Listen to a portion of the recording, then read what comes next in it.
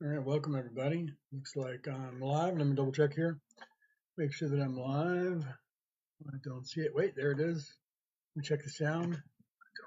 Testing one, two, testing. All right, let me mute that. Right. Okay, welcome in everybody. Welcome, welcome, welcome, welcome, welcome, welcome.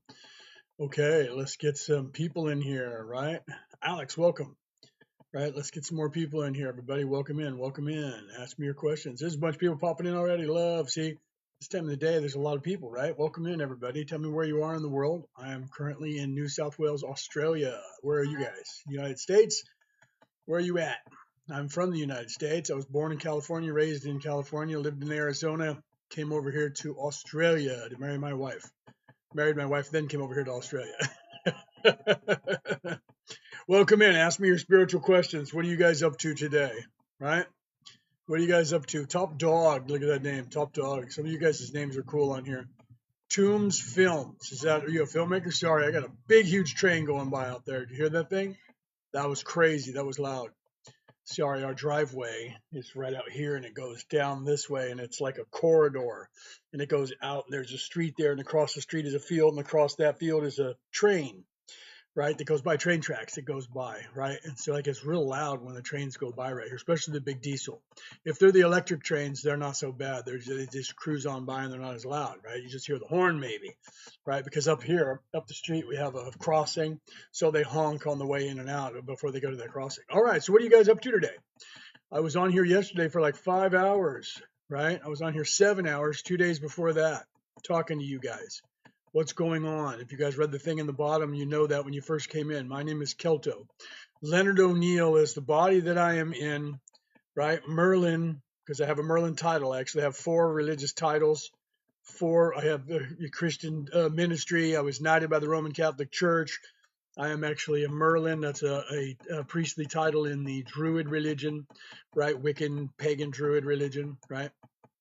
I also have, I'm also a Reiki master. You can see we're teaching Reiki 1 attunement coming up this week, 22nd and 23rd, right? So, in fact, that 22nd and 23rd, I think I don't know that we're doing that on the 22nd. I think we're moving that to the 25th and 26th. I'd have to look on the thing and find out what we got going on, right? I do know that on the 20th and the 21st, we actually have this class, Defense Against the Dark Arts. I'm looking over here on the schedule for the day.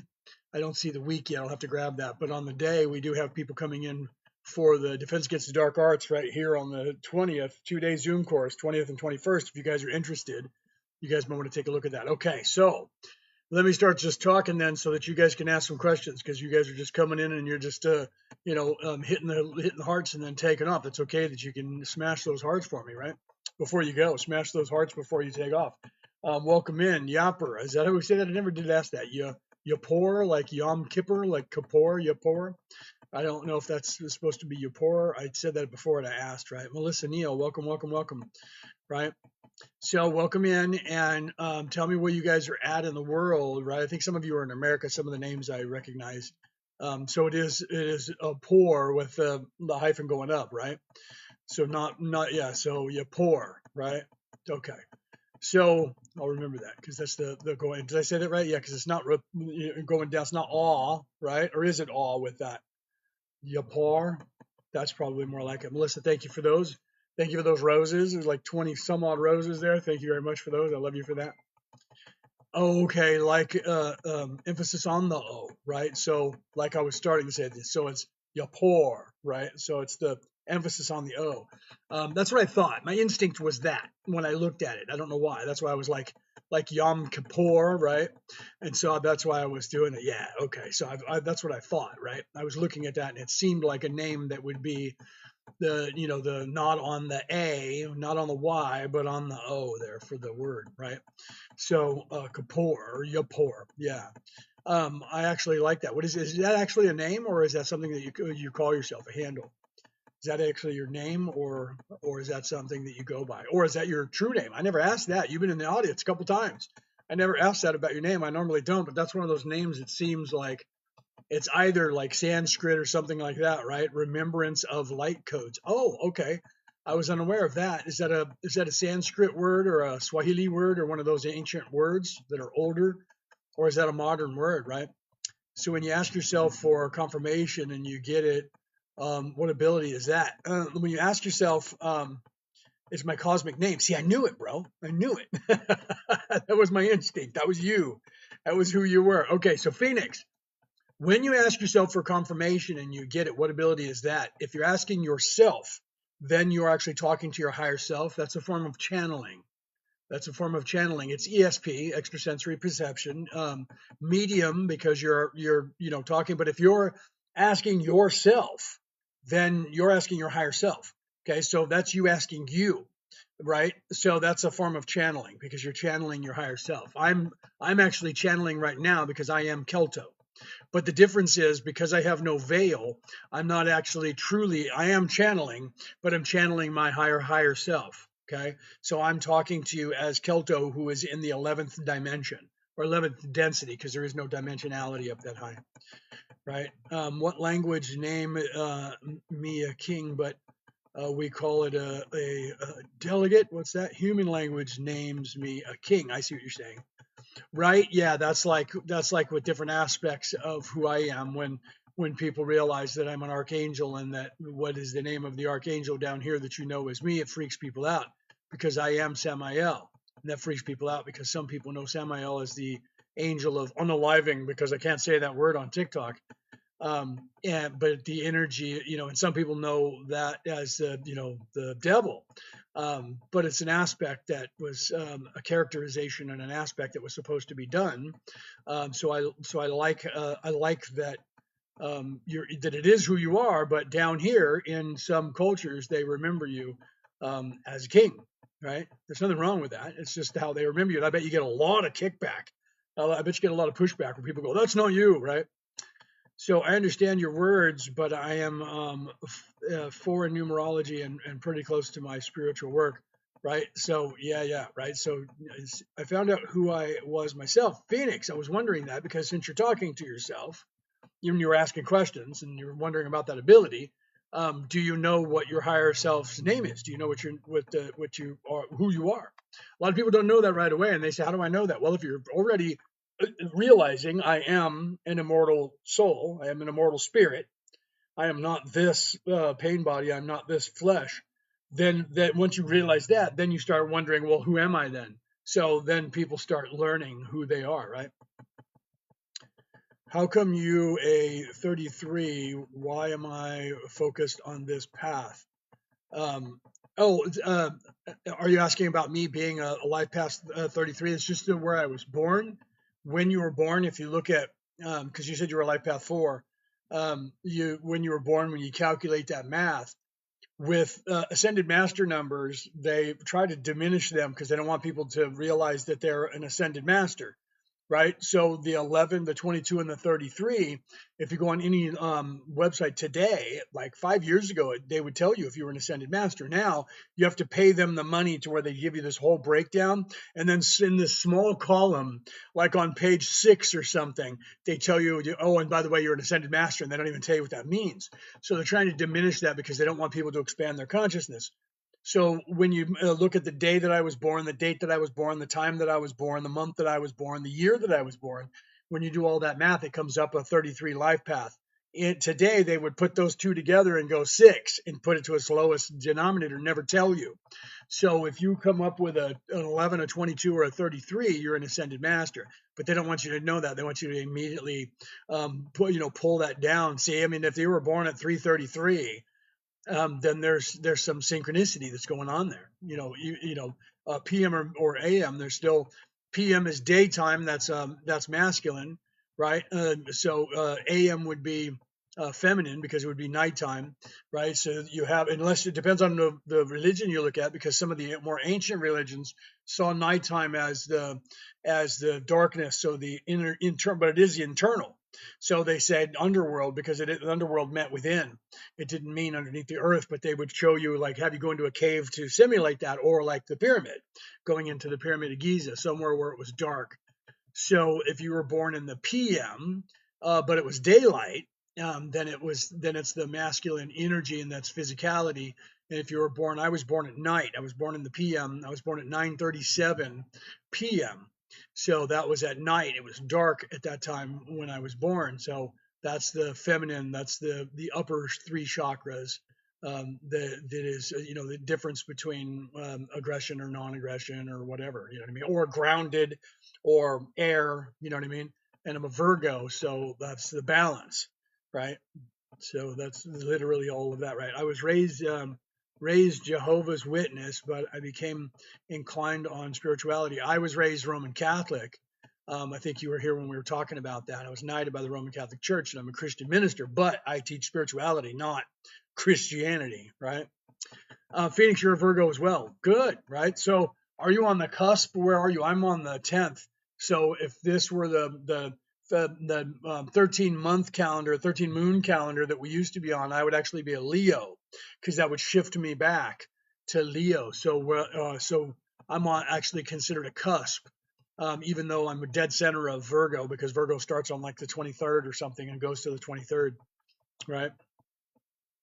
Pretty much a satanic, what is that? Satanic, because I declined to use my head, alchemy, and language. Well, I mean, and that's okay too, because most people get driven to like Satanism because of how wrong the churches are. You know what I mean? So most people go towards that stuff. Alchemy, I'm an alchemist. I'm a Merlin, right? So I literally make ormus, and I'm working on making mana, right? So I mean, you and I are probably a little more similar, right? Melissa, you're also a Virgo. Somehow I got the idea. Did we talk about that before? Somehow I got the idea of that. We're cousins. I don't know if I talked to you about that. I changed my last name. This is a pen name. O'Neill is the family name, the ancient family name, but I was born Neal, Neal. So you and I are probably cousins, third or fourth cousins or something. I knew a person who, I think her name was Melissa O'Neill, who went to Arizona, who was living in California. I don't know how old you are, but she was living. I met her because I was managing a frame shop in Berkeley. I met her. She was going to Arizona, and I think her name was Melissa. And she was working. She used to work for Electric Light and Magic, or whatever it was called, before they sold it to Disney. Yeah, I think it was called that. Now I don't know what it's called. But if you're a Neil and you were born into it, you and I are probably related, because that's not like Smith and Jones. You know what I mean? Let's see. I've heard of the name. What is that? Dumuzi? Well, I found out that I was him. Okay. So I don't know what that name means, but that's a cool name, right? That's just like my name, Kelto. That a lot of people don't know what that means. That's actually a word that the Greeks used to describe Celtic Viking people. That's where we get the word Celtic, by the way. It's from that word Keltoi. You can actually look on a map, an ancient map, and see that there was a territory that they owned that was all of Ireland, Scotland, England, and going across what is now, what is that, Spain and parts of France, and heading towards Turkey, or Turkey, however they say it today. And that was the Keltoi, and that was my name, Kelto, Kelto, with an I at the end, and that meant those people who live up there who are not Greek, right? So it actually meant a Viking that was not so marauding. It's like a Celt, where today even the Southern Vikings are considered Celts, not Vikings, because they weren't as aggressive. They were farmers. Okay. I don't even know how to say that, right? McMickings. Is that, am I saying that right? McMickings. So you're like me. My mother's maiden name was O'Rourke, right? So we're as Irish as Paddy's Pet Pig, Scottish and Irish, right? So you were married into the Neil clan. Well, welcome aboard, right? Welcome aboard. So, but with the Mick, people don't understand that stuff either. The O, the Mick, the Mac, that all means son. Mac is literally the Scottish Irish, or the Scottish Gaelic word for son, and Mick means son. So does O. O means son of, or bloodline of, right? Yeah, a lot of people don't know that about our families. Those are all, and most of our families are that those, like Henderson and Johnson. They just say the son at the end of it. We say son of instead of Henderson. We say son of Hender. So I would be O'Neill, which means son of Neil. right? So you're married into the Neil clan, which comes from Nail of the Nine, right? You should look. I don't know how much you know about your guys' history, or if you guys go to like the Celtic Highland Games or anything like that. When I found out who I was, I had doubts because it goes all the way back to Sumerian. Yeah, see, that'll kind of freak you out when you first learn that stuff, right? At the same time period as Sumer, at that same time period, the Celts were ruling over in Europe. In the bottom, the Keltoi was in the bottom. They were the bottom clan that owned everything that was above Greece and Rome. So Italy then the like, that going down on the islands and stuff there coming up, which is modern day Turkey and that area was that we're talking thousands of years ago, like 20, 30,000 years ago, where that name is on the map. It's actually on my Facebook page because I have the one that has the Vikings and the Celts, and there's some pictures showing the differences between here's all the Vikings, here's the Celts, and how similar they are, but how different they are. And one of the maps shows how much of the world was actually occupied by Viking clans before the world is paying attention to it, but it's there and the world knows about it, right? So, okay, let me see what you guys are saying here. So, Phoenix said, and recently something came up about marriage recently, and I asked my higher self if it's true. So that's good that you're doing that and communicating. You got to start moving more into that, right? That's 4D. When you're going into 4D, is the realization that I have a higher self, and then as you start becoming more aware of that, that's the I am, therefore I think, right? Instead of I think, therefore I am, I am. Then it's who am I, and that's when you're truly moving into 4D is starting to do that. And if you're channeling your higher self and talking to your higher self already and your guides, that's like 5D thinking. So who are your oldest relatives? So you are telling me that your people used to be black. I'm actually Irish and I'm actually a Southern Viking, but my Irish clan, the O'Neills, actually are a Black Irish clan. So we were darker. We weren't. I'm like a throwback. I had red hair. I'm the throwback that goes all the way back in their history that goes back to the gods of Ireland. But my clan is considered Black Irish. We're not actually considered Gaels. We're not Gauls. We're Gaels. So the Gauls were the white people, and we're Gaels. That's where we get the Gaelic. That's where Gaelic comes from. We're Gaels.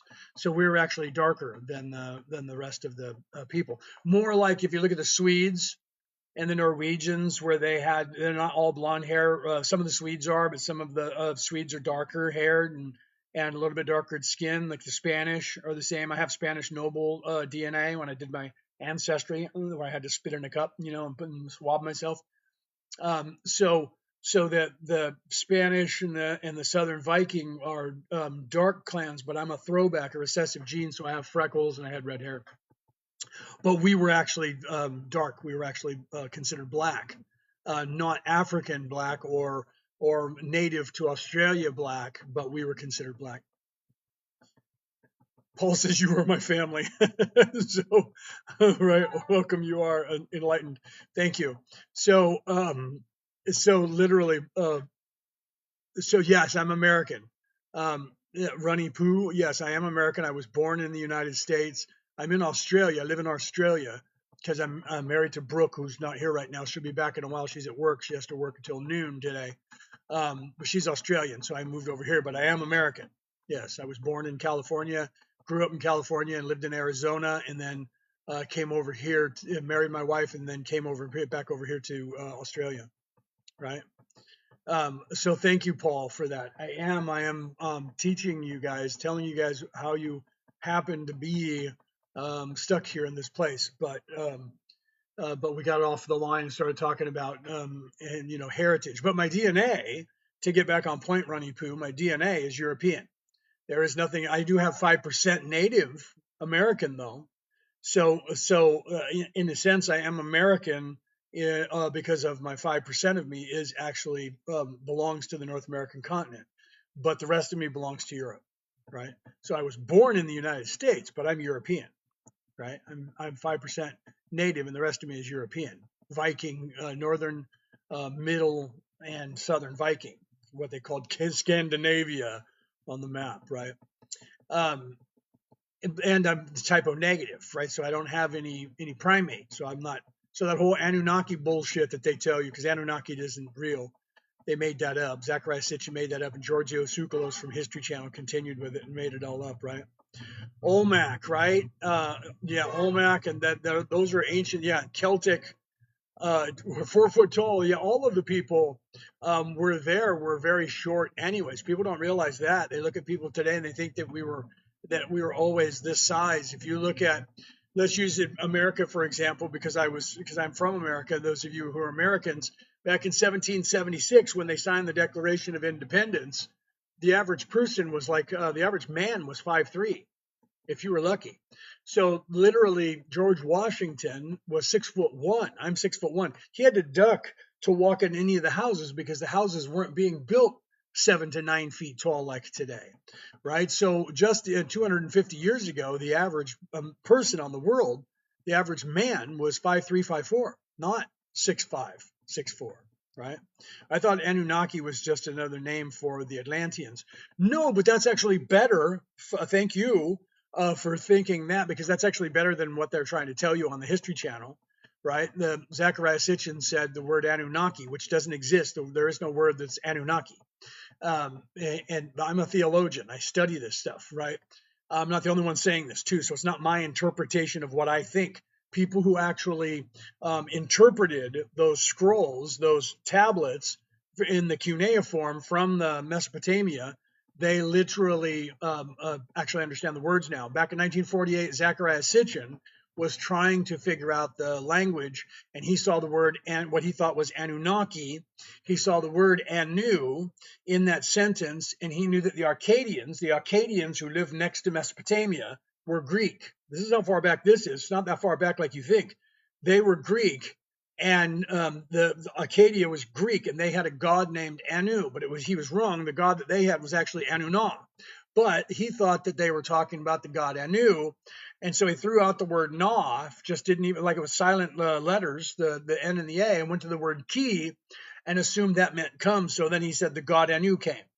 And he wrote a bunch of books about it. And he actually just took pieces of what he knew that people had translated already, and he put them all together. So he took the part of the story of Adapa, which is not the Enuma Elish where the Anunnaki is, the story of Adapa where it talked about the archons. And so he said the archons were the Anunnaki, and they came in physical spaceships and came down to Earth and created the humans. There's nowhere in there that says that, because the story of Adapa talks about the story of the archons coming down to Earth, but weren't flying in spaceships. They were light beings.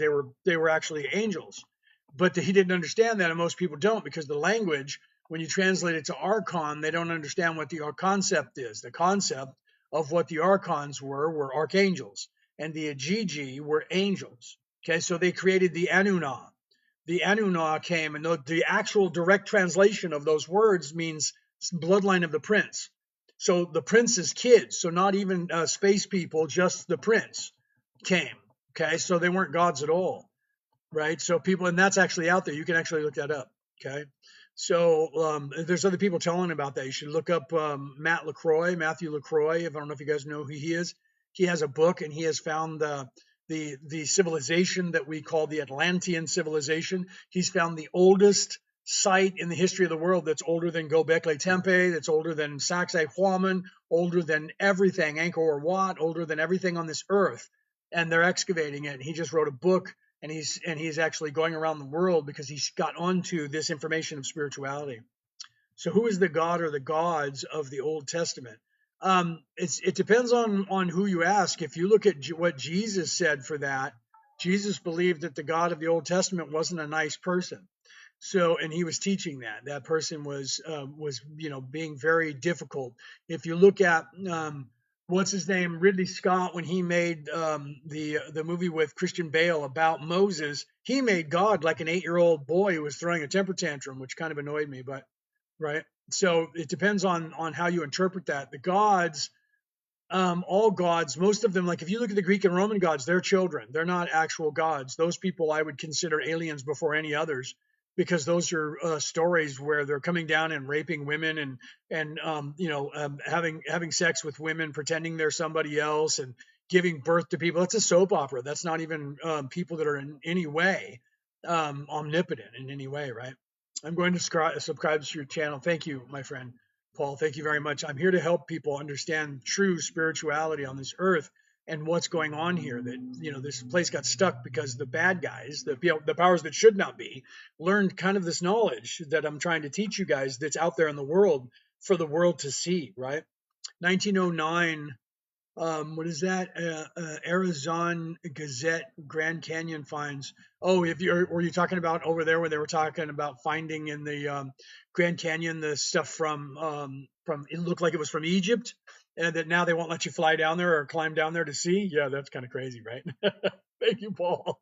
What's your opinion on the people that have psychosis or like spiritual psychosis? I'm not quite sure what you're calling by talking about like psychosis.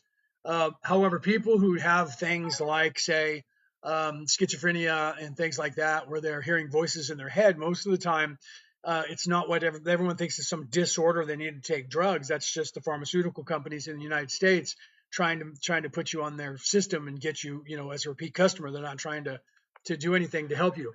The truth is, and I've actually proven this because I work with people. The truth is, most of the time that you're doing that, it's either just your ego and your conscience and your thinking mind, and you've given them names, right? And so you believe that they're separate entities from you, that you don't realize they're aspects of you. That happens a lot where people hear voices in their head and they're like, I hear voices in my head. And I'm like, do you hear three, maybe four? And they're like, yeah, how did you know that? Because one is your ego, one is your conscience, and one is your thinking mind, and one is you. So you're going to have like three different distinct voices in your head. And if you give the ego a chance, it'll hold on to that persona of the name and run with it, right? Because that's what the ego does. So that's usually what it is. But it's also can be because everybody's been stuck here so long that you guys are really, really tired. And what's happening is you're bleeding over into other lives. So some of the voices that you're hearing, that people hear in their head and they're having conversations with, are them from the past. And if you were to go back in time, you would find out they thought they were cuckoo as well, and they were communicating with somebody, and people were like, "That one has got demons." And it's just that you've been stuck here so long that you're starting to squelch. Like I don't know if you guys remember citizen band radios or ham radios, or when you had to tune in a radio station before it did an auto tune for you. Like now, it's just all you go to a place and it's just that frequency. When you had to tune in the frequencies, when you get real close to a frequency, you can start hearing that voices. Then you're not even on and you got to find that sweet spot where it comes through. Well, if you're real close and you've had a lot of lifetimes, you start doing that. And people say, no, that's crazy. That's not true. And I've proven it through meditation, right? I think it's because they haven't lifted their what is that, their chakras. No, they haven't. They haven't fully lined, and that you're very onto it, Paul. I've been teaching people this for like 35 years, and like back in 2009, 2010, somewhere right around there, I was working for a buddy of mine who I've known since the second grade, and he and his wife had a son, and he was hearing voices, and he was seeing this little boy that was tormenting him all the time, that run past the door and come in and laugh at him and point at him and run away and flip him off and say things. And so they had taken him to people to work on him, psychiatrists, psychologists, and then psychiatrists. They wanted to give him medication. So I was talking to her about that, and I said, it's a possibility that through meditation, balancing his chakras and calming his mind, he can get rid of that stuff. And she said, I don't know if he'll go for it, but I'll check with him. So he said, man, I'll do anything to try to get rid of this stuff. Because the kid drives me crazy, and I can't sleep, and the only time I can sleep is I have to watch horror movies, and that somehow quiets that, and I can go to sleep. And I said, that's just something that's within you that you need to focus on, and that's what you've chosen. But we can, if you're willing to work with me, I can teach you meditation. So she actually hired him to be my helper for a whole summer while he was off of high school. So I was with him all day, every day, so he could ask me questions, and we would meditate every time at lunch. And I would give him homework: meditate before you go to bed, meditate when you wake up, and this is how you balance your chakras. And that went away. Okay, so he wasn't seeing any visions, wasn't hearing voices, wasn't had any all of that split went away when he balanced his chakras. and raised his vibration and realized those voices were just him. And then he disassociated them with other names and realized ego, conscience, thinking mind, me. And all that went away. And as far as I know, here we are in 2026. As far as I know, he doesn't have any issues even now. Okay. If you're a Pathfinder, you're a Panther. Sorry, I said Pathfinder. Panther, you're welcome back. By the way, you were in here yesterday, I think, and then 3 days ago. If you're only hearing one, you're doing okay. It's okay because what we're trying to achieve. So you actually might be ahead of people. What we're trying to achieve in the quiet of the mind that goes in every philosophical and spiritual way around the world, and through meditation, Zen, what you're trying to achieve, even through prayer, is you're trying to achieve the place where you lift up yourself to this place where the thinking mind, the ego, and the conscience are very quiet, or you can't hear them. So you're actually trying to reach that place. So if you're in that place and you don't hear voices, you've either already integrated them and they're just thoughts in your head, because that's what you're supposed to do anyway. You're supposed to integrate them and realize that they're just thoughts. They're just you thinking things out. You have a positive and a negative aspect to yourself. So we all go through that, right? My cat is missing, right? I'm not quite sure what you mean by your cat is missing, my friend. If your cat's missing, call to it, right? My mind is quiet. I don't hear anything. I have control over it. What is that? No, that's my point. Then that means you're doing good, right? I'm curious. What is your views on baptism? I have been baptized. It's Kitty. That's why he was saying my cat's missing. I think he was playing around. I have been baptized. The baptism. Let me explain to you. Now remember that I have 4 minister titles. Okay, I'm a Christian minister. I was knighted by the Roman Catholic Church. Okay, but I'm also a Druid priest, right? I have the Merlin title, and over here in New Zealand, I'm a Jedi Master. So that's actually a religion in New Zealand.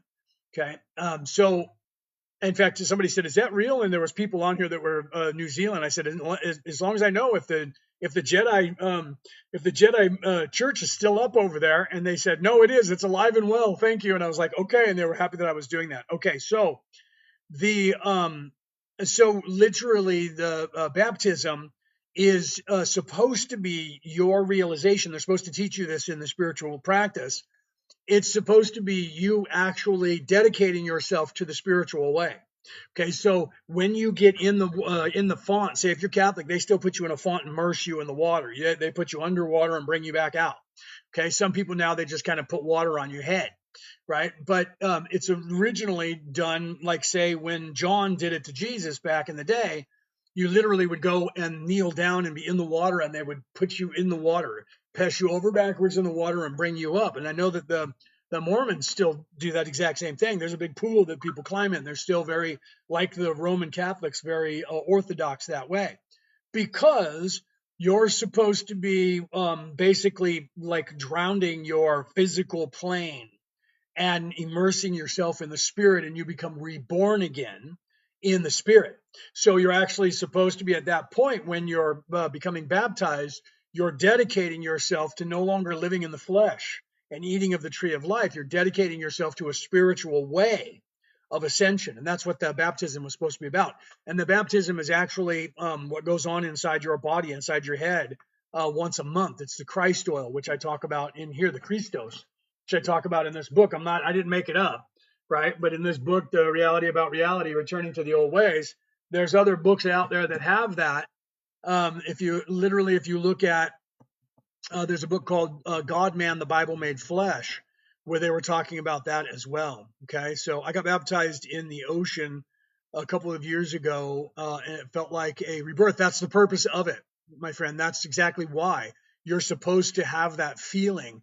I actually have pictures of me doing that in the Roman Catholic. You're a monk and you do it in the monk outfits. But I am a monk because I'm a knight, right? But so I was a knight at the time. I'll show you pictures. I was just showing pictures of me dressed up like Friar Tuck yesterday when I was live. Hold on, let me pull them up on my phone, and I'll show you. I don't know how they had you dressed there, but being a knight, I'm a monk. So let me see if I can find these pictures. Here it is. So here's a picture of me when I was younger. Let me put it up on the screen for you guys to see here. I don't know if you guys can see it. Let's see if it comes in. There's me right there when I still had red hair. That's me when I had red hair when I was younger. And I was literally, look at me, I have sandals on and everything. Okay. And then here, let me go to the next photo of me. Literally not too long after that, let me zoom in here so you can see. Here's literally as I stood up from being baptized. I don't know if you can see my face there. I literally was immersed in the water in my monk outfit, I literally just stood up and took my first breath right there. You can't see it real well; it's not focusing. There I am. I stood up and I'm literally all wet in the font, and they're helping me out of the font. So I got baptized as an adult. I think I was baptized as a child, but I wanted to be baptized to rededicate myself because I was a knight and I am a knight. I was knighted by the church. So I wanted to have that rededication. Sorry, I'm trying to go back to the TikTok here. There we go. Um, so I want to make sure that I was still alive. I monitor myself over there. So let me go down here because you guys are saying stuff and I haven't followed you, right? Hello, everyone. Who's that just popped in there? Just said hello, everyone. Vera. Hello, Vera. Okay, so what if I got baptized 3 times? That's fine. Catholic method, then back to Catholic. No, that's fine. It's just a matter of who you're dedicating yourself to. You can get baptized as many times as you want, but they'll tell you. I'm a minister, and I'll tell you as a minister, there is only one baptism. It doesn't matter what church you're going to be baptized. You're baptized. But the Catholics like it if you rededicate yourself to Catholicism. So they'll have you go through the RCIA program, the Rite of a Christian Initiation, and they'll have you affirm yourself as a Catholic. So they may have you do that, but I don't think they have to. I don't think they make you get baptized again. But you can do it as many times as you want. It's up to you, right? So Ethan said, "What are your thoughts on? I met a blue being. That's what you're talking about, Ethan. Let me check it out. I met a blue being in the middle of my subconscious realm. She gave me a black pointed cube. That's actually, well, I mean, if you look at what does it mean to you? That's what we should ask, right? It was kind of crazy, and I had to fight to keep my arms down. They wanted to go up. Yeah, that's a standard thing because you're wanting to swim. You're wanting to be buoyant. So when you go underwater, your arms want to go up and you want to pull yourself back up above the water, especially if you're in the ocean, right? So that's it. That's just an instinct that was kicking in, a survival instinct that your body was not wanting to be under the water, so it was trying to get you to go up, right? Isn't that funny? But then if you were doing it even afterwards, you were trying to do that because you were feeling that sensation, right? So let's get back to Ethan talking about and you were in the middle of your subconscious realm. So were you sleeping at the time in a dream, or were you dream walking? Were you awake? Ethan, let's talk about this a little bit more. Hopefully you're still here, buddy. Smash those hearts for me, champions, so we can get some more people in here. Hold on, I gotta let my cat in. It's raining over here because we're starting to go into fall, and he's outside, and I think he's getting wet. Let me see if he wants to come in. So I'm gonna go over here and see. Right? Hold on.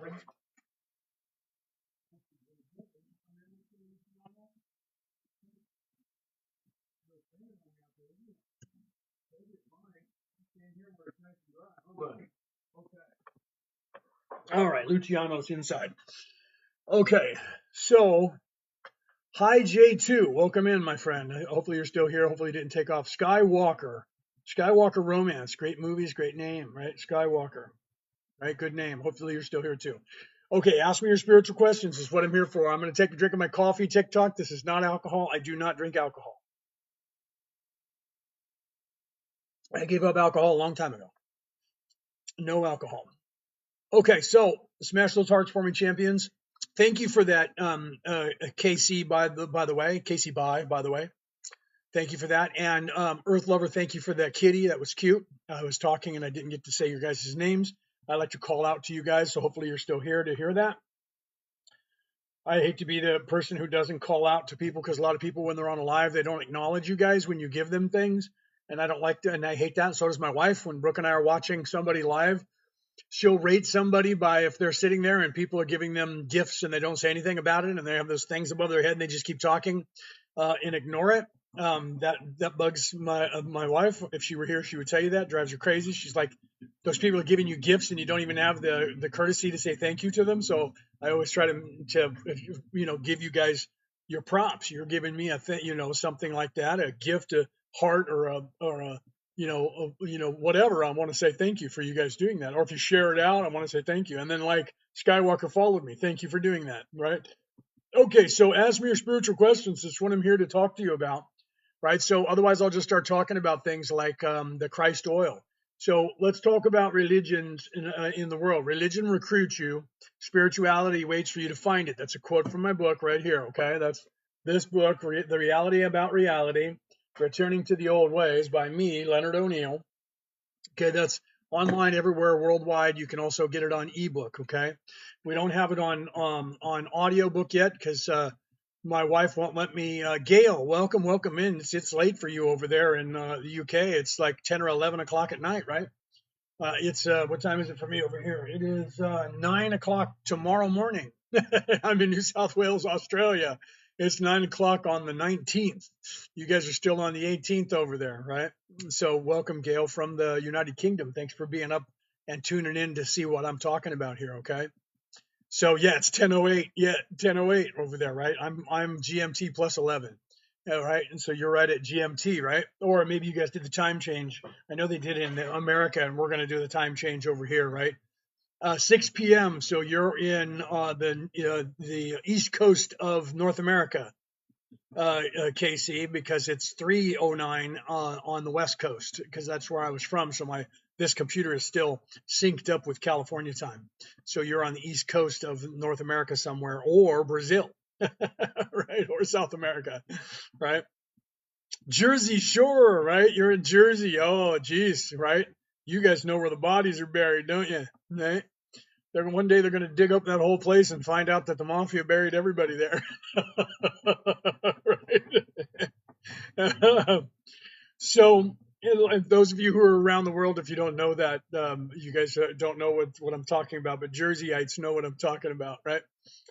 Because the mafia in the United States would whack people and then they would disappear their bodies.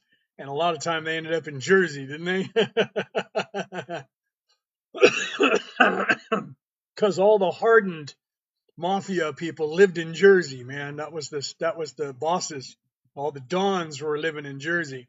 So people went disappeared into Jersey, man, I tell you. Okay, so let's continue. So let's go back to the spirituality before they were all religions around the world. I'm a theologian. I study religion. I study philosophic thought. I study history. I study military history.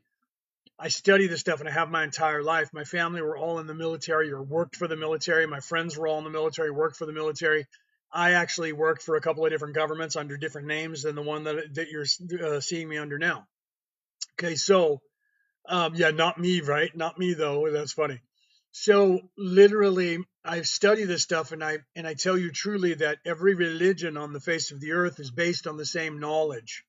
Okay, it's all based on the same knowledge, and that same knowledge is the creation and the creator and the way to get to heaven. So if you look at the Tao Te Chi, the book of the way, or Christianity before it was called Christianity, when it was called the way, before Constantine named it Christianity, back in 324, 329 AD, in that time period with the two councils of Nicaea, then it was created as Christianity. Before that, it was the way. Okay, so um, a lot of people don't know different things about that, like the religion Catholic, the Catholic religion. The word Catholicism means universal life. People don't even understand that. They hear Catholic, they have no idea what it means. Thank you very much for that. Who was it that gave me that? Don Q, talking about Dons, right? Don Q, right? Finally, I was able to get your book. Did you? Oh, I love it, brother. I'm glad that you got that, right? What's spirituality? Who was that asked me that? Bacon himself. Is that like what's his name? Bacon. Right. So what is spirituality? Spirituality is a way of ascension if you're in service to others, not in service to self. Although there is a spiritual way for evil people too. But spirituality is a spiritual practice of looking within yourself and looking without at the same time, and the ponderance of there is something more than this physical plane. Okay, so that's actually a really good question that you ask, because most people never ask that question, right? So spirituality is I would say the direct translation would be the practice of being spiritual. Okay, spirituality. the practice or the learning of being spiritual. That's what that truly means. Okay. So you're looking at that stuff. So I'm glad, Don Q, that you got my book, right. I had an astral projection, you don't have to use capital letters. I had an astral projection the other day, and our God spoke to me. What's crazy is I got it on video, right? Well, there's nothing crazy about that. Hold on, my cat is over here playing with me from the chair. He needs to get down. Thank you. He was on the other chair and he was playing with me. That sounds crazy to some people, my friend, but it doesn't sound crazy to me because I'm actually speaking to you right now as my higher self who is in the 11th dimension. This is Kelto speaking to you from the 11th dimension. So for you to have been speaking to, our creator and got it on camera, that's not crazy. That's kind of cool. What was the conversation? I would love to hear more about that. I learned so much from you. Thank you. I'm hoping, right? I have a podcast you guys can listen to. I'm hoping because I'm trying to make sure that I give you guys these tools and help you guys to unveil. Because if 51% of the human population becomes unveiled, then this entire idea of what you think is reality is going to change for the better. You just have to get 51% of the people awake.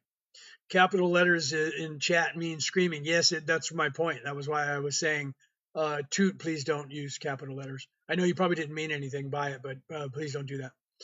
What's the difference in type? That's what what's the different types of dimension, and how do you get there? Well, let's start with the lower dimensions, right? Dimensionality is a physical place. Okay, there's another place that's not dimensionality, but let's talk about the dimensions first, okay? So the first dimension, we know that the first dimension is here on the planet, so is the second dimension, so is the third dimension, and now the fourth dimension is we're starting to move into that on this earth. So the first dimension would be like something like, this is a first dimensional object. It's not moving, it's not sentient, it's not free will, it just does what we tell it to do, right? Same thing with this glass. I'm gonna take a drink of my coffee. This would be a first dimensional thing because this is a second dimensional thing, but this would be a first dimensional thing because it only has one function. This is sand that has been melted down and made into what we call glass. This is actually a liquid and it's still moving. It's just moving really, really, really, really, really slow, but it's still moving. So that means that it is a second dimensional being because it's actually moving. It's working as a first dimensional being, but it has motion. So in the dimensionality, when something has motion, like if you're on a plane of existence, a one dimensional being can only go forwards and backwards, right? This is how they explain it to people down here in your physics. One dimensional being can only see what's in front of it. Thank you for that. There's my wife. Thank you, baby, for coming in. She must be on her break. Thank you, Vaughn. I love you, baby. So the first dimensional being can only go forwards and backwards, right? And that's it. They can't turn this way. They have to stop and then turn and then go forward and backwards, right? But they're stuck. They just go forward and backwards. Second dimensional being can turn at will and go in all the different directions. So a second dimensional being here would be like a cat, a dog, a bird, a fish, a snake, something that is mobile. That's the second dimensionality, okay? And that's of the beingness. Okay, that's of the beingness. And then you become self-aware when you're in the second dimension. You realize that you have a worth. You don't want to become unalived by something. You don't want a predator to eat you. Okay, so right, Brooke O'Neill, hi, right? Brooks, Casey is saying hello to you. Yeah, she must be on a 10-minute break. So she'll be off work around noon. So if we're still on here, which we probably will at 12 o'clock, somewhere close to 1, she'll end up coming in and you'll see her walking in. So literally the second dimensional being, as a being in first dimension, you don't realize that you are something. You're just operating on instinct. When you become a second dimensional being, you're still operating on instinct, but you then you start realizing pack mentality, start realizing self-worth. Once you start doing that and you realize that you are something, then you become self-aware. That takes a few lifetimes for that to happen. And then once you do that, when you become unalived there, when that lifetime ends, then on this planet you become a human and you get born in third dimensionality. And that's somebody who is here where we can think, we can move, we can build, we have these abilities, we can go in all directions, up, down, left, right, it doesn't matter. And we're starting to move into a density. We're starting to grasp the concept of something more than the physical plane. So when you first get here, it's I think, therefore I am. Physicality, I'm alive because I think, and you realize that you're a thinking being, that you are a being, that you are independent. Then between 7 and 10 lifetimes later, you start to realize, and this is where the spirituality comes in, you start to realize I am not just this physical pain body. I am not the pain body. I am not the thinking mind. I am not the ego or the conscience. I'm something else. And that's where you start moving into the I am, right? I am, therefore I think. You start to realize that I am a higher source. I am a light being that is occupying this. So the expansion of your consciousness into that spiritual realm, that density, that is not a dimensionality, and the realization that that is actually something that's happening. That's not something you think. It's not something that someone told you. You start to realize this is not everything. There is something else. Doesn't matter if you read a book. Doesn't matter if you've never been exposed your entire existence to the spiritual way or a religion at all, and you have no concept of those. You could be kept in a cave somewhere. That's the allegory of the cave, as a matter of fact, from the all the way back from the Greeks.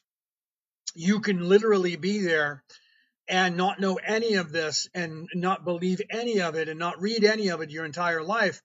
And at some point, you're going to get tired of being here and you're going to start wondering what's out there. You're going to expand your consciousness by going, there's got to be somebody else. We can't be the only things that are in this vast universe. That is going to expand your consciousness to the possibility that there is something else. You may not grasp or even care about whether there is a creator of the universe or not.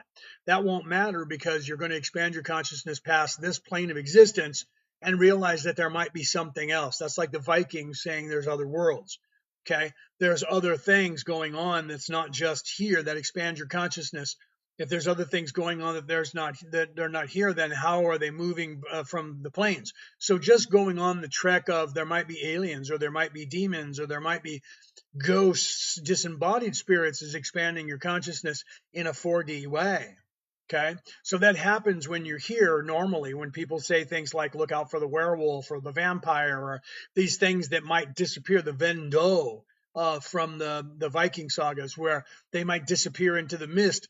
That mystical ideology expands your consciousness into a different realm, into a different place. And so it doesn't matter if you believe there's a God, if you believe that any of that, you're already moving towards fourth dimensionality and the thinking of 4D by expanding your consciousness. So the dimensionality is this physical plane. Okay. So as you then move from here to start thinking and realizing that you are a light being in a light body, not this, and that this is an avatar, and that's where you're at. That's 4D movement. Okay. And so you start going, I am, therefore I think. That's 4D, and you start shifting into that. I don't think it, I know it. And then that's who I am. You start pondering, who am I? I'm not this, even though I have this name, I'm Leonard O'Neill on this planet. But that's not who I am, not who I am as the soul that is behind this or above this, however you want to look at it. Are you going up or down though? That actually doesn't matter truly. And let me explain why. And that's why somebody said to me, why do you point up when you say that? Because most people, 2.7 billion people, consider themselves Christian, and they think that that's the creator is up there. The Hebrews are another, whatever that is, 100 million people. The Muslims are, like 400 or 500 million people, almost a billion of them. And they all think that the creator is up in the air, right? So when I say up, I point up, that's just because the majority of this earth believes that up is where the higher self is. But if you look at the ancient ways, they said underworld. The underworld meant the astral. So that meant within. And so people were thinking that underworld, going down into the underworld, you were going down into yourself to the other part of you behind this or below this plane. So they considered the underworld internalized. So if you look at like Thoth, the Atlantean, he said the way to heaven is through the center of the earth. going into the underworld. It's actually meaning going within, right? But literally, they were not saying up, they were saying down. So there was a time where all of the spiritual practices went to the underworld, not the outer world and outer space, or the idea of being out in outer space. Okay, so it doesn't really matter how you perceive that or where you perceive that place to be, as long as it's not in this physical plane. It could be to your left, it could be to your right, it could be within yourself, it could be below the earth or in the earth, it could be above. It doesn't matter, as long as you're realizing that the place that you're going to is the non-physical plane, that it is actually a spiritual plane that is called a density, right? So it doesn't really matter where. I just use that vernacular the same way you use the word understand or understand, right? It's a word that people recognize, so they realize what I'm saying, right? That's the only reason that I use that. But it's not right, because it's all depending on each individual person, right? Descending, yeah. So truly, descending would be what all religions on this earth for longer period of time believed is where you were going. You were going to the center, because the center of you is your heart chakra. The center of the earth is the heart chakra of the earth. So the truth is, the descension was where everybody was going, but somewhere along the line that got flipped to the above, because the heavens were the place where God was. So when they started teaching the Christ and the Christ oil, the Christ oil, they were telling you the heaved up place, because your oil descends from your brain down your ingala and your pingala and your inga nervous system. They go down your claustrum, the chimney in your head, and they go down your spine to the 5 vertebrae that are fused at the base of your spine. Those 2 oils mixed together. I'm paraphrasing now. I'm not saying everything that's in my book or other people's books, but you can look it up. If you read my book, you'll find it in there, where I talk about it in my book. Okay. I'm not the only one. I didn't make this up. This is universal. This is something that every single religion on the face of the earth was teaching. Okay.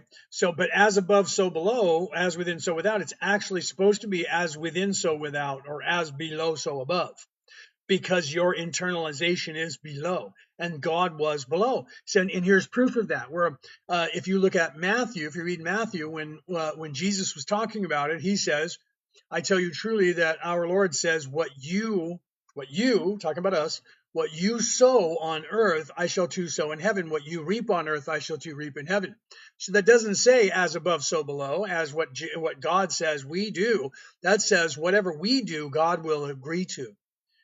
What we create, God will create. What we reap from that, what we harvest from that, God will harvest. So that's as below, so above. So they change that into their caste system of someone else is in charge, and they tell you as above you, so do you. And so you do as I say. And that's what they turned the religions into, where there's a man in charge. Get rid of the feminine, take that aspect away from everybody, and say, you guys, that it's just man, right? Are you Orion Belt is like the crucible? Yes, I am from Orion's Belt. You see that? That's why Orion Rising, the name of my book and my podcast, right? Because we are the Orion Coalition, the Orion Council of Light, and that's literally where we're from. We're from the Belt of Orion, right? That's why I like being over here in Australia, because I can actually look into the night sky and see the Belt of Orion. So, and it is a crucible. You're absolutely right. It's just like a crucible, and that's why the pyramids were built that way. If you look at my podcast of the name Orion Rising, which you see right here, if you go to YouTube, to my channel on YouTube, it's Leonard O'Neill 1067 on YouTube. You can see the MP4 broadcast of my podcast. Go back to where I was actually playing the music as I came in, because since I've been here in Australia, I've just been going live on TikTok, and I haven't played the intro music. There's a video that plays in there, and it actually shows you sacred geometry, but it also shows you images of all of the places around the world where they have this apparent pyramidal complex, like Teotihuacan. Teotihuacan is set up exactly like a computer motherboard.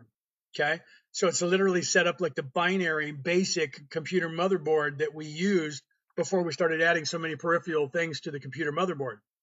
So literally, if you look at it topically, Teotihuacan, there's a picture on my podcast, shows you a computer motherboard and Teotihuacan. It's literally a computer motherboard built on the earth. Okay. Why is that? You got to think about that. But that's also in the same shape as those 3 pyramids, like the pyramids of Giza, like the pyramids in China, right? So there's some Aztec pyramids that are the same way, not just the Teotihuacan. So it is insane, right? Yeah, I know. Feed says that's crazy, right? Leonard O'Neill 067, Leonard O'Neill 067. Here, I'll put it in the chat for you. Right?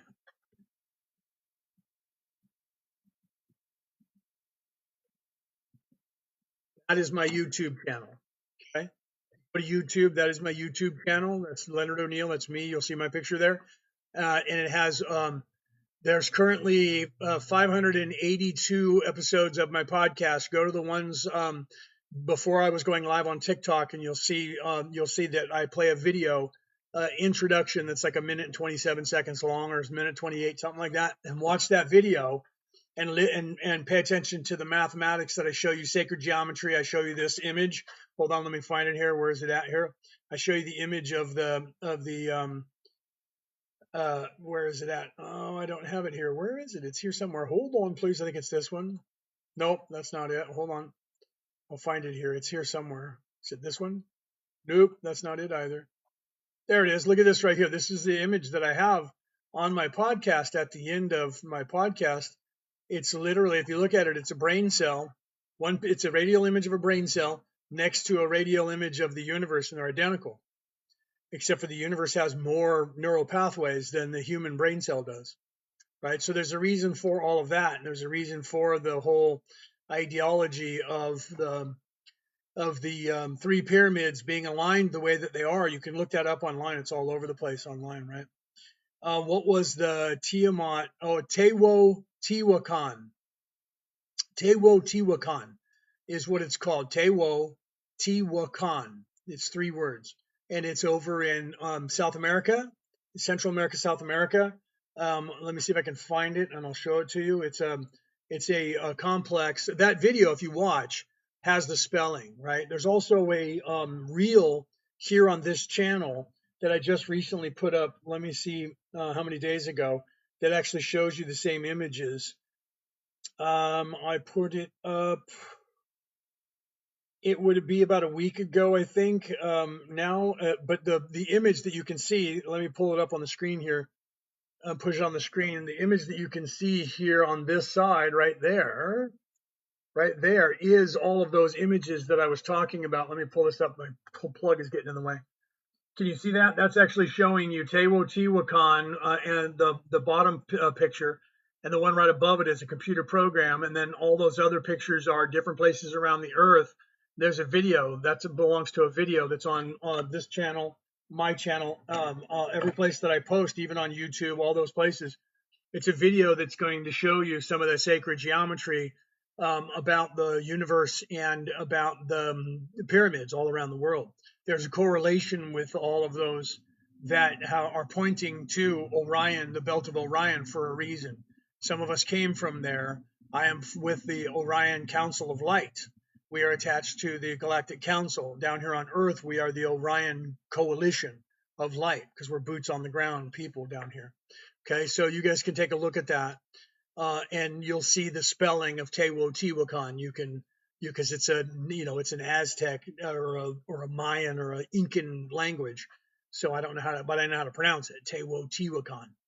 And that's actually the pyramids of the sky god Quetzalcoatl, right? So you have this serpent in the sky, the serpent god, and the pyramids, the step pyramids, are the ziggurats, are created for that purpose. And the pyramids are a ziggurat with an outside overlay that makes it smooth, but they're just like a ziggurat because they go like that, but they're not the step pyramids ziggurats, but they're all the same in a very serious way, and they actually mean the same thing. So the ziggurat is done on purpose, and there's a person, I'm going to type his name in the chat, that you need to look up as well, okay? His name is Matthew LaCroix.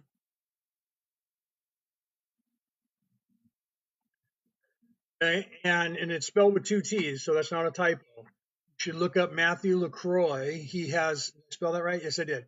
Matthew LaCroix, or Matt LaCroix. He has actually found the oldest civilization known to the human race, which he's now the one who's pioneering the idea that Atlantis wasn't just one city, it was a global empire that disappeared 38,000 years ago in what we call the Younger Dryas event. and they knew that they were going to become unalived, and they knew about it. That's why they purposely took that place. I think it's called Göbekli Tepe, I think, or is that the one that's in Turkey? Over in Turkey. If so, that was the one that they buried on purpose because they knew that they were going to disappear as a global empire, and they were leaving this for people to find. And we know that now. We know that they buried that on purpose, and now we know why, because they found that. So outside of that, in Turkey, further out into the desert, he found he's excavating an ancient site that goes back to those people. He just wrote a book about it, and he's doing podcasts all over. So if you look him up, you'll see the podcast that he's been on where he's talking about it, and he's wrote a book about it. So he is realizing what all the ziggurats mean. That's the step pyramids, and what they mean, and how that ties into spirituality and the Christ oil, the Christos. And he's been going around all over the world and finding that that's something that is everywhere on the planet. So that means the people who lived here for a long time, it looks like they disappeared 38,000 years ago, and their empire started about 77,000 years ago in Turkey. Those people and all of what we have are remnants of those empires and those ideologies of the ascension. So I'm not the only one who has been realizing this by being a theologian and looking at things. It seems that Matt is also realizing the same thing, and he's starting to prove it in the world by going to sites and showing you things, talking about the story of Gilgamesh and the story of the Enuma Elish and all these different, Enlil and Enki. And he's actually, like myself, translating it in a way that is more realistic and saying, look, it's a spiritual thing that's happening. It's not sky gods coming down. It's not third dimensional. Hi, baby. I love you, Brooke. It's not sky gods coming down that are in spaceships coming here to the world at all. These are all metaphors for like Enlil and Enki, or the ego and the conscience, right? And he realizes that. So there's a podcast that he did there was Danny Jones' podcast that's no longer on his page, Matt LaCroix, but you can find Danny Jones because you'll see an interview coming up, I think on the 30th, but he might have said May. Coming up, he's going to be doing another interview with Danny Jones. So his interview is not on Matt's site, but if you go to Danny Jones's platform on YouTube, you can go back like 3 months or so, 2 or 3 months, and you'll see that Matt LaCroix was on his podcast. But there's 2 other podcasts that he has his videos up from where he's discussing what I'm talking about, and he's discussing going around the world and realizing and showing people that it was a spiritual way that they were leaving behind, that there's this information that's been sitting right in front of our eyes that dates back to 77,000 years ago, and that all of our spiritual practices are the same spiritual practices that they were teaching. So either the people wrote them down or they discovered it, and he hasn't gotten onto the idea yet, and that he's said out loud, but he's getting close to saying that this is a knowledge that is within all of us, and that we unlock this knowledge at a certain point if we're in service to others, we unlock this knowledge in a certain point of our ascension. We gain access to this knowledge. Okay. So you have to realize that that's what I write about in my book, is about the Christos and about the reality about this place, that there's people that know what I know, bad people, the powers that should not be, and they're controlling everything and keeping your focus away from spirituality. And they've been working at that from the beginning of time that they learned it until now, right? Do you sun gaze? No, I don't stare into the sun. Other people have asked me that. I don't stare into the sun because I can do damage to your eyeballs. But so in that physical sense, I do not sun gaze, right? I don't go out and stand in the sun. I don't stare up at the sun, you know what I mean? But I go out and get some sun's rays, right? Sorry if I missed you guys saying hello. I popped in quickly and to share it out, and then I can't stay. Yeah, there was a couple people said hello to you, baby, and you missed that because you were there. So Kirk Cameron changed his mind about the rapture. I'm not sure what Kirk said about the rapture. I know that he's Christian, so he was probably believing in the rapture the way that the Christians taught it. And if he's expanded his consciousness, which it looks like he kind of is doing that, if he's expanded his consciousness and unlocked anything, then he realizes that the rapture is within, not a place where Jesus is going to come and pick everybody up in a bus and take you home and leave a bunch of left behind, because that's just not what Jesus was teaching. That's what the church was morphed into, and the beginning stages of that were the First and Second Council of Nicaea in 325 AD to 329 AD, and then 50 years later, they had another council, and then 20 years after that, had another council, and they solidified Christianity as a warlike religion that it is today. And they're not teaching you anything besides wait here, sit down, and they're teaching you the book of Romans to teach you to be a good little Roman citizen. Sit here and wait. Jesus said he was coming back, and he never said that. You can look that up.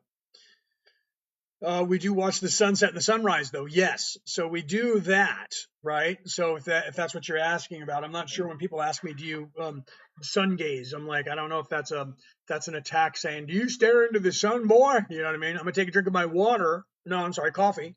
My coffee TikTok, not alcohol. I do not drink alcohol. Okay.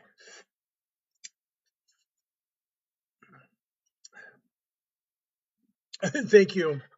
Thank you, Casey. Right? You guys are amazing. Thank you for being you both. Yeah. Well, that's what we're here to do.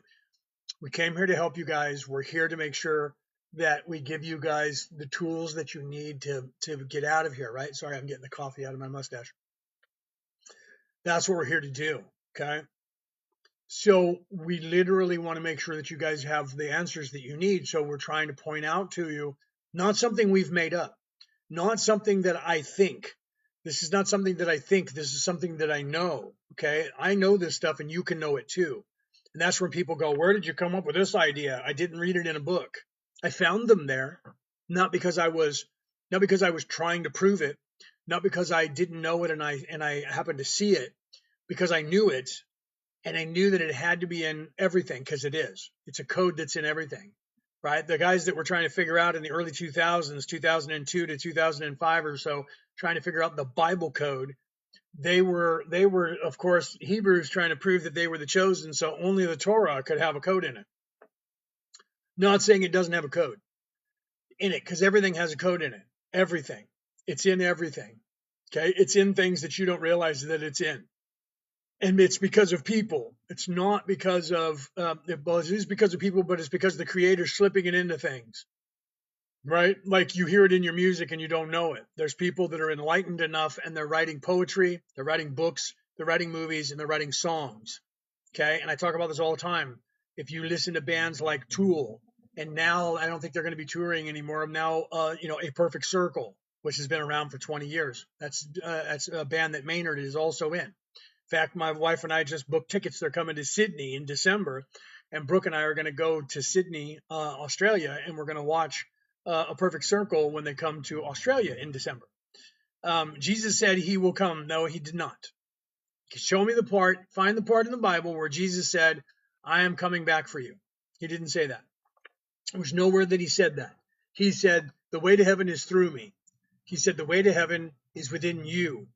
All you have to do is look within yourself, not wait here, I'm coming back. After he talked to when he was resurrected, and he went to, is there a book about codes? Well, there's a lot of books about codes, but it depends on what codes you're looking for. You have to look that up, right?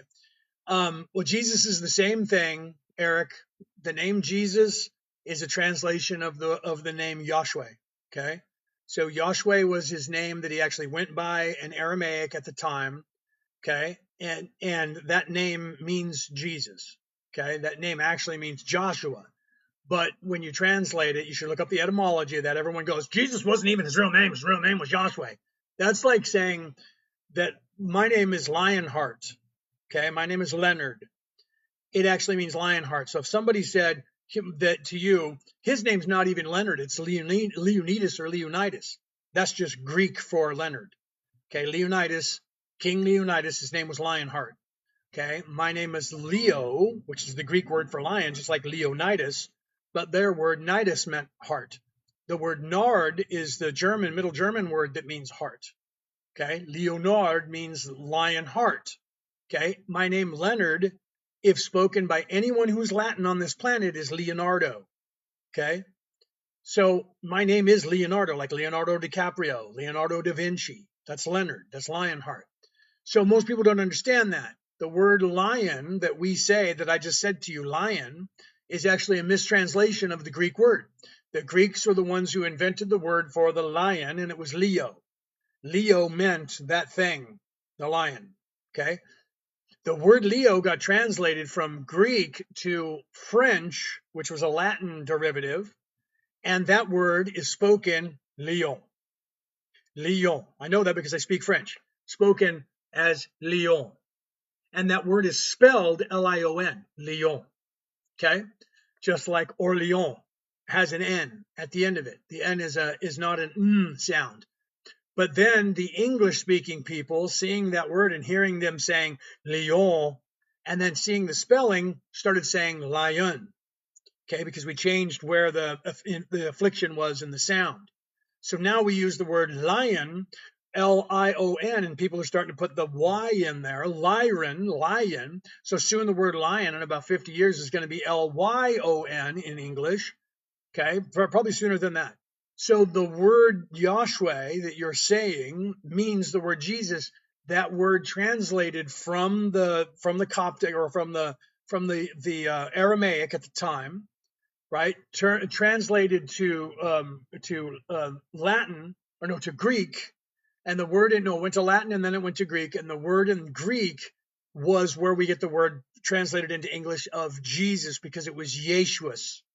And it was spelled in a way that looks like Jesus. So the word Yahshua was pronounced Yeshuas to the Greeks, and that word translated to the Latins as Jesus. That's how we got it in English. Yeshuas from Yahshua. Okay, so it's just a translation. It means the same thing, but most people don't know that. That's what the problem is, the things that get lost in translation, like when people see the word archon and it's written in a language that is 5,000 years old, or some of them could be as far as 38,000 years ago, the concept of what an archon was to today in modern English or the modern languages that we have on the earth, archon means archangel. Okay, and the agigi that they were talking about, that the archangels, the archon created, means the word angel to us. Okay, and then the anuna is the new angels. Okay, so the new angels would be us, because the archons created the agigi. The agigi got lazy and said, I don't want to do the work down here fixing and keeping the planet. We need somebody new. So then they created the anuna. Okay, so the anuna was created by the archons. Archangels created the new angels, the anuna, which means the new ones. Okay, the new ki, anuna ki, the new energy, the new light beings were created by the archons. And those are concepts, and people don't understand those, and they try to translate them into third dimensional ideologies, and they get things wrong. Right? Yeah, thank you for your support. Stay curious and question everything. My wife loves to say that, right? Could you say that we're essentially supposed to live as if we were Jesus or God? Well, that's in truth, that's what we're supposed to do. We're supposed to realize in the physicality when we're living here, after between 7 and 10 lifetimes, we're supposed to realize, wait, there's something more than this, because we're veiled. So we don't have any memory of the creation or the creator, but we have these instincts. So at some point, we're supposed to expand our consciousness to realize I'm not this physical body. I'm something more than this. So what is that? I'm something more than this. I'm something that is non-physical. I am a spiritual being. So then you start to realize that you're ascending back to, and I use the upwards, it should be inner, back to the creator, because in truth, you are the creator. I am the creator. Okay. So if you look backwards in time to the creation stories, like say the Enuma Elish, they unalived Tiamat, who was a dragon, who was a giant, who was a goddess, by the way. And she's not really unalived. She's just sleeping. But they created the world from her skull. So we are living inside the head of the giant goddess, Tiamat. Okay, and all of those ancient stories, the Vikings say the same thing. So do the Japanese. Most of the religions, before they said there was nothing and then there was light, talked about the creation and unaliving a giant god or goddess that we're living in the mind of. So we're living in the head of. So the dome of the sky is the skull of this giant. Even the Indian Vedics say the same thing. So we're living in the mind of the creator. That's what those were supposed to be telling you. So we're truly supposed to ascend, to get back to what you're saying there, right? To get back to what you're saying there, is that big? Yeah, big. We're supposed to ascend to the ideology that we are actually. So we're supposed to realize the Christ consciousness within and start heading back towards the Creator. That's what we're supposed to do. When you have the split, the spirit, you can talk to about God and you don't know anything. No, you realize that. That's the whole point. That's just like, Socrates 5,000 years ago or 4,500 years ago said, I know enough to know that I know nothing. Okay. So you may know, like when people say, you just think you know everything. No, I know probably more than most people on this planet, but I know that I don't know anything. And there's a video that I just put out from that live that's on my page that says that. Anybody who says that they know everything, or they're lying to themselves and they're lying to you, because we can't possibly know everything down here. And I'm speaking to you as an entity coming from the 11th dimension, and we still don't know everything, and we can't. Okay. Getting rid of the veil is difficult for my brains. No, Dawn, it is difficult. It's one of the hardest things you do. There's two things that are super hard for you to do on this earth, and it doesn't have anything to do with like the belief in God. The first thing is quieting the mind, right? And then unveiling. And maybe not necessarily in that order, but the unveiling is really hard. You have to really wriggle away. One of the scrolls, and I don't remember which one it is, one of the scrolls talks about that wriggling loose from being stuck here, and that you have to wriggle loose with everything that you have. So it's really actually hard. It's not easy to do. I've always said that as well. Right? Yeah. So thank you for that. What do you think is the way to ascend? The way to ascend, I don't think, I know the way to ascend.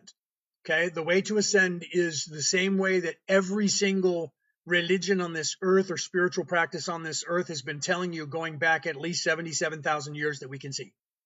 That's the physicality and empirical proof. That's why I wrote this book that you can see on the screen, The Reality About Reality. Okay. The reality about reality, returning to the old ways. Okay. Because there is within you, not that I made this up, I didn't invent this. This goes back to every single religion. It's in every single religion.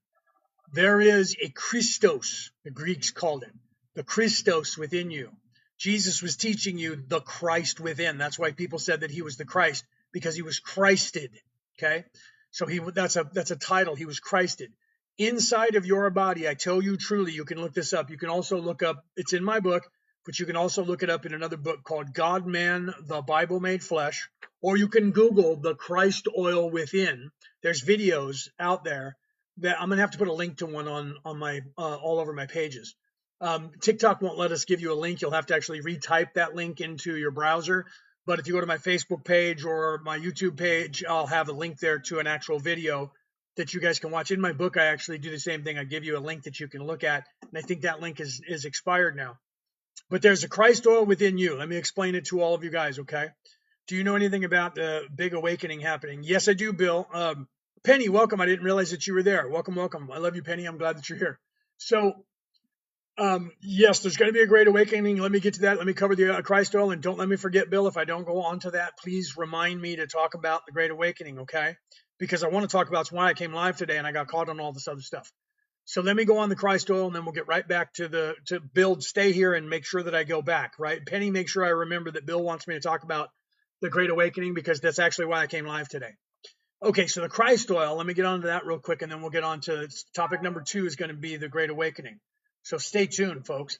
I'm about to fuck your brain up. I'm about to put you into high gear and 8D thinking. No, we're going to get you into 4D, though. Okay, so the Christ oil is something that actually happens in every single human every single month, once a month. Okay. We all have a sun sign, like I'm a Virgo. You have an astrological sun sign that you fall under the category of because you were born at a certain time in a certain month.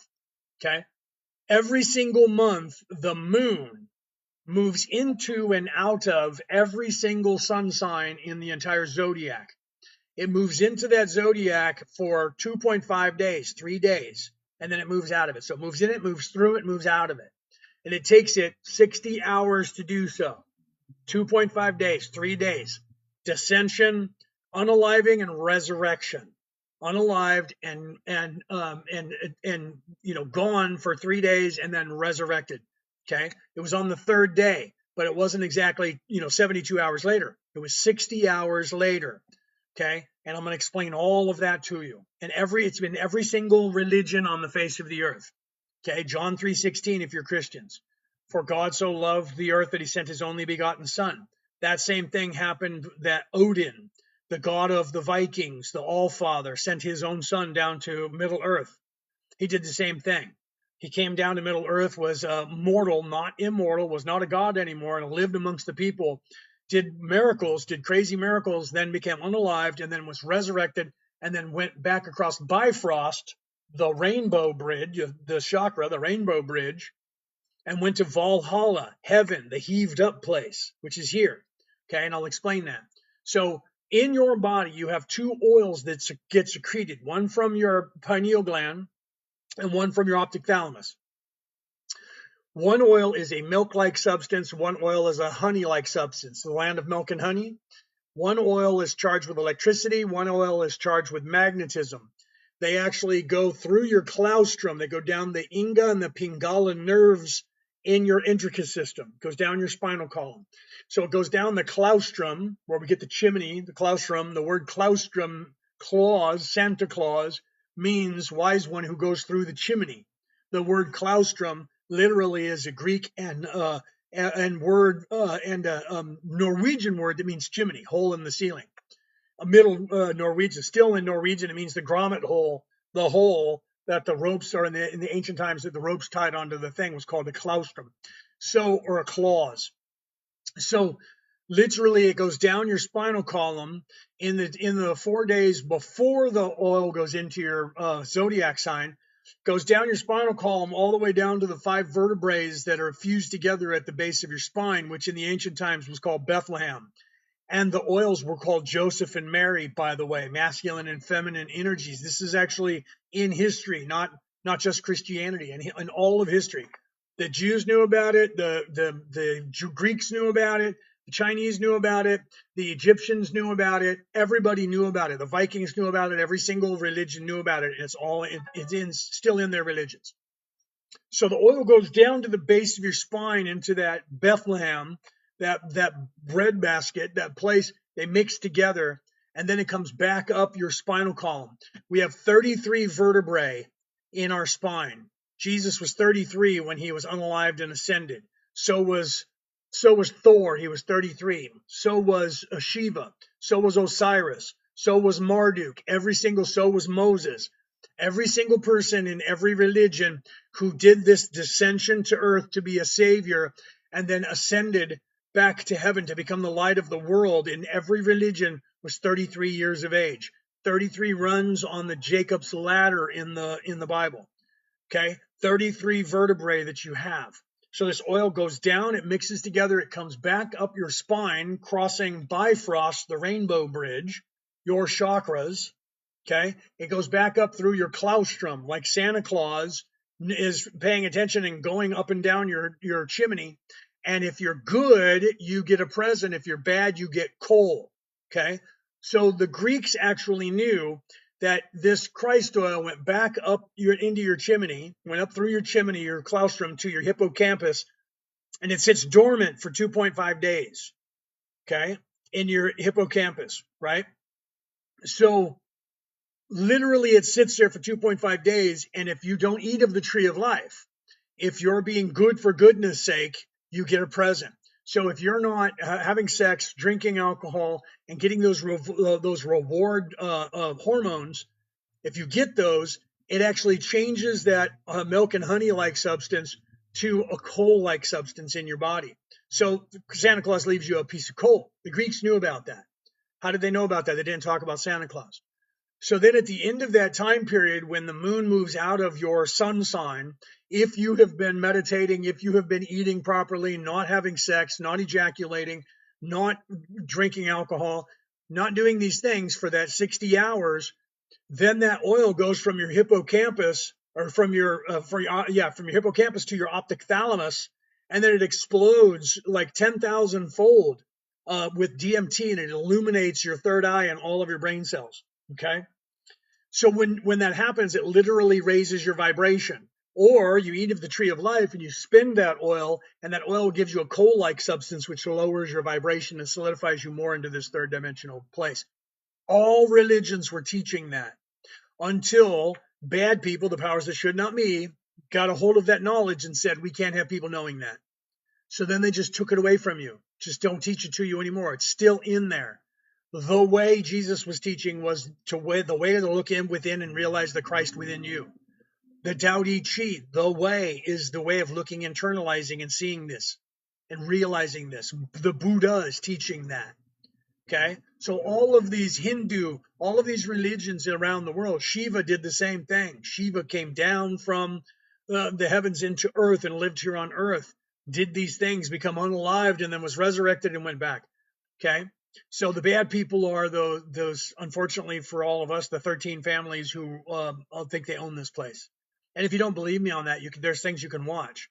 You could Google it. There was a little girl back when Barack Obama was the president who was doing her lineage and found out that, I got to get back to that, right? I got to get back to the Great Awakening. Let me get back to that. There was a little girl, but get on that. You can look and see that everybody's related. Let me get on to what Bill was talking about. We'll come back to that. Okay, Bill, thank you, Penny, for making sure that you pin that. So the Great Awakening is the reason why I came live today. There's a lot of talk that we're in 2026. There's a lot of talk by a lot of different prophecies. We just had the Blue Kachina. Apparently, the Three-Eye Atlas fulfilled the Blue Kachina doll, or the Blue Kachina goddess, a prophecy that we're ushering in the Great Feminine. Well, we already know that's happening. Some of us already know that's happening. Some people out in the world don't know that that's happening. Okay, so then you have Bloodsoe, who back in the early 2000s was a contactee, possibly abducted by UFO. Had a woman tell him, this spirit who kept coming to him, telling him about a time in the future, which was in the year 2026, when there was supposed to be, again, this prophecy of this mass awakening on Earth. And she told him that during the time when the constellation of Leo rises in the sky over Egypt at the morning, okay, when the Sphinx, which used to be a lion, by the way, used to be a Leo until they recarved the face into a pharaoh's face. It was a lion for the first 100,000 years. It's facing due east. So in the year 2026, around Easter, okay, now the equinox is the 30th, the Easter is the next weekend. So we don't know exactly what day it's going to be, but some of the astronomers think it's going to be in November. But a lot of us are looking at March and early April. So we'll take a look at that either way. Okay, so sometime in the year 2026. Now we know that this place is waking up exponentially, but there's supposed to be a switch that gets flipped on in the year 2026. If it is that where the constellation of Leo comes up in the sky at dawn, okay, if that's the case, then that will be on the equinox, or there's only two places that happens in this year. The first one is the equinox, which is on the 30th of March. Today is the 19th of March in Australia. You guys are still on the 18th if you're in the United States or Europe, because you're behind us in time, right? So the 30th of March, on the morning in Egypt, from the gaze of the Sphinx looking due east, the constellation of Leo, the lion, comes up in the sky. Regulus, the heart of Leo, is the brightest star. Okay, that star is a white star that appears in our eyes as blue when we see it. That correlates with the Blue Kachina and Three-Eye Atlas when it was had a red contrail that turned blue. Okay, and that was supposed to be the feminine being ushered back in.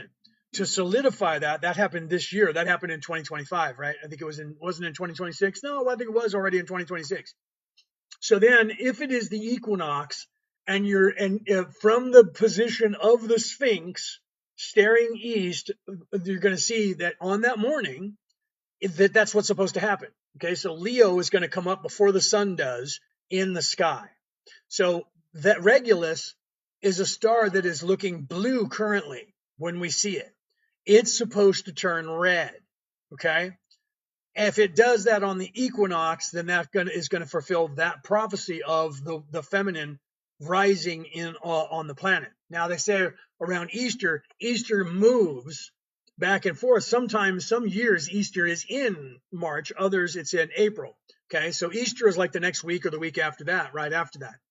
So it could happen because Leo is still going to be rising every day, right? But it's going to come up a little early. So somewhere between March 30th and Easter Sunday, from the perspective of the Sphinx looking east, it's possible that that star of Regulus is going to turn red. Now, according to Bledsoe and his people that are NASA people and astrologists looking at it, they think that the opportunity is going to be November 7th, right around that time, because of the star itself being blue at that time of the year. It's going to come up again in the east at sunrise, facing the same way the Sphinx is facing.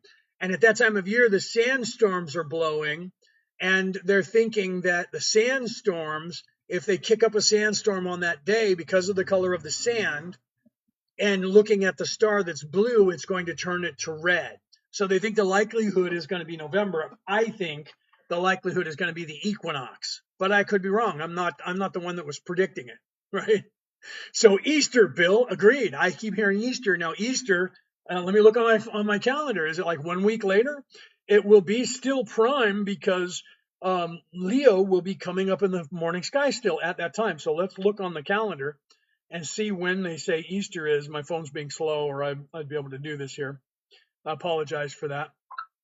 And now it's starting to pick up things and get in my way.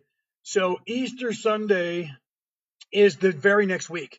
So literally the 5th is Easter, right? So that's literally 6 days later, because the 30th is on Monday. So 1, 2, 3, 4, 5, 6 days later is Easter. So I would say watch every day. You know what I mean? I wish we could have a camera facing that.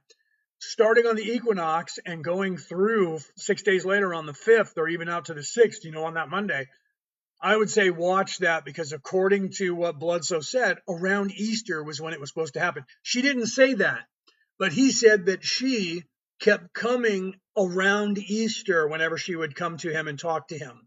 So he's thinking the same thing I'm thinking, somewhere thereabouts. And the equinox is the beginning of that. It's already happening now, but it's not happening before sunrise. The equinox is the first day that Leo comes up before the sun does. And it'll continue doing that, obviously, for the next week and a half, where then it'll be up while it's still too dark before the sun. But I'm thinking 6 days is not much for a star constellation. So I would say that we should pay attention. But if it doesn't happen then, most of the professionals are saying November 7th anyways. But I think it's going to be around Easter. Okay. I think it's going to be around Easter for many other reasons besides that. And it just so happens that the equinox is on the 30th, right? And they did say 2026, right? I have a question. Is our ancestors protecting us? Yes. Your ancestors do protect you. Your higher self protects you. Your guides protect you. They're working with you all the time. Sometimes you don't realize that it's them that's actually saying things to you, right? Like if you, what is that? I have a friend request you and send me a message. Oh, you're talking to Akura. Sorry, Penny. So sometimes like, have you ever been driving down the road? And this is just an example because some people have this happen. You're driving and you get to a stoplight and the light turns green and you decide you think you're going to just step on the gas and go. And then all of a sudden you hear a voice that goes, no, or stop. And you don't. And the car goes, boom, and comes flying through. Had you gone out, you would have been T-boned and possibly unalived, right? Or you've turned right and when you're heading to grandma's house, you turn right instead of left, and left's usually the way you go, but the light's not green. So you decide to turn right and go around the block and come over, right? And so you do that. And then when you get there, your grandma says, oh, there was a hideous accident that just happened down the street. And you're like, wow, good thing I avoided that accident. Or would you have been involved in it? Right? So sometimes that happens, right? So you have to, where did that information came from? That information came from your guides or your higher self helping you to do that. Do we get judged when we die and then reincarnate? No, you judge yourself. The process of love, the process of when you become unalived. I said that word. I'm surprised TikTok didn't have a wingding about it. When you become unalived, your soul is collected and you're guided to the place of healing first until you transition away from being veiled. So the veiling unlifts. And you go, oh, okay, I'm me. I'm not that person. I'm okay, and I'm not going back. And they're like, no, you're done. And you go, okay. So then you go to the place of reflection. Then You judge yourself. There's not someone who goes, you're bad, you did. That just doesn't happen. That's something that's a control mechanism that was created so that people would listen to the church when they said, do as I say, not as I do. When they were saying, do this or you're going to hell. And they would always say that. You have to repent your ways, confess your sins, and do what we tell you to do. That's a control mechanism. So there is no judgment day that they keep telling you about, where if you don't choose a side by this day, you're going to be gone off the earth forever into this place called hell. That's just not true. Thank you, Lisa, for that rose. I didn't say that before. I hope you're still here to hear me say that. So you judge yourself. You judge yourself. You get judged, but by you, not by the creator or some guy named, whatever his name is at the pearly gates, right? You judge yourself. And then you decide what you do. Thank you, Lisa. So you decide then, did I learn what I wanted to learn down here? And that's your karmic debt. They would keep telling you that karmic debt idea came from the Jewish people who said if you were crippled in this life, it's because God was mad at you because you did something bad in your life and you owe. If you're blind, it's because God's mad at you because you did something bad in your other life and you owe a karmic debt. That's where that idea of karmic debt comes in. Your karmic debt is not something that you owe. A debt means you owe something. It doesn't mean that you owe something. When you go there, you reflect on whether or not you learned the things that you wanted to learn. You don't owe it.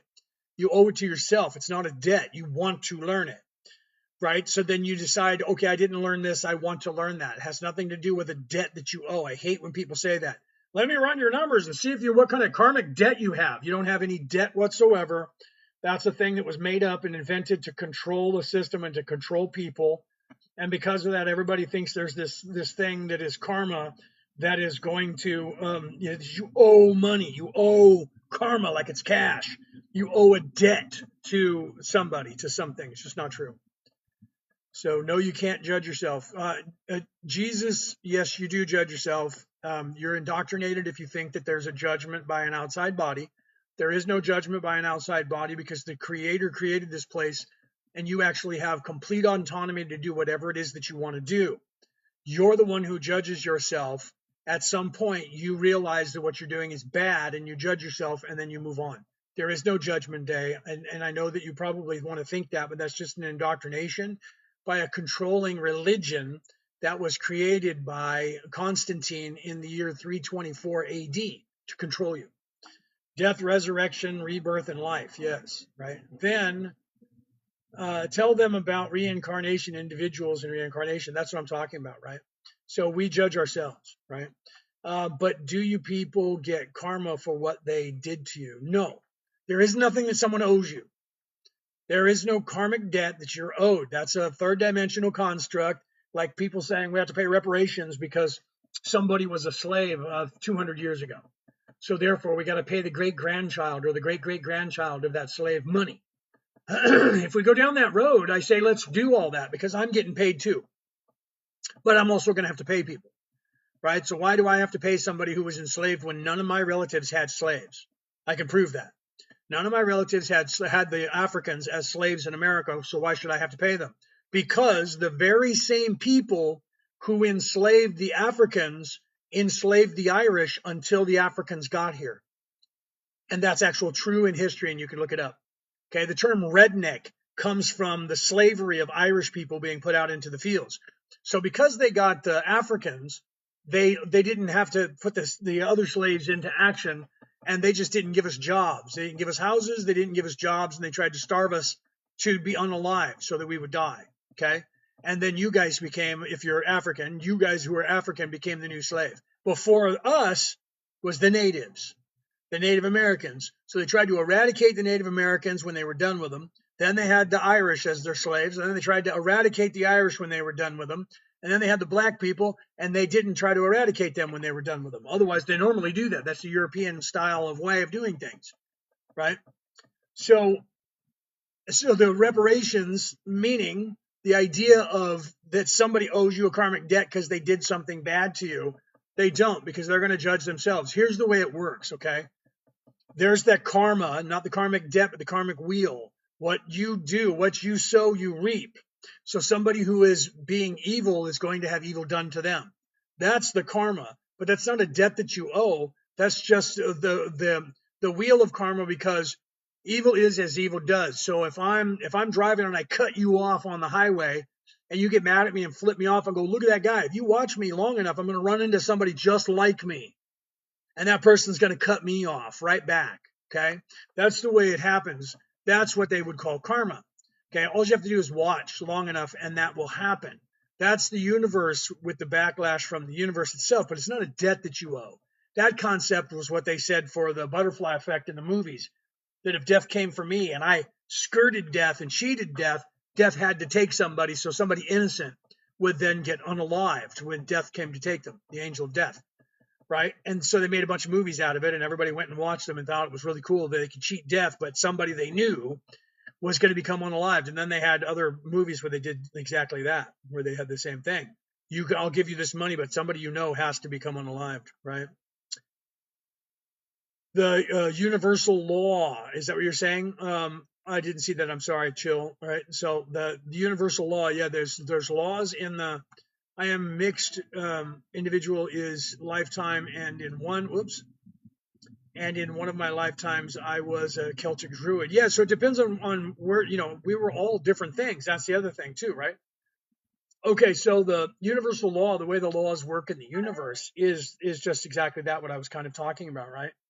Is this current lifetime I'm living presently, I am an eternal alchemist. I'm actually an alchemist as well. I make ormus, and I'm going to be making mana. I make a lot of other things too. I was actually listed as a chemist in the United States for 10 years. I'm an alchemist. I am a Merlin. I have that training, right? So there's some things like turning lead to gold doesn't work the way that they think. You can do that internally, but externally it's kind of hard to do. But you can do it, right? Because everything turns into something else. They don't want you to know about that, right? I'm a healer as well. I'm a Reiki master, right? Lisa, I'm a Reiki master, and I teach that. I'm going to be teaching Penny as well. We teach Reiki 1, but we teach Reiki 1, Reiki 2, and Reiki 3. I say we because Brooke, who's not here right now because she's at work until another couple of hours, she's also a Reiki master. Okay, so I'm working on the heart, right? I'll become a chrome heart, right? Yeah, well, you eventually become solidified as crystallized. How do I get in touch with my guides? You have to, first of all, quiet your mind, realize they're there, and then tell them that you're ready to be introduced to them. Tell them you want to know their names and you want to know who they are. You just have to listen. They're talking to you all the time. You just have to listen. If you can go out of body and astral project, you can communicate with them. They usually take you out of body anyways. They're usually working with you, your higher self, that is. And you're always, when this body goes to sleep, it needs to hibernate. You don't. You're a forever being that never has to rest. So you leave the body anyways. And then you usually are hanging out and talking to your guides, right? How do I get in touch with them? So you have to say that you want to learn the names. I'm ready to know their names, and if you are really truly ready, then you will get in touch. The fact that you're thinking about it and saying it out loud means that you are. That's the way the universe works. Getting back to what Chill was talking about, that was Chill, right? Talking about the laws. Am I misinterpreting who said that? That wanted me to talk about that. So yeah, some of the laws in the universe, the way it works is like, if I'm trying to give you guys information, this is why I like Q&A, because if I know what you're wanting if you're questioning something and you want to know the answer to it, then you're ready for it, or you wouldn't be asking, right? That's why people tell you to be careful. Don't ask a question you don't want to hear the answer to. Be careful what you ask for. You just might get it. That's where those come from, right? Do you use anything for astral projection? No, I just do it. I'm literally channeling right now myself from the 11th dimension talking to you. You don't need to do those things. You can. Some of the stuff that you can do that I can't say on this platform because it's run by communists and they're afraid of words. Some of those things that you can do raise your vibration. Why do you think they call it high? Raises your vibration and assists you with it. So if you have a hard time meditating and achieving that place, I have lotus in the other room that we make tea out of, and then I drink the tea and I eat the lotus, right? But we can do other things with it, like dry it out and turn it to smoke, right? Why do people demonize witchcraft? Because it's a control mechanism. Control mechanism is anything of the other. They always have you afraid of the other. Look at if you're in America, look at the news media. All they do is preach your fear to you of the other, right? If you're African American, then they want you to be afraid of all white people. If you're a Republican, they want you to be afraid of the conservatives. You're a conservative, be afraid of the Republicans. They want you to be afraid of everybody who's not like you.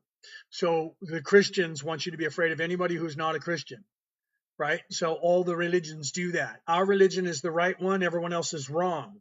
The Hebrew religion does it, and any religion that's a male-dominated, monotheistic, or one God, male-dominated religion, or a pantheon of gods like the Greeks and the Romans, but there's one God in charge of all the rest of the gods and goddesses. That's a warlike culture. All of those cultures are conquering warlike cultures. So is the astral projection the same as remote viewing? In very many ways, yes. You when you astral project, there's the only difference in. Let me go back to dreaming. Okay, so a nighttime dream, a daydream, astral projecting, dream walking, or what's happening to you right now. The only difference in all of those things is your perception of what's happening to you at the moment. They're all the same.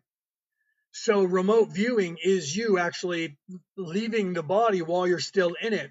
That's why they call it astral projection, because you're still conscious in this place and that place at the same time. And then you're seeing through your third eye. You're literally going there and looking, right? So if somebody's holding up cards in the next room, you're going there and looking, or you're telepathically linking to that person. That's what most people try to do, is they try to telepathically link with the person and read their mind. It's easier to just go there and look at the cards. And you'll get the answer. You just have to not doubt yourself, right? It's just like when you're doing medium work and you're starting to do well, then you kind of doubt yourself. I had a person that I was doing a read for that won one of our contests, and she came over, and I was trying to tap into her higher self and her guides, and all I kept getting was the same answer. And it was a person's name. It was like, I don't remember the name. It was like Mike and Michael. It wasn't those names, though. I think it was George or Charlie and Charles. It was something like that. And I was like, those are the same name. And I kept getting, tell her that, just like that.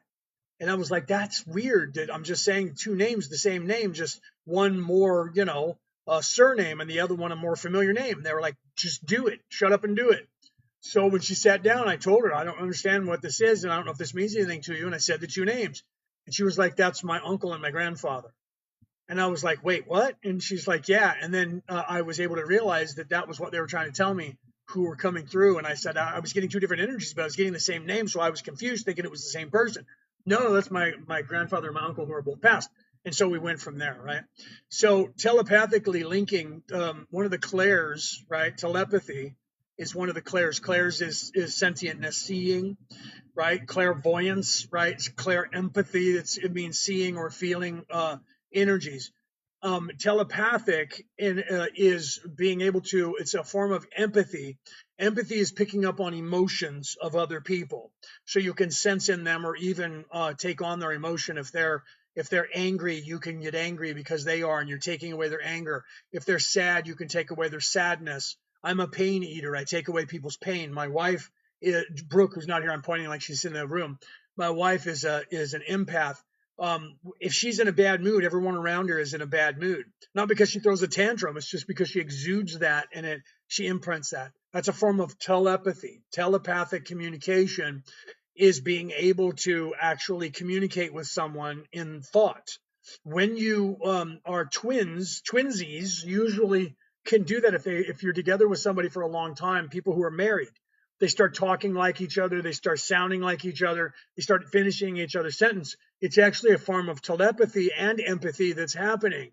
Brooke and I are already doing it, where I'll look at her and she'll answer me what I'm thinking before I say it, because we spend so much time together and we're so open and honest with each other that we're telepathically starting to communicate. Some people, even though they're strangers, can literally tune into somebody else. So if both parties are willing, because it's like the vampire knocking at the door. Nobody can do anything against your will. You can't forcibly go into somebody's mind and steal their thoughts. But if somebody else were sitting, say, holding up cards, I don't know if you've ever done this, you can do this with a friend of yours or a family member, somebody who wants to do this and are not trying to block you or whatever. You can literally hold up a card, start with easy things like you have a 50-50 chance, red or blue, or red or black, playing cards. So you're going to get 50%. So you should, by all rights, be able to just go red, red, red, red, red, red, red. You're going to get 50%, right? But then if you try to figure out what the suit is, you have 4 choices, 1 in 4 chances. So now you're making your chances harder. So that's why they used to do that with the cards that you can buy that would have like a circle, a star, a square, wavy lines. Those are like, everybody knows about those. So your friend, your family member, your wife, your brother, whoever is willing to do this, they hold it up and they look at it and they look at you and they think about it. If they're willing and you're willing, you can actually tap into their thoughts and they could be thinking to you wavy lines. And you will go wavy lines and they'll go, yes. And the more that you guys become comfortable with each other, the more you can actually do that. Okay. If you develop that skill, that's called telepathy. People do it all the time, right? I just talked about this, right? Isn't that crazy, right? You were just talking about this. That's funny. Were you in the CIA for the GATE program? I actually was. I was recruited at 11. And I told them no. But at 11 years of age, let me tell you the story. This is the honest truth. No, we're here. Let me take my glasses up. I won't be able to read this stuff, right? Leo, sending you a picture of something. We will get there. Okay, so we'll look at that. Okay, so 11 years of age, I'm sitting in a classroom. Okay, grade school. I'm sitting there in the classroom. There's a knock at the door. Teacher says, "Excuse me, guys." And she walks over to the door, opens up the door. She's talking to somebody. She goes outside. Then she comes back in. She comes over to me and she touches me and she says, "Lenny," right? My name is Leonard. "Lenny, come with me. You get to go with this woman that's outside. You're one of the lucky kids that's chosen. Okay, so come with me." So I walk out. There's this woman wearing this white smock, like a doctor gown, with a clipboard, right? Very attractive, probably in her 20s, maybe 30s, long black brown hair, pretty woman. And then she's talking to me, and your name is Lenny Neal, right? Yes, and you're this age, right? Yes, okay. And I'm like, yes, answering the questions. And we're walking out. We go out to the playground behind the school, and now there's a Winnebago out there. There's an RV out there, and there's other kids lining up, and everybody has a person with a clipboard, mostly women with clipboards, all wearing the doctor's gowns, right, with a clipboard behind the kids. So as I walk up, all the kids assemble. We're all standing there in line. All of a sudden, this military personnel, dude from the Air Force in the United States, pops his head out, tells us, "You're going to come in here one at a time. You're going to go to these cubicles." I didn't even know what a cubicle was yet. "You're going to go to these cubicles. You're going to put on this headset. You're going to do something that's there. The headset will talk to you and tell you what to do. If you don't understand what you're supposed to do, you take the headset off and you whisper to the person behind you. You don't look at anyone else. You don't talk to anyone else. You don't have any conversation with anyone else." He was very militant. I went through all of the stations learning and doing all kinds of things that had to do with everything you can imagine, code breaking, a perception, depth perception, mental perceptions, reverse engineering, like all these things. You get done with all of that, they take you back to, "Thank you very much." And I go back to my frickin' central casting, right? Yeah, right. So I go back to the class. Don't tell anybody about this. Okay, I go back. I go home. I don't say anything to my parents about it, right? The next day, I go back to school. There's a knock at the door again. Okay, there's a knock at the door. Teacher goes over there, comes over, and "Lenny, you got to go with the people. They're here for you. You get to go and talk to them." I said, "Okay," and I get up and I walk out. Now I got Air Force personnel escorting me, 2 of them. Okay, Air Force officers escorting me to the principal's office. I get to the principal's office. He's out in the waiting room with all the staff that works there. He's sitting there looking at me like, "Oh, well," right? He's scared, doesn't know what's happening. I look at him and I look over and there's 2 guards standing at the door of the principal's office. We walk over. One of the guards opens the door, swings into the inside. He's standing there.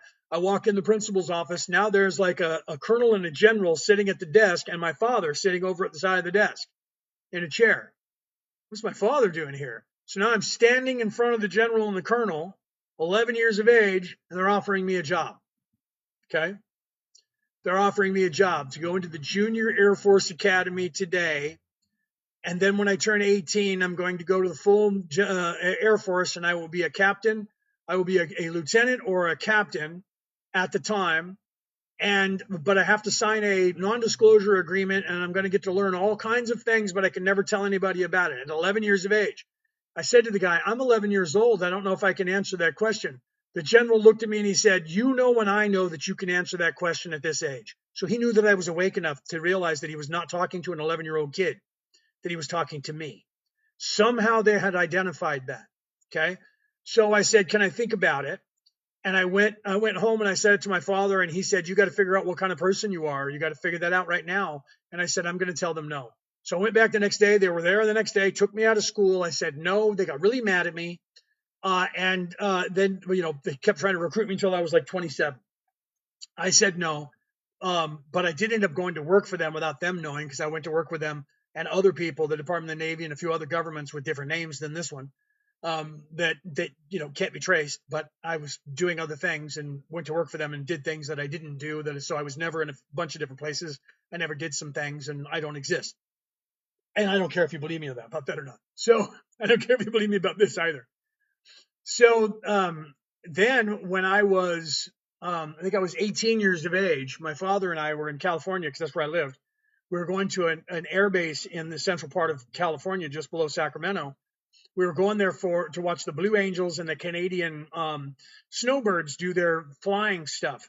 We drove in on motorcycles. It was really hot. There was no helmet law back then, but on the military base there was. And they kept making us put our helmets on, and we kept sneaking around the corner and taking them off.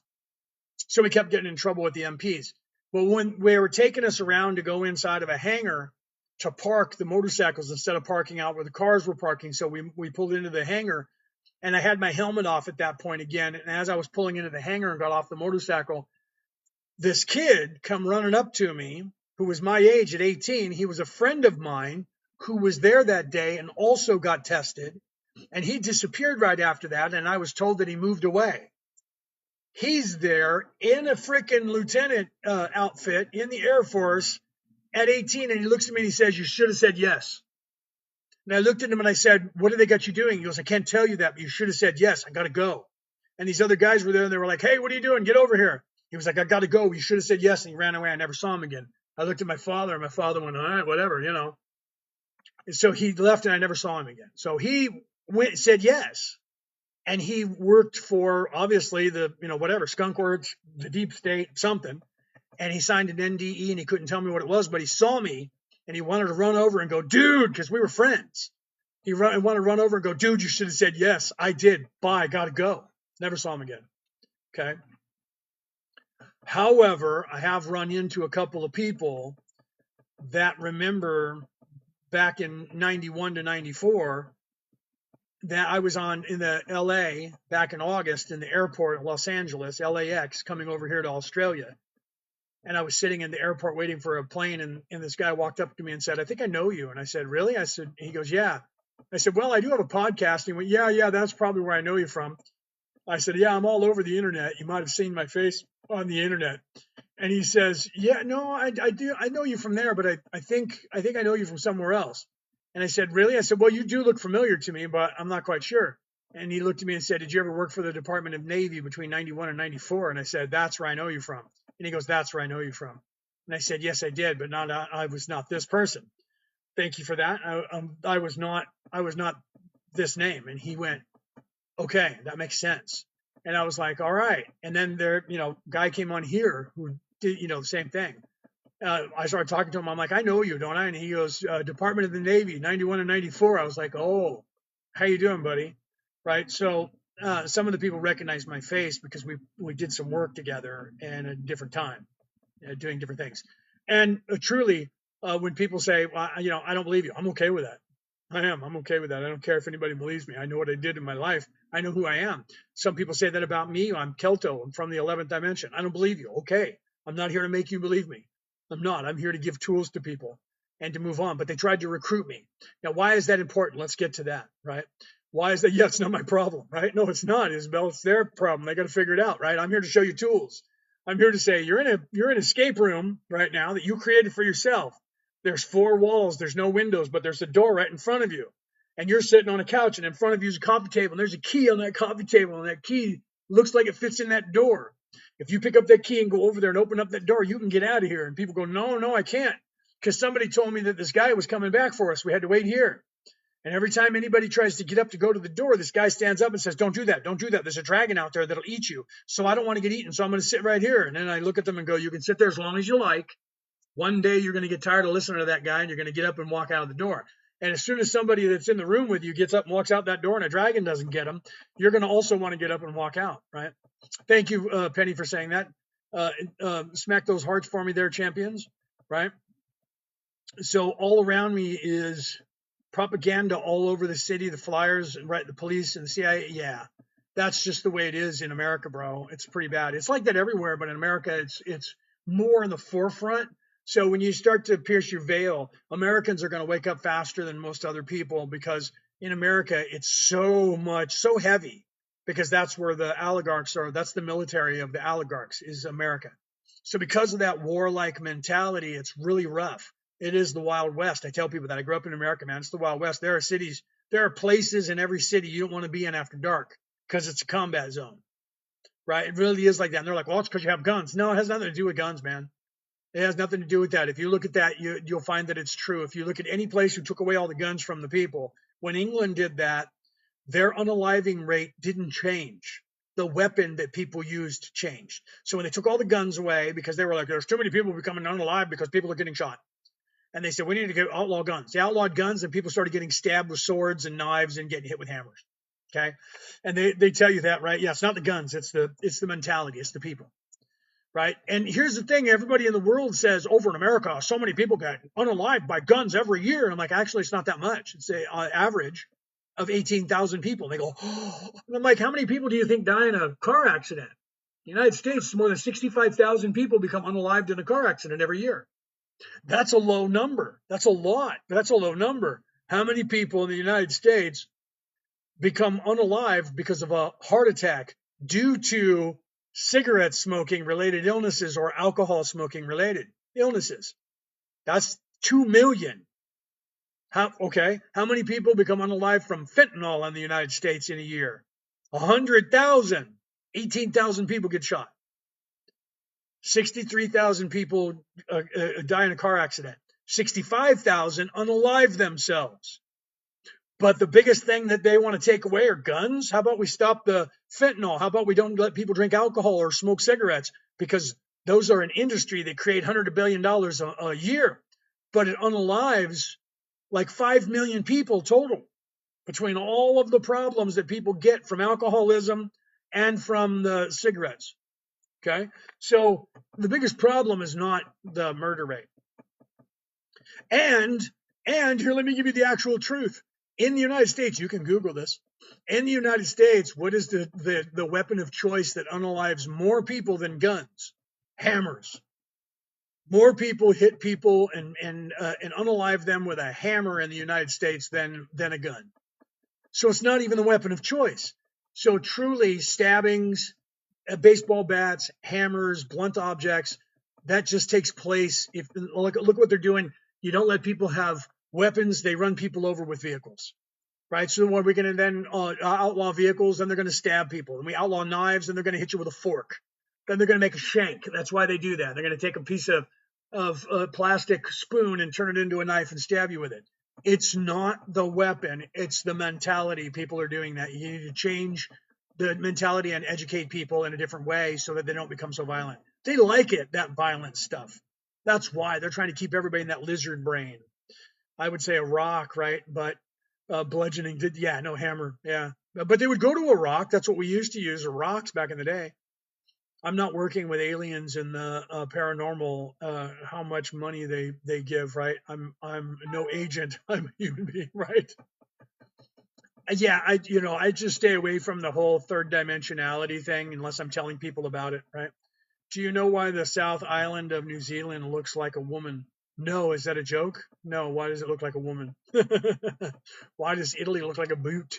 And I'm not asking boat that. Why does Italy look like a boot?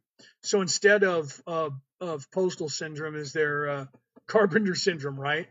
We have a lot of bloodlust here with true crime. Seriously, no, yeah,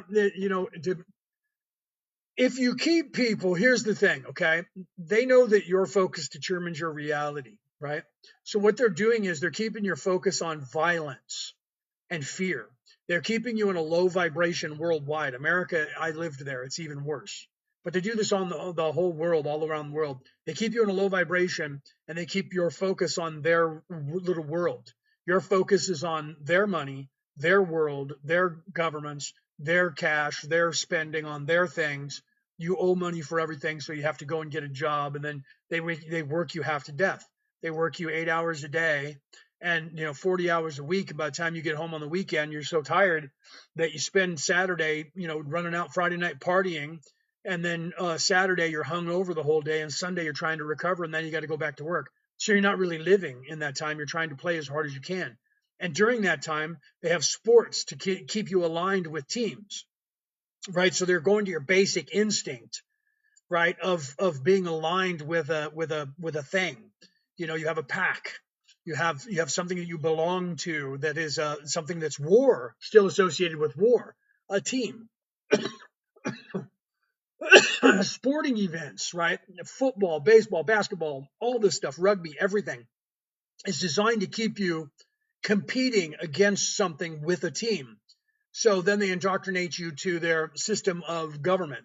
And now you have central pride. They want you to have pride in your nation so that you go off and fight in a war for your nationality, for your country, right? And so that way the kings who think they own you, you don't realize that you're their slave, and they train you from birth to keep you in your low lizard mind, not expanding your consciousness, not letting you see the stuff right in front of your eyes. You don't need to see these are not the droids you're looking for. You do not need to see their identification. Using gaslighting to then go, be afraid of them. Be afraid of them over there. Be afraid of them. Any of them that are over here, you should be afraid of. Be afraid of everybody and be violent towards anybody who's not like you. So they do that at every level. Got to be angry at the guy because there's a sports rivalry. You got to be angry at the guy that's in a different school than yours. You got to be angry at the guy that's in a different religion than you. You got to be angry and afraid of the people that are from a different continent than you. Then they go, look what's going on over there in the Middle East. Most people don't even know where the hell that is, right? There's stuff over there, and now you have to pay more money for your gasoline because somebody farted 5,000 miles away, so now you got to pay 30 cents more a gallon, and you go, okay, and you just do it because something's going on, and they say that's going to affect your gasoline where you're standing. How is that affecting your gasoline where you're standing? Well, we get most of our gas from overseas. Well, then let's stop getting our gas from over there so we don't have to worry about that crap over there. Nobody thinks about that, do they? Okay? When you already have it, like here in Australia, they're trying to talk about that. In America, they talked about it too. There was oil in America, but they didn't want you to frack that oil out of the ground because it was in shale. And then there's oil off the shore. So the government said, we can't drill any of this oil. What did that do? That made all of America dependent on the oil from the east. Why? Because then now we got to go over there. We got to go over there because we got to keep the flow of oil coming to us over here. No, we don't. We don't need their oil. We have oil here.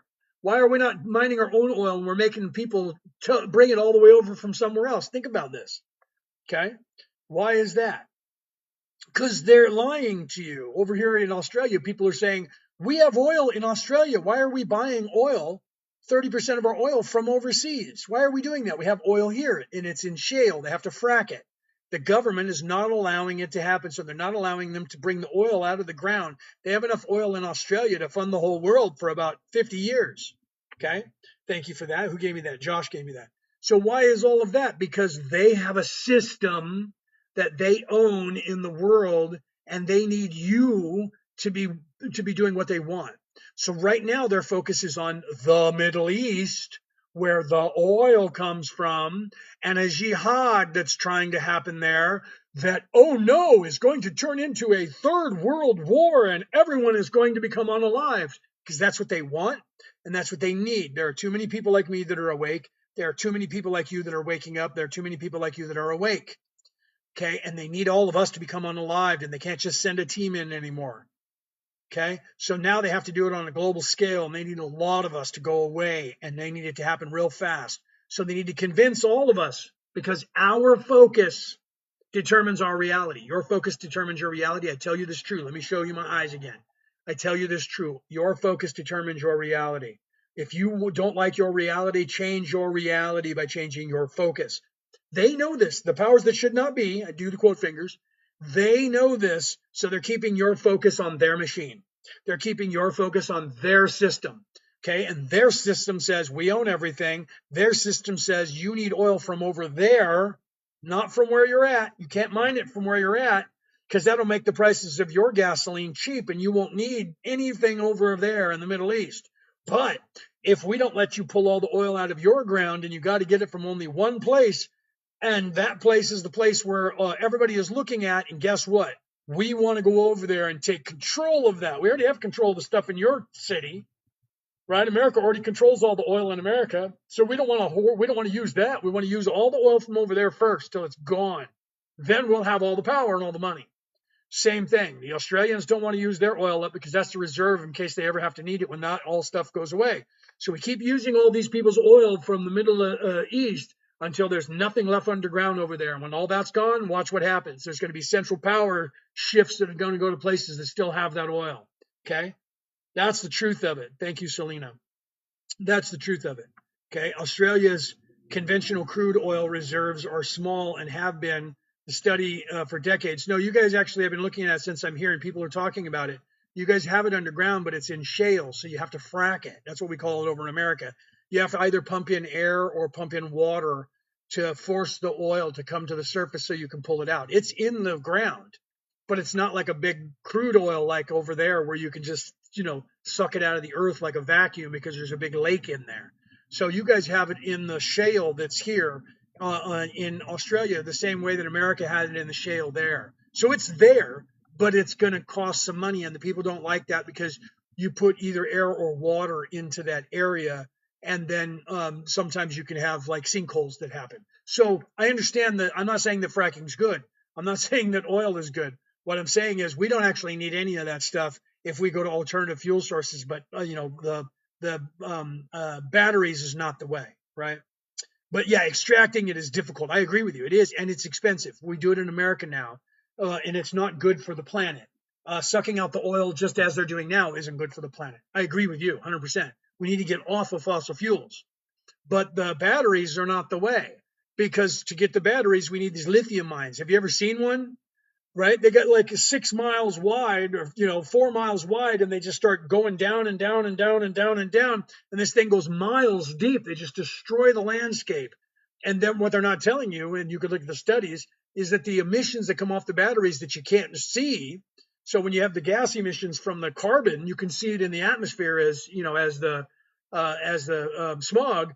You can't see that, but the emissions that are coming off from the batteries and the electrons that are coming off the batteries are far worse for us than the fossil fuel. We need to get on to a better fuel source like hydrogen. Hydrogen seems to be the way of the future because that is easier to contain, easier to work with. I remember back when I was 22 years old, there was a guy that was testing a hydrogen engine. They have them. I was told that during this time, when the whole magnetic thing with the batteries was going on over in the United States, that most car companies want to go to hydrogen. They want to get away from the fossil fuels. But the people, those families, specifically, Red Shield, the Rothschilds, they still own all the oil. So they need us to stay on that product. They don't want us moving off that product yet. Solar power is not bad. Honestly, if they would, they should, right? I agree with you, right, Robin? There's a lot of land. They should be putting up a lot of solar. There's land that's just sitting there, right? Most of the interior of Australia just is ripe to put up solar panels and just start getting electricity like crazy from the sun, right? Why weren't they doing that? They should be. I know that some places are doing it. In America, they're doing it too. But they need to improve the solar panels, because right now you could put up, a couple hundred square miles of solar panels, and the solar panels need better technology. But I agree with you. I think that and water is gold, right? Water and gold. There's other alternatives that we could be using. Water is one of them. If we started using, the fission, we could use water and we could drive on water. You could take the hydrogen right out of the water. If you're talking about back when I was talking about that, right? So literally we can get the hydrogen out of the water and convert the water to hydrogen and use it as fuel. They don't want us doing that because the world is 75% water. They can't control it. We take the salt out of the water, desalinate it, and then we can use that water to drive our vehicles. And guess what the byproduct is? Water. Vapor that goes back into the atmosphere and cleans the atmosphere and then gets rained back down on the world. So it actually, you don't lose much. You just lose the hydrogen compound, right? So one of the two H's, right? H2O, The hydrogen from the oxygen comes off, and you have a little bit of steam. You have a little bit of the hydrogen left over and some in the vapor, right? But they don't want you to do that because water is then, the commodity. Well, water is free because it's 75% of the world is water. They don't want you to know that because it makes energy free. Because we can just pump water out of the ocean, take the salt out of it, and drive the vehicles, or have a water desalination device in your vehicle to pull the salt out, and then you just take the salt out of the seawater that's there, and then you can turn that back in and actually get paid for it.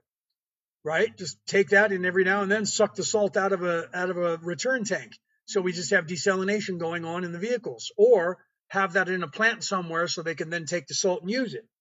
They don't want to do that because there's more money in the method they're using now. That's why. There's so many other things that we could be doing for natural energies, right? A man-created water-powered engine, right? He went missing. Yes, he did, because he created that exactly what I was talking about. He created an engine that took the water and converted the nitrogen, pulled the nitrogen molecules out of the water, and used the nitrogen molecules, and then the water just leaks out the back of the tailpipe. And some cars are doing that now, right? The water just condensation comes out of the tailpipe, and you just keep driving, and it just gets into the atmosphere, right? It actually would work, but they don't want. There's no money in it right now, so they're not going to do it. They still own the oil industry. All of your pharmaceuticals are coming out of the oil industry. All of the stuff that you have, look, do I have a thing on here? I have a thing on here. Look, that right there is made of oil, right? That thing right there, that symbol that's on there is made of oil. So, there's so much oil in makeups and things like that everything is petroleum based. So that runs our entire world right now, and they're not going to change it until we make them change it.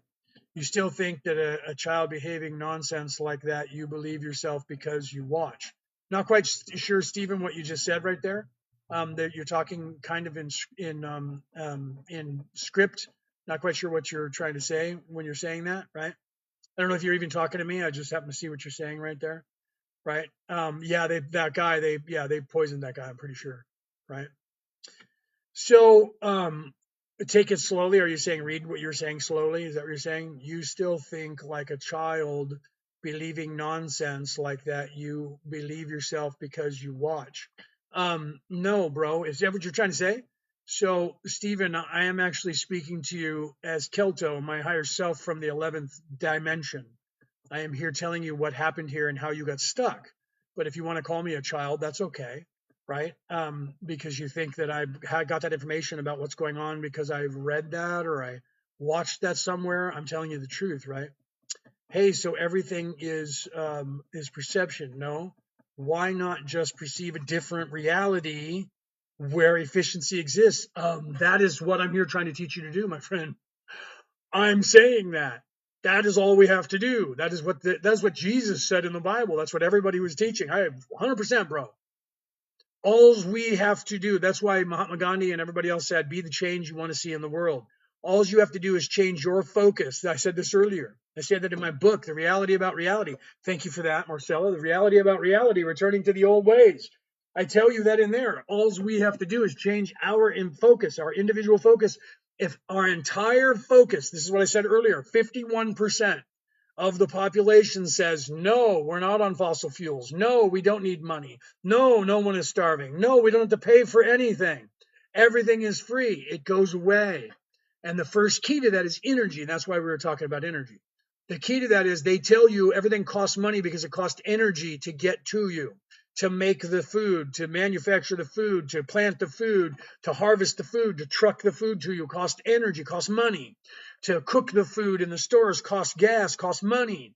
To get everything everywhere costs money. Free fuel means free everything because there's no reason for it to be there to be a charge. We don't need money. We don't need any of that stuff. All we have to do, all of us have to do is change our thought process.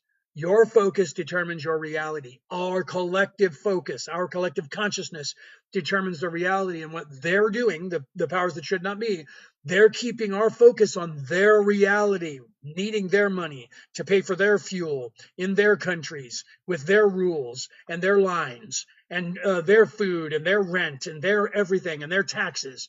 All of that monetary system is theirs. They created it. That's the caste system. That's their maritime law system. Okay. Yes, cancer and all that stuff with all the pills. There's no cure there's no money in the cure, so there's nothing being cured because there's more money in you taking medication than there is for them to give you one pill or one thing and it changes you and you don't ever get that thing anymore and you're cured from it. There's no money in that because it's a one-time shot and then you're done. So they have to have you as a reoccurring customer. It's the same thing with religion. They're not teaching you the way to ascend to heaven anymore because once you learn the way, you can practice the way for the rest of your life and you don't need the church. Okay, and that's why people were telling you in all these religions that you don't need to go into their church. The Sermon on the Mount, Moses was saying the same thing, and so was Muhammad's preaching in the desert. Muhammad said, you don't need to go to their churches. That's why they came after those guys, because they were saying, you don't need to pay them money. You don't need to go in there for absolution. You don't need to go in there for anything at all. Your education is within yourself. That is what everyone is here to teach you. You can look within, stop looking without. You don't need leaders. You don't need government. You don't need all these people who think they own us, okay? Light, vibration, and frequency is the cure. Absolutely, Robin, 100%, okay? My partner has cancer. They offered mistletoe what is that? I don't know if that does any good. Take the sugar out of your body. Take the salt out of your body. Cleanse your body of parasites. Eat foods, change the body. Listen to me. This is the truth, Robin. I'm investigating this even more. Was that Robin that said that? No, it was Lisa. Lisa, listen. Your body, if your partner's body, the reason that there's cancer working is because your partner's body is now, thank you for that. Thank you for that outlab is now toxic because of all the sugars, all the salts, and all of the foods that you're eating have turned your body, the pH, the wrong direction. Okay, you need to get the body from acidic to alkaline. Okay, so you need to get your partner to stop eating all sugar. Get it out of the diet. Only sugars that come from natural fruits and vegetables. No cane sugar, no beet sugar, none of that. Raw sugars. Stop eating any salt that's not pink Himalayan salt. Okay, get rid of all processed foods. Stop eating all processed foods. Don't go to fast food places. Read the ingredients, make sure there's no genetically modified organism, whatever they're calling it now in the United States. If you're over there, you need to get away from eating a lot of meat and go to, I hate to say it, go to being a vegetarian. There's a book that my wife and I are actually reading, but we've already been studying this for a long time. The truth is, you balance your chakras, you balance your meridians, you balance all of your endocrine system, and your body will heal itself. The cancer can't work in your body. Do things like take hot water and lemon and drink a glass of hot water with lemon in it before you go to sleep, and then in the morning do the same thing. That changes your body to an alkalinity, to an alkaline body. That will actually defeat the cancer, and you eat the fruits and vegetables that create an alkaline body and that are not nightshades. The nightshades are very acidic. Get the acid out of your body. Stop eating acidic foods. The meats that you eat, I still eat red meat. I ate chicken and pork last night. But when we eat, the protein is this big on the plate, and the rest of the plate that we eat is vegetables and fruits, okay? You can change the body to an alkaline body with non-acids and get the sugars out and get the salts out of the body and drink a lot of fluids. Water makes your body alkaline. Drink a lot of water, even if you have to go pee all the time. Drink a lot of water. Don't drink enough to where you're peeing clear all the time because you want to be peeing toxins out of your body. Okay, fat tissue is your body's way of storing the toxins. Okay, the fat tissue is acid and toxins that your body is trying to get away from itself, so it creates fat tissue. So you have to get those toxins out. You have to detox your body. Okay, even if the person is skinny because they're have cancer and the cancer's already ate most of their fat tissue. Alkaline the body, get the sugars out of the body, get the acids, stop putting the acids in, make the body alkaline, live that way, and you're going to see a change. Your body can then relax and heal. Okay, I'm not a doctor, so I can't guarantee and prescribe anything to you, but I can give you advice that you can look up, and I would look up making the body alkaline. Okay, look that up. Right? Yeah, if you pee almost clear, you're doing good, right? And when you first wake up in the morning, it should be darker because your body is getting all the toxins out. So you should have a yellow urine when you get up in the morning. the first one in the morning, and sometimes the second one are going to be that way. And then after that, you're supposed to, clear that stuff up. I really need to clean up my eating habits. Most of us do. If you're in America, it's really hard. I left America and came to Australia and lost 45 pounds. I've only been here 6 months. I'm still losing weight just because of not eating food. Okay. Because the food over there is toxic over here and they can't sell it over here. Okay. So you have to read the ingredients, stop eating genetically modified crap, get all the sugars and salt. Like over there, the bread in America can't be sold in the UK because it's not considered food. It's not sold over here either. Even when you look at that stuff, if it doesn't say 100% whole wheat, because most of the time when you look at that, it says enriched wheat flour. That means sugar. The enrichment is sugar. So you have to realize that, right? You do not need salt to produce water to process water properly. No, the water processes the salt. Yeah, you don't need the salt to process the water. The salt is just there for you to sweat. But you don't need this. There's salt in everything. There's so much salt in everything. You don't have to put it in there. My sister just recently stopped putting salt on everything in the last like 3 months or so. And I told her, once you get away from adding all that salt to stuff, when you go back and taste something that's salty, you're going to go, oh my God, I can't believe I ate this like this. She just had that experience the day before yesterday, because yesterday she told me about it. And she said, I've been taking the salt out of everything that I eat. And there was something that she decided to eat that was made with salt, like macaroni and cheese or something. And she was like, oh my God, I can't believe that I ate this with all this salt. You don't realize that you get addicted to the salt and you eat with all this salt. And when you take it out of your diet, all of a sudden that salt becomes you're just like, oh my, this is bad. And I used to put a pound of this on all my food. The salt is bad for you. You don't need that. You need to keep that out of your diet as much as you can. But if you're going to use salt, use Himalayan salt, the pink salt, but you still don't need salt. Truly. It's in food anyway. Naturally, there's salts in there. If your salt level gets too low, you can add a little bit, right? Went to Europe and realized what food actually tasted like. Yeah, right. No joke. Like Domino's in the United States, the crust is like cardboard, right? You come over here, it's like gourmet pizza. Literally. I'm not even joking you, right? I didn't want to go to McDonald's. They call it Macca's over here. We say Mickey D's in America, right? I didn't want to go to McDonald's because I thought it was going to be like America and Kentucky Fried Chicken.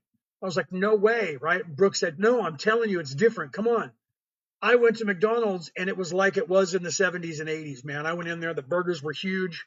I got a burger and a medium fry and a medium soda, a little soda. I was full when I walked out of there. It wasn't like now, where the Big Mac is tiny and it's all processed, right? And the same thing with soda.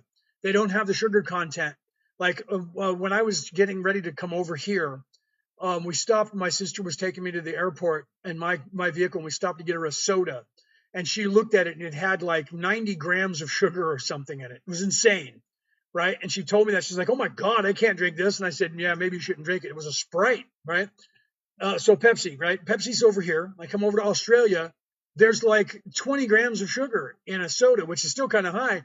But Brooke was like, because she came over there, she was like, oh my God, there's like 5 times the amount of sugar in every soda in America compared to here, made by the same company. Over here, they don't allow it. Okay. So you have a difference, right? Penny says, I'm so jealous of you and the McDonald's taste. Oh my God, bro. Yeah, it was good. And we just had it like 2 weeks ago. And then I had KFC now twice. I think I've had KFC twice now since I've been here. And yeah, I mean, it's completely so different. Bread over here tastes like bread. It is, even the donuts over here, insanely good, right? I eat whatever I want to eat. When I was in America, guys, go back, this is 2026, go back to 2016. In 2016, they said I had asthma. They said I had COPD. They said I had type 2 diabetes. I also was taking shots for having low testosterone, high blood pressure. Okay, that's 5 different things that they said that I had. And I was obese. In 2015, I weighed 486 pounds. Thank you for that. Thank you for that. I weighed 486 pounds in 2015. Okay. I now weigh like, I don't know, I got to be close to 250 right now. Okay. So 486, I'm like 250, and that's considered fat over here.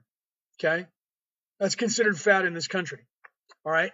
And now I didn't lose all that weight over here. I lost most of it over there because my testosterone level was low. And once I started doing the shots of testosterone, then that actually raised my testosterone level and I started losing the weight. But I changed my diet and got all the sugar out of my diet because they said I was type 2 diabetic. Got all the sugar out of my diet, did a lot. Then, as a Reiki master, I was Reikiing myself, healing myself, and I didn't buy into all the medication. When I got out to California, I met with this doctor who took me on, and he said, I don't know if I want to take you as my patient. I said, fair enough. He said, what is your goal? I said, I want to get off all of this medication that they have me on. And he said, you want to get off of all of that medication? I said, I don't want to be on this medication for the rest of my life. I want to get off this medication. And he said, I like you. We're going to have to do something about that. So he took me on. I am on no medication. I tell you this truly. Okay. I am on zero medication. And I am over here in Australia and I don't need testosterone shots. My testosterone level is going back to normal because I'm taking vitamins and supplements and I'm eating the right foods. So I tell you truly, the foods over there are causing you to be sick. You need to eat organic and natural. Okay. You need to eat organic and natural. No word of a lie. Okay. You guys need to do that. Read the ingredients. I started doing that over there. I do not have asthma anymore. I do not have COPD. I am not type 2 diabetic. I haven't been for 4 years. I quit drinking alcohol, and that was what was causing me to be type 2 diabetic. I stopped drinking alcohol. I don't smoke any cigarettes. I stopped that back in 2012. I drink no alcohol. I eat organics. I eat whatever I want to eat. Okay, but I'm not in America where the food's poison. So because of that, I'm now eating healthy, and because of that, my body is fixing itself. Okay, I almost lost my legs back in 2012 because I had a big tree trunk crush my legs, right? And it like totally annihilated, scraped up my legs, and I was in a landfill, and I ended up getting some flesh-eating bacteria in my legs, and my legs were just my buddy called me zombie legs. They were hideous, and I looked like I was going to lose them. I went to the doctor and they drew circles around just below my knees and said, we're going to put you on this really strong antibiotic, and tomorrow we're going to decide whether we're going to cut your legs off at the knees. Okay. I still have my legs. Okay. But I had to go through a process of healing my legs and fighting for my legs for a very long time.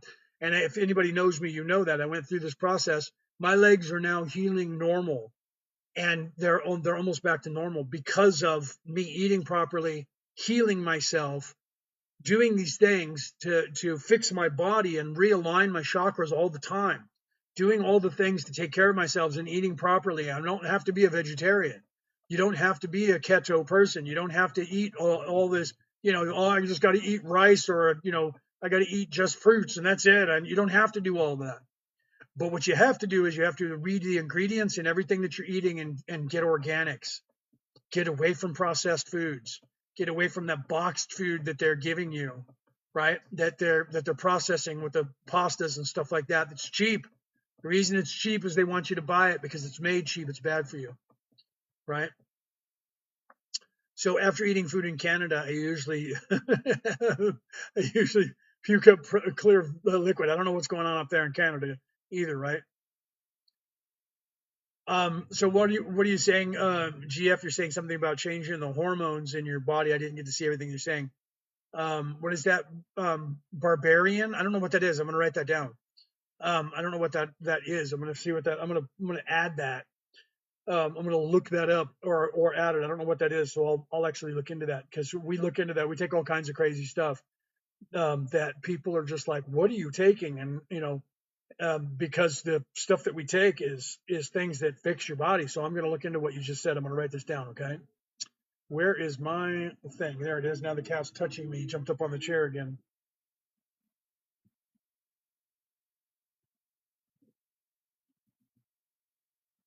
Nope. Well, I won't do that. What is it? It's BERBERINE, right? I'm going to look into that.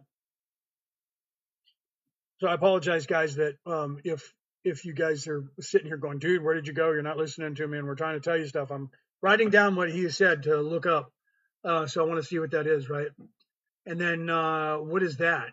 What's the other thing? The silogen, is that the stuff that's the kind of ooze that comes out of the rocks and stuff that tastes like poop. I was taking that for a minute. That's really good stuff, right? I don't know if that's what you're talking about. Comes into from rocks in between. What's the other thing that we're saying? I think let me get back over here. Yeah, that's right. Yeah, I was taking that for a minute. It tastes like but it's good for you. I agree with you 100%. That stuff, I don't even know how to say it right. I always say it wrong, right? It sounds like you're saying should touch to something, right? But yeah, I do Ormus, which is the same thing. Ormus, Ormes, right, is the same. It's the building blocks. It's the same stuff that's in that stuff, only it doesn't taste like poo poo chew, right? But I tell you guys, what he's talking about is really good stuff. It tastes like it's nasty, so if you get it in pill form, it's not as good. But you guys can take that stuff, right? It's bitter, right? Yeah, it is bitter. It's like, yeah, right. It's bitter. It's kind of like eating um, um, what you call Vegemite, right? Vegemite's real salty and it's black and nasty looking like that. It tastes so bad, right? But it's good for you. It is. Yeah, I don't even know how to say that. Siligin, I think is what they say. Siligit, isn't that how they say it? Siligit, I think is how they say it. That stuff is really good for you. It's got all the building blocks from the universe. That's why I make Ormus, because it has the same stuff in it. I love Vegemite, right? If Brooke were here, she was laughing. We were live. Were you there the other day? We were live, and Brooke was talking about that, and she went and got a tablespoon and put like a quarter of a tablespoon, scooped it out live on the air, and handed it to me, and I ate that because just to show people that I actually love Vegemite, and everybody was like, "Oh, right." Because that's a lot. I don't, I could probably do a whole tablespoon. I love Vegemite. I don't care what anybody says. So yeah, it's actually good stuff, Penny. Ormus is good. Vitamin B, we take a lot of that. Vitamin B gives you a lot of energy. It's good to convert your food into energy.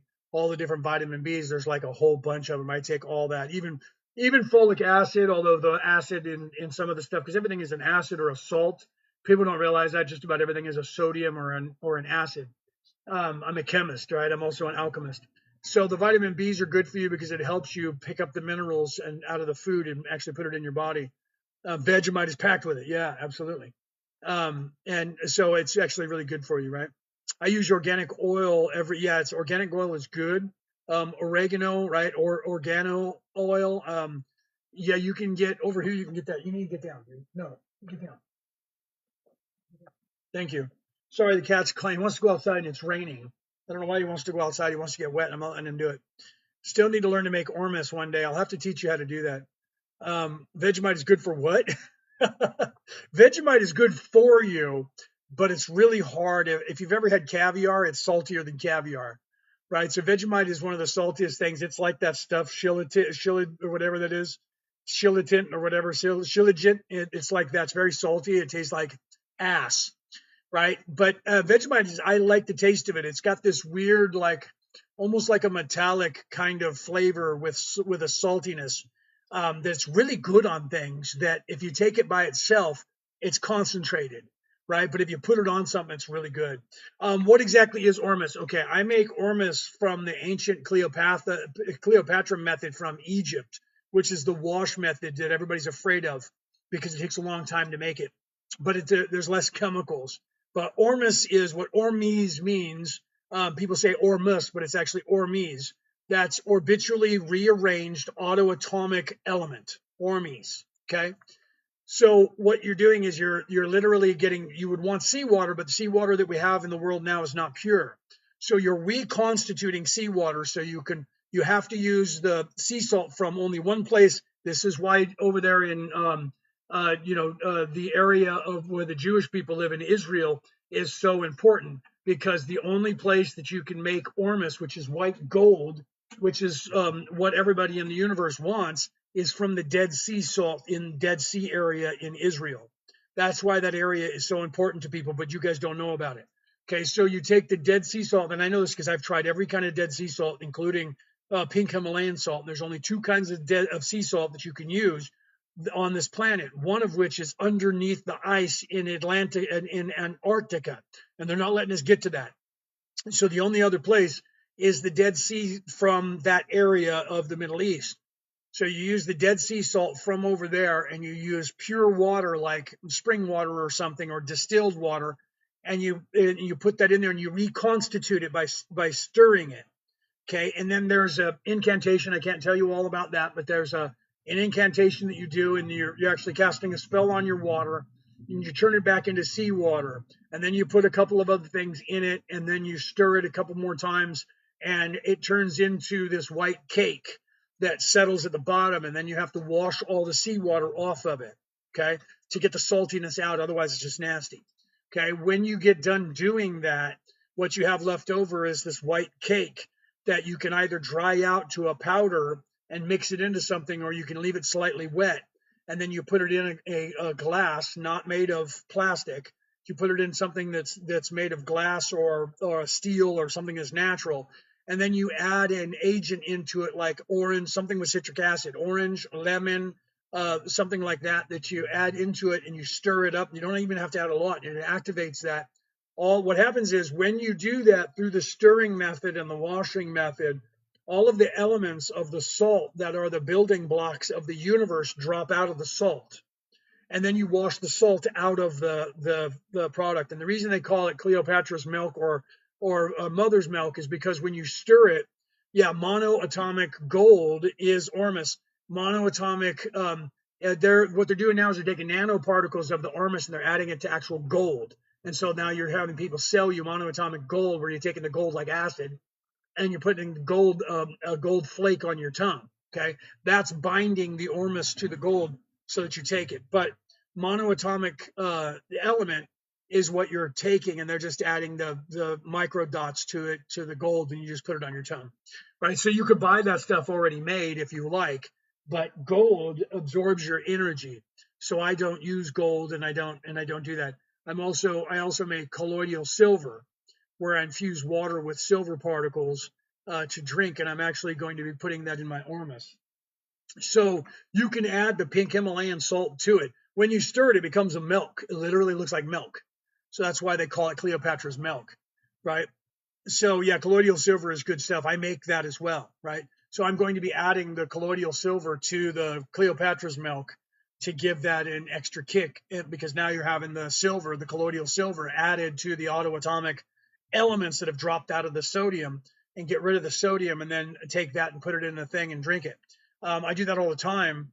And, well, I got into colloidal silver when I was younger because my brother's mother-in-law had lung cancer, and they told her, you're going to live for about 3 months if you're lucky.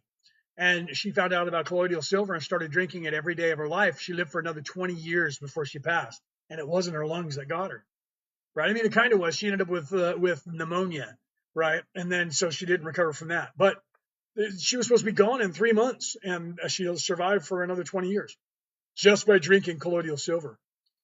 Tap those. Yeah, come on, guys. Smash those hearts for me, please. Smash those hearts. Let's get some more. We only got 23,000 hearts in here, and I've been on the air for almost 3 hours. Come on, man. What's going on here? I'm going to let this cat out. He wants to go out into the wet, and he's sitting here trying to go outside. He's going to get wet wherever he wants to go. I'm going to let him out. Hold on a second. I'll be right back, right? So yeah, so what you got to do with that is, how did your partner get that? Was it smoking or something like that? Whatever they're doing, if they're still doing that, they need to stop that. Okay. So if it was chewing tobacco or something, but if it was none of that and it's just happening, get that body alkaline, get that body away from the acids, stop consuming acids, get the sugars and the salts out of your body.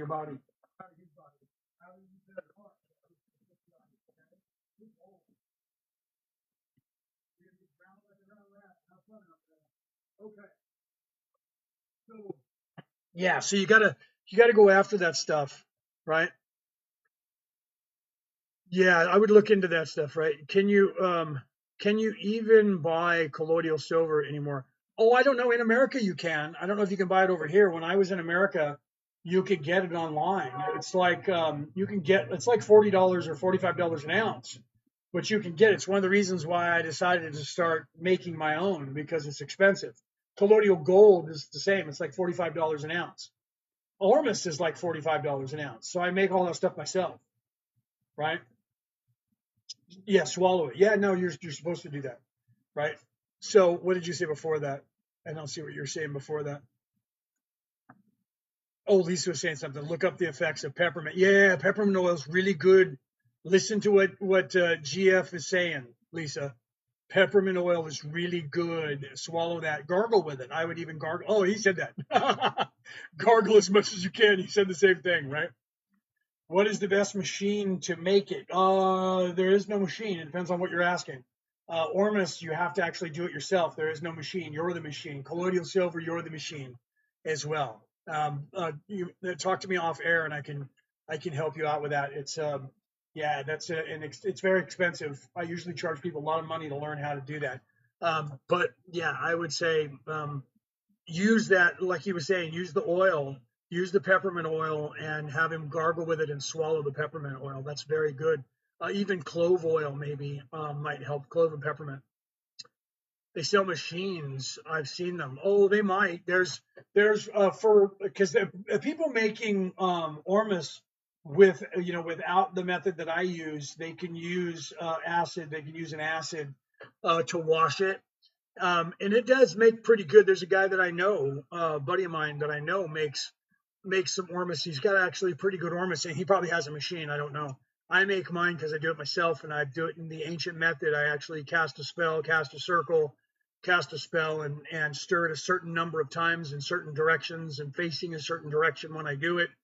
I make it by the natural old way, and trust me, the ormus that I make is insane, right? So the colloidal silver is the same way. You can for colloidal silver, it's actually pretty basic. You just need a couple strips of silver, and some wires and some batteries. That's all you need to do that, right?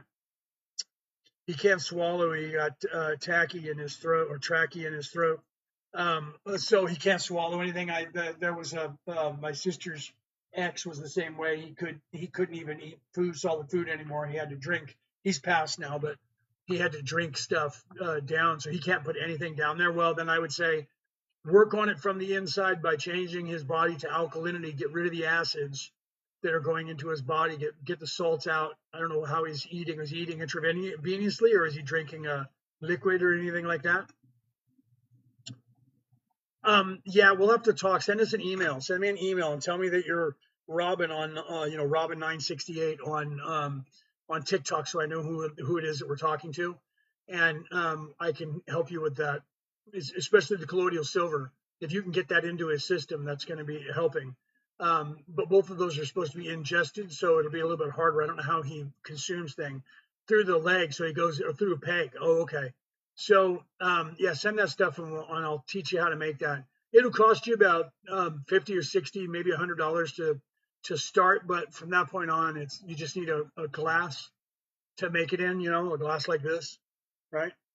To make it in, and some wires with some clips on it. I'll tell you all that and tell you how to do it. Okay. So email me, and then we can set up a time where we can actually do like a messenger call, right? So we can talk, not on here. Right. I'll sit down and we'll have like Brooke will be home and we'll call you one day. We'll set it up and then we'll explain how to do that. And then Brooke can give you some more advice about eating as well and changing your diet to get yourself more alkaline, because that'll help fight off that cancer. Yeah, Zoom call would be good. Penny says Zoom because we have a Zoom. Merlin and Maeve owns a Zoom. We can call you on Zoom, which is encrypted. We don't have to worry about being on somebody's channel like Messenger or anywhere else where they talk to us. You know what I mean? They might monitor on the website, but it's nothing crazy. So a Zoom call would be good. We could call you on Zoom and talk to you about that stuff. So email us. Seriously, right? What's a sigil? I actually talk about that in my Defense Against the Dark Arts class. A sigil is effectively symbols that mean something. Like I show you what they are and actually teach you how to do them in another class. But the Defense Against the Dark Arts, I show you what they are. You can use them to ward off things. You can use them to protect yourself. It's like a talisman. It's just a thing. We're actually going to be teaching that in, I think, our Reiki 2 class. We're talking about teaching you guys how to make that stuff. Either that or Reiki 3, we're going to be teaching that. We teach a class on it now, but we're thinking about adding it to the Reiki, because I did it when I was in my 20s. My Reiki 2 teacher was a Wiccan priestess, and she taught us about that. Can we have spiritual attunements? Well, yeah, I mean, that's what you're here to do. You're here to raise your vibration and wake up your third eye, get that veiling off. The only way to do that is to be super evil, or to be, be self-serving, or to be in service to others. Pick that lane and get into it. I'm going to take a drink of my water that has vitamins in it. I'm going to do it off camera because last time I did this, TikTok said I was drinking alcohol. It's not. It's just like a. It's like a. What is it over there in America? That thing from the Gatorade. It's like Gatorade over here, right? So let me go off camera. I don't need them saying I was drinking alcohol. It's called Voost in Australia. Voost. Roost. And it's just got a bunch of minerals. You drop the tab in there and you basically make Gatorade.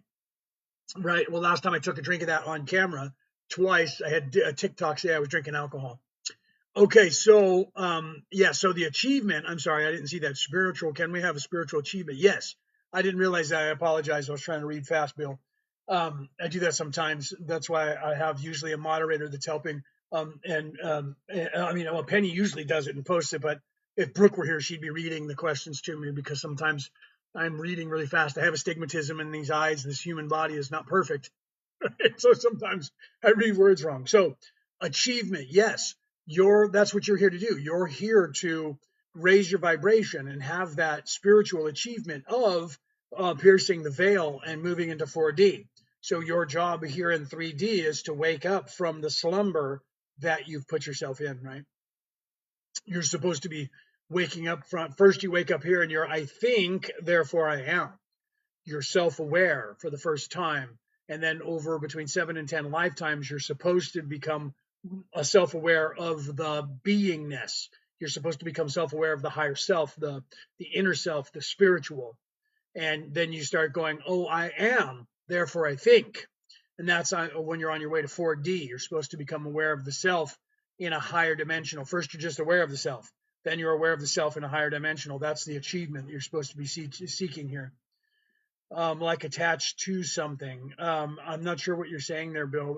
Are you trying to say attachment? Did I read that wrong again? Attachments. Oh, I apologize 100%. Wow, bro. I got that wrong twice, didn't I? I apologize. So yes, you do have like your guides. You do have family members that you guys sign a contract with, so you're attached to other spirits. You usually move around in a between 4 and 8 group of people that you come in with, but you could also have a spiritual attachment to someone who is a spouse in some way. Like Brooke and I, we've been together since the beginning.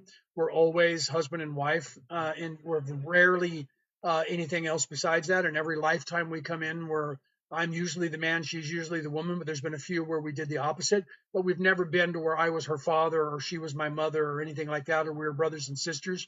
We have always come in as husband and wife, but that's very rare. We've come in that capacity because we come from a higher plane to help you guys. So you will have all of that stuff around you. So somebody who's your mom now could have been your daughter in a past life, could have been your grandmother in another life. And so that there's a group of you that come together and you guys stay around each other to help each other out. Those are attachments, soul attachments. But let's go further with that. This is part of the defense against the dark arts, my friend. This is why we teach this course, because you could have attachments to you that are negative energy, negative people, disembodied negative energies. Okay. That's why we teach this. If you want to learn how to take care of all that, we have this course coming up. This is the last one for this month, the 20th and the 21st coming up, right? If you're interested, it's a Zoom call, 2 days, 4 hours a day, 88 Australian dollars. So that means if you're in America, that's like $65, right? So because your guys' dollar, the American dollar, the pound sterling, and the euro are better, worth more money than the Australian dollar. So you get this $1,200, you get half off of the $1,200 value. You pay $63 to $65, and you get to talk to me for 8 hours to pick my brain, and I tell you all of that stuff, right? So if you guys are interested in learning the defense against the dark arts, send us an email at merlinandmaeve@gmail.com. Tell us that you want to get into on this class on the 20th and the 21st, okay? And tell us your name on TikTok so we know who you are on TikTok, as well as your name. And then we'll send you an invoice for the 88 Australian dollars. And then we'll get you into the TikTok. We'll get you into the Zoom class on the 20th and the 21st. Okay, so if you're interested in learning all of that to get rid of all those attachments, here's what happens, right? There's negative people. People are self-serving. Some of them hate you. Some of them put curses on you. Some of them are energy vampires. Okay, you guys know who those people are. They're the ones you don't want to go over to their house because every time you get there, they're like, they're Downer, Debbie Downer all the time. But by the time you leave, you're Debbie Downer now, and they have all kinds of energy. Woo, glad you were here. Thanks for coming. And you walk out going, that guy drains us every time we go over there. That's an energy vampire. Okay, you need to learn how to protect yourself from that. If you're an empath, you have all these energies from other people that is affecting you because you're empathic. And sometimes people don't know how to stop that information or release it when you get it. My wife was that way until I showed her how to fix that. If she was here, she would tell you the story. She does every time. She was getting all this energy from other people, all their emotions, and she didn't know how to release them. So she would have what she called a energy regurgitation, where one day she would just lose her shit and she would just like go crazy and just like mad and yelling and screaming and kicking over tables. And I said, you don't have to be affected that way, baby. You just need to let it go. When you know that you picked up somebody's energy, you need to push it away. I had to teach her how to do that. That's part of the defense against the dark arts. Okay. So what is that? Tramp is the seventh horseman, and the trumpet of the, are you trying to say, and the trumpet, the apocalypse is written? No, that's, the apocalypse is written in Urena 46. So I don't know if you're trying to say the orange guy, is that what you're talking about there? Where you're saying is the seventh horseman? That's just not true. I'm not sure what you're saying there, but there is no apocalypse coming. That is what they're trying to get you to believe so that they can stay in charge in a timeline. Okay. So they need the world to come to an end, and they need it to come to an end to where there's a dystopian society that they still run afterwards. So what they're trying to do is get everybody on the world convinced that we're going into a third world war and we're going to fire all of our guns at once and spin off into space.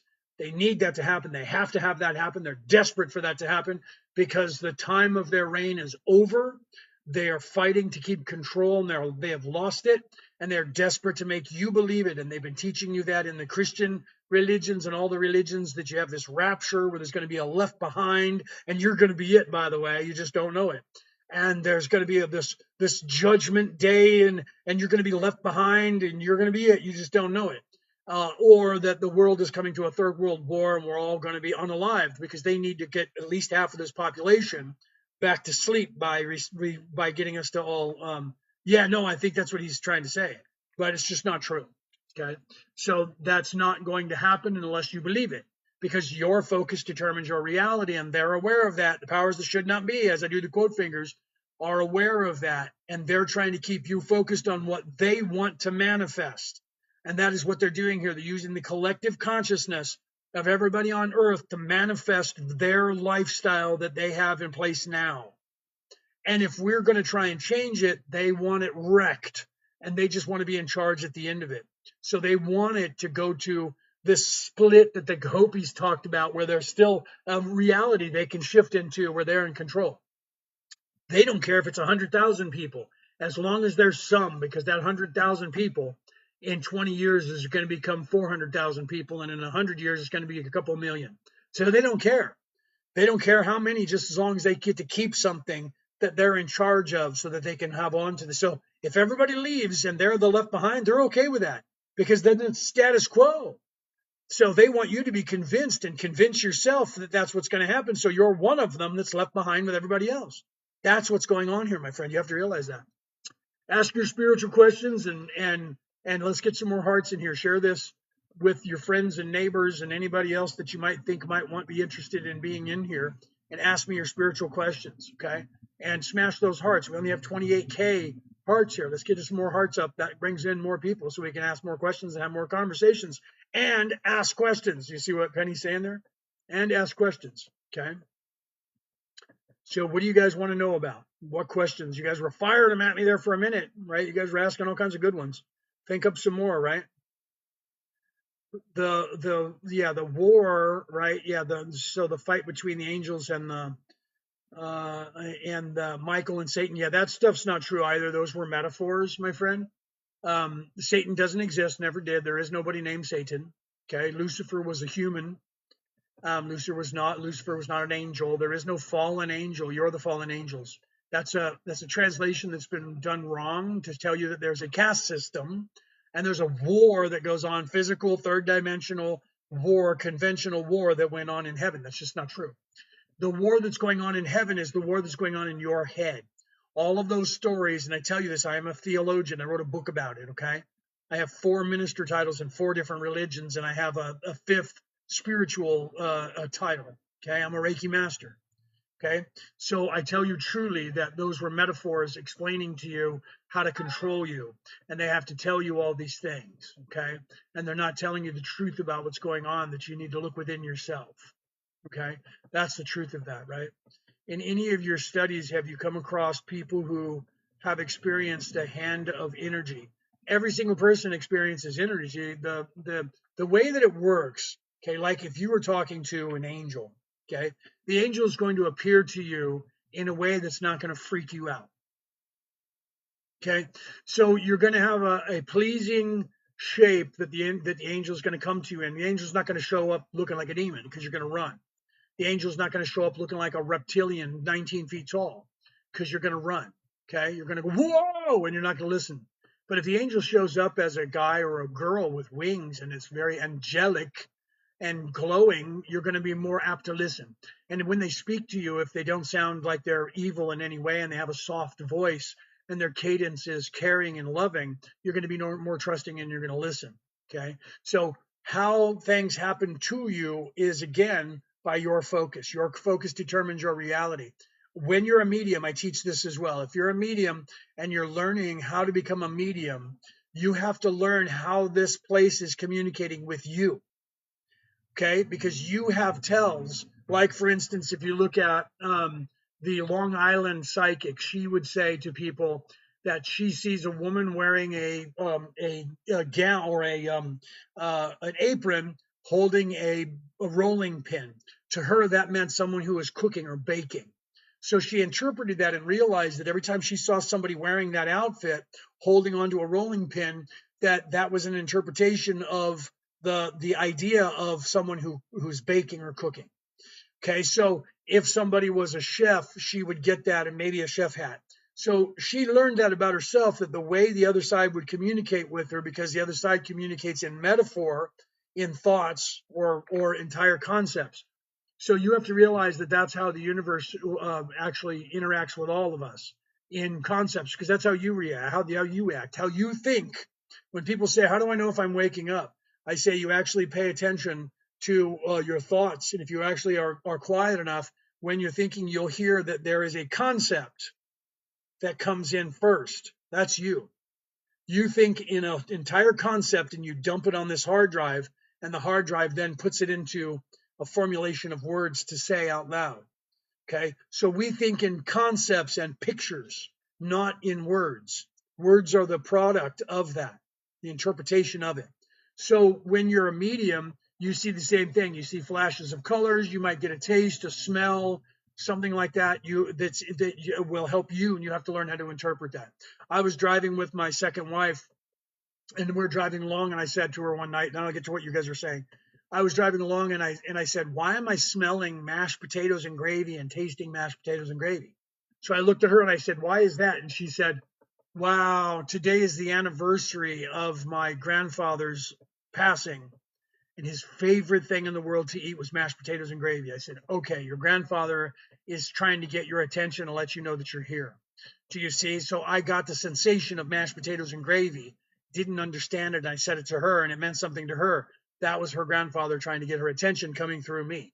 So even when your higher self or your guides come through, they'll come through like that. All right, so let me look at what you were saying here, saved, right?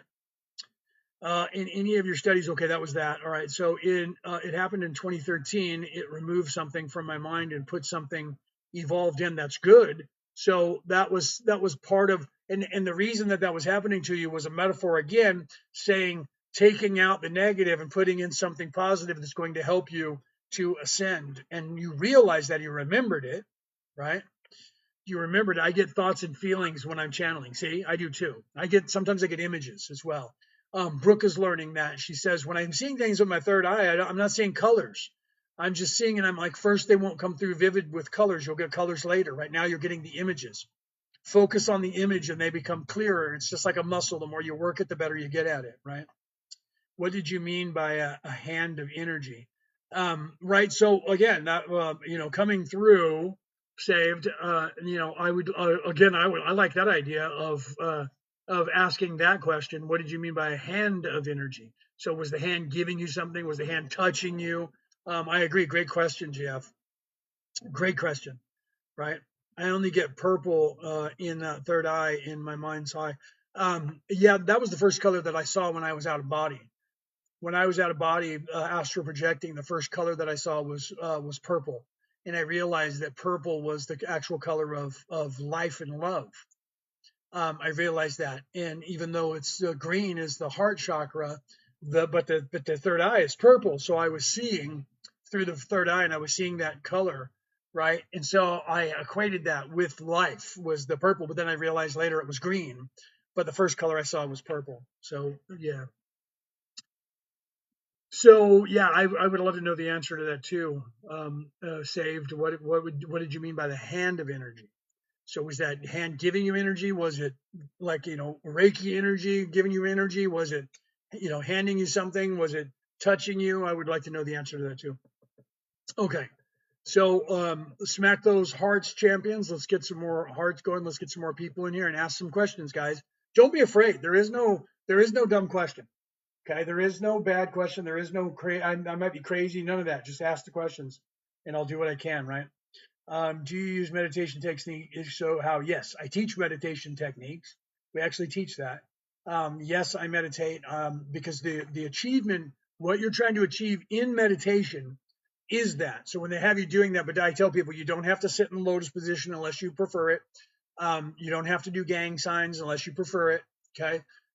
You can do it in any way because ultimately, when you first learn it, you should probably practice it in a way to learn breathing techniques, learn to calm yourself. And that's why people have you sit in that position because you learn to do that. Okay.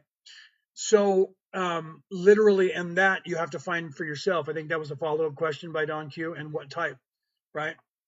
It's hard to explain in the chat. That's okay. If you want, you can type it up. Type it up in a type and send it to email us.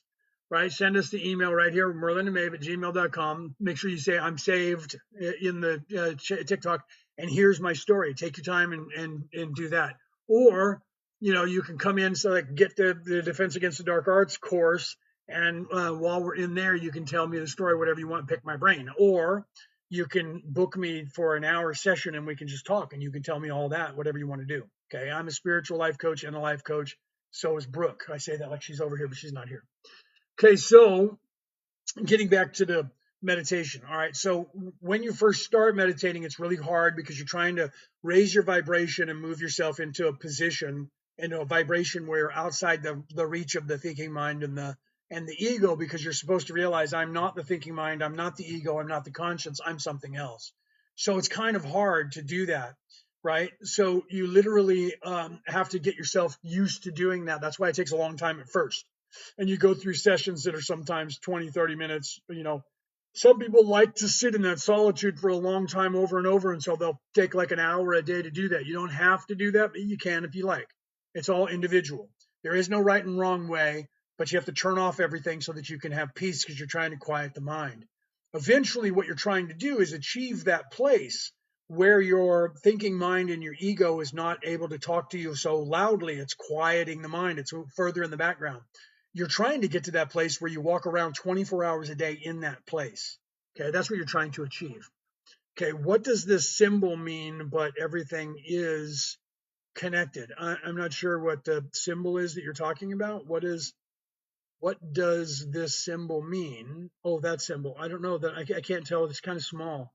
I don't know what that is. It looks like you'd have to put a bigger picture of it. I don't know, almost looks like a fingerprint on the screen. I don't know what that symbol is. You'd have to send it to me in an email so I could see it. But everything is connected. So everything is connected, but I don't know what that symbol is and I can't see it. I apologize. Let me see if I can see it better on my phone.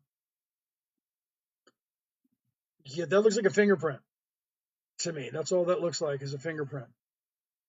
So I don't know what that means. Let me change glasses here and see if I can see it better. Let me see if I can see it better. Yeah, it still looks like a fingerprint. So somebody might be using it for something. That symbol, I don't know what that symbol is, but it looks like a fingerprint to me, my friend. So, or like a generic fingerprint. So I don't know, right? Yeah, even Penny said that. It looks like a fingerprint. Yeah, so I don't know if somebody is using that symbol. It could be a symbol for somebody's company or something, right? And somebody could be using it as something, a sigil of some sort. I just don't. It looks like it's a generic fingerprint or like a peanut or something. You know what I mean? How they do that with that. I would love to get down to the bottom of it. What about no is part of me isn't? Wait, let me say that again. I would love to get down to the bottom of it. What I do know is part of me isn't. Oh, okay. So when we could still, I mean, if you want to book me, you can book me for an hour and we can just talk. You can tell me your story and I can help you and interpret that stuff. If you want to do that, like I do that. That's what we do. It's one of the things that we do. We can help you with that. Right? Sweet welcome, sweet crumble pie. I love that. Sweet crumble pie. Thank you for that. So yeah, you just have to decide if you want that kind of work. We are willing to sit. And if you don't vibe with me, you can always maybe you vibe with Brooke. I don't know if or one of those people that are like, well, you're a dude. I don't know if I'm going to tell you everything. You know what I mean? But that's what we do. I can only give you what I can here on this platform. I try to give you guys as much information to help you as I can. Thank you, Sweet Crumble Pie, for the rose and that heart. Thank you very much. Make sure you guys slam those hearts for me on the screen there to get those up so we can get some more people in here. And please ask your questions, right? When you guys have questions, please type them in there and don't be afraid.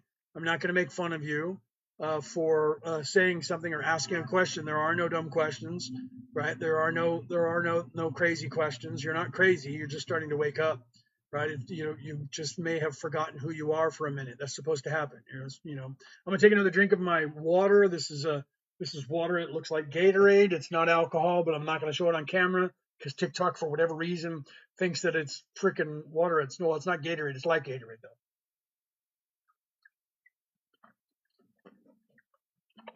It's vitamin water. It's called Voost over here in this country, right? We call it Voost. Okay, so smack on some of those hearts for me there, champions, and let's get some more questions here. Ask me your questions, or I'll just start talking about things myself. Don't be afraid to type. It's okay. What do you want to know about this world? Even if it's, let's go back to 3D. What do you want to know? You want to know what's going on here? I wrote a book about it. You can see it on your screen there. I wrote a book about it called The Reality About Reality, Returning to the Old Ways by me, Leonard O'Neill. Okay, and that's telling you about what all of the spiritual practices around the world were telling you. Okay, so here we go. Let's see. Can you tell me or know what is wrong with me the past few weeks? I've not been feeling good. A heavy head today. Well, if you're not, it depends on what you got going on. If you're getting close to waking up, your third eye. So it depends. You're saying if your head is hurting, where is it hurting? Is it hurting here? Like in the front. If it's hurting in this area of your head, you have to look at, do I have some flu bug? But if not, and I have a cold, that's your third eye. Your third eye, when it's starting to wake up, is going to play heck on you. It's going to play hell with you. You're going to have a lot of pressure there. You're going to have a lot of funk that happens in the third eye. I get it when I'm channeling. Right now, I get it right now because I'm channeling. So I'm using my third eye to communicate. You use your optic thalamus and your pituitary gland to communicate when you're doing that. So if you're upgrading, because all of us are, we're going into the time. Today is the 18th if you're in America, the 19th if you're over here in Australia. Okay, what can I do to make myself better? You can you need to balance all of your chakras, right? We teach this in Reiki, but we also teach you some of it in the Defense Against the Dark Arts. We teach you how to protect yourself. This course right here is our most popular. We have 3 a month, okay? And this is the last one that's coming up on the 20th and the 21st. That if you're in the United States or in Europe, that will be on your 19th and 20th because I'm in New South Wales, Australia. So that course is a Zoom call, 2 days, 4 hours a day, an 8-hour course where we're actually going to teach you, here's all this negative stuff that's going on around you and at you, and here's how you balance your entire body and fix your body and protect yourself from all this negative energy so that your body can relax and you can think, okay? What I used to have a lot of deja vus. Deja vus are good. Well, deployed, that came true. I've probably been using the wrong words. No, deja vus are good because when you have deja vu means, you get this sense that you've already seen this, you already know this was going to happen. That's always good, especially if you were deployed. You said deployed. I'm assuming you meant like overseas, like deployed, right? Your deja vus there are protecting you. they're letting you they're letting you see things ahead of time so that you made it. Yeah, military. That's what I thought. Okay, you said deployed. So same thing, man. You're one of those guys, man. I'm getting a really bad feeling about this. Listen to those guys. The deja vus are there to let you know that you're on your right path, even if you're in a combat situation. Not saying that the combat is your right path, but the one that's allowing you to jump over times to make sure that you see things. It's helping you to expand your consciousness, and it's letting you know that you're seeing things from a 4D perspective. So you're seeing things out of time instead of from a time dilation standpoint, because in third dimension, you have a past, a present, which is now, and then a future, which is not here yet. When you're outside of time, all of that is condensed into just now. So when you start moving closer to 4D, that time dilation shifts. You start being able to see a little bit further out. So when you're on the right path of your algorithm, from you're moving like in the world, you'll get more deja vus as you hit that zone where you're expanding your consciousness. And sometimes that will come through to save your life in combat situations or something that might be terminal, to where that all of a sudden turns on and you go, oh, we got to go right now. You know what I mean?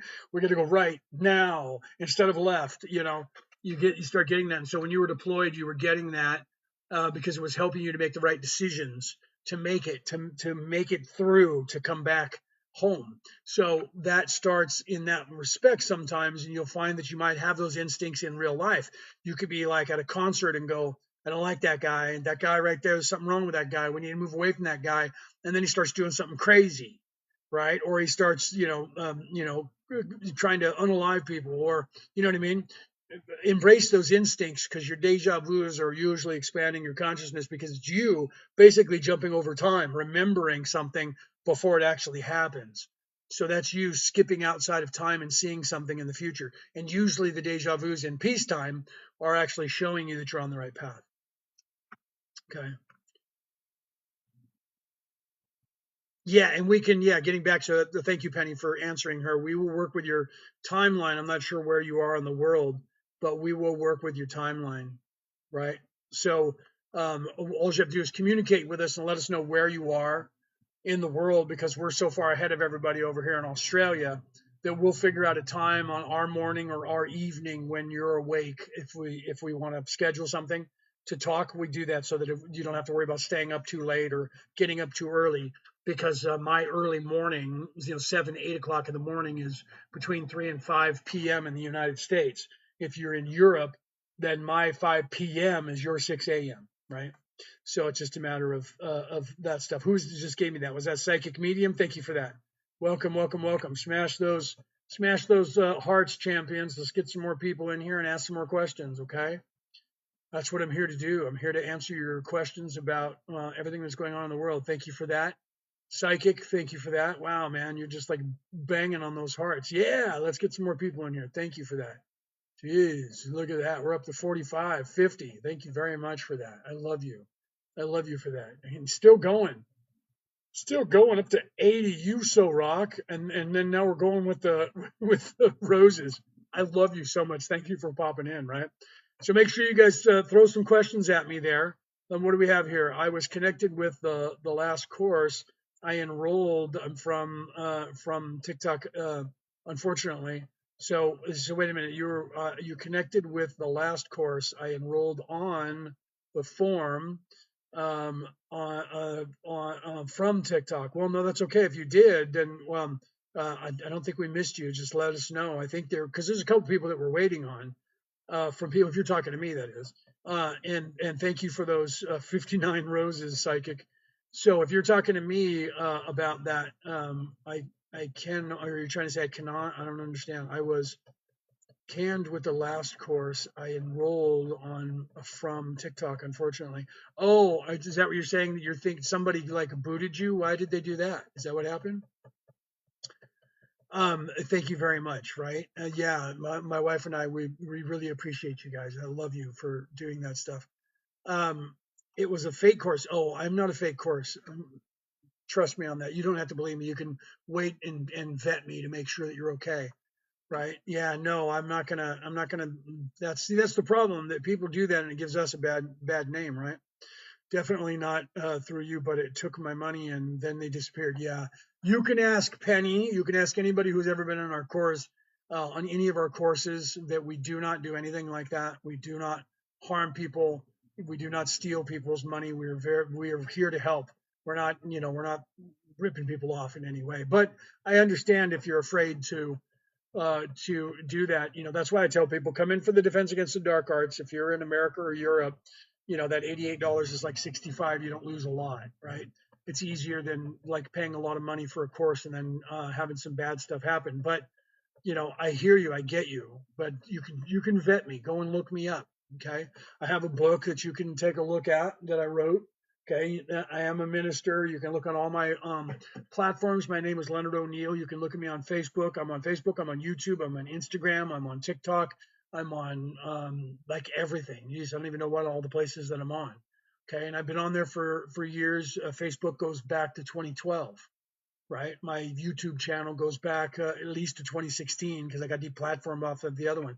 I have a podcast. You can see it right here on the screen, Orion Rising, right? There's 780, no, 580 episodes online everywhere in the world for you to listen to. So you can see that I'm not a grifter. I'm not somebody who's trying to take you, right?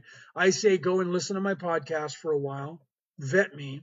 I've had people take a couple years to vet me before they would work with me because they were afraid that I was going to be one of those somebody's who's trying to make a cult or whatever. So I'm okay with that. Take your time and look through things, right? Take time and look through things and see who, right? I mean, you got a couple of people in the audience right there trying to tell you that, right? So take your time, and I'm okay with that. And then, wait till Brooke comes here. She'll be here in about 45 minutes at the most. Brooke will be here. You can see her and talk to her as well, so you can see who we are. If you're still going to be here, just hang out for a little bit. She gets off work a little bit after 12. She said she'd be home by, and it's 5 minutes to 12 right now here in Australia, in New South Wales, over here by Sydney. So she should be home in about a half an hour to 45 minutes, and she'll be on camera. So if you want to hang out for a bit, you can see my wife, right? Yeah, right. Penny knows me forever, right? I've been teaching this stuff for years. We were doing it. We were teaching it on Facebook. There was a group that we were teaching psychic development, psychic reading and development for years. There's a whole bunch of us teaching people how to unlock all their psychic abilities. I've been teaching Reiki for 30 years. I've been teaching spirituality for 40 years, right? And that's not a joke. You can look me up, right? So that's why I tell people vet me. It's okay. I don't get offended by that stuff. I understand people are out there and they're bad and they do stupid crap, and it gives the rest of us a bad name because then you come to us after you get ripped off and you're like, I don't know that I want to do that. That's okay. I'm all right. You can stay here and ask me as many questions as you can, right? So I can work with you as much as I can on this platform, as long as I can, to tell you things. And but like you were saying that you weren't sure about some of the stuff being maybe told on this platform. So if that's the case, you have to let that stuff go. But ask me some more questions. Like start feeling me out, right? Ask me some more questions. I'll tell you what's going on. Okay. So for those of you who are still here and hanging out, ask some questions if you guys are interested. Defense Against the Dark Arts. Okay, you can see it right here on the screen. Defense Against the Dark Arts. We have the last course for this month coming up right here on the 20th and the 21st. If you guys are interested in learning about like all the negative crap that's happened to you, right? Do you hear dark and light spirits? There are both. Yes. Do I hear them? I don't hear them, but I do hear them, but I don't hear them with these ears, right? I don't hear them like talking like out loud like you would hear audibly, but I do communicate with people on both sides. Yes. So I do communicate and see. I see people with my third eye, disembodied. I see people, I have the ability to, I have the sight. So when I look at somebody, I can look into your eyes and I can see whether you're in service to self or in service to others. And that some people don't like that because they can't hide from me. So when they look at me, I can just look right into them and see whether they're good or evil. Right. So yeah, and I teach that.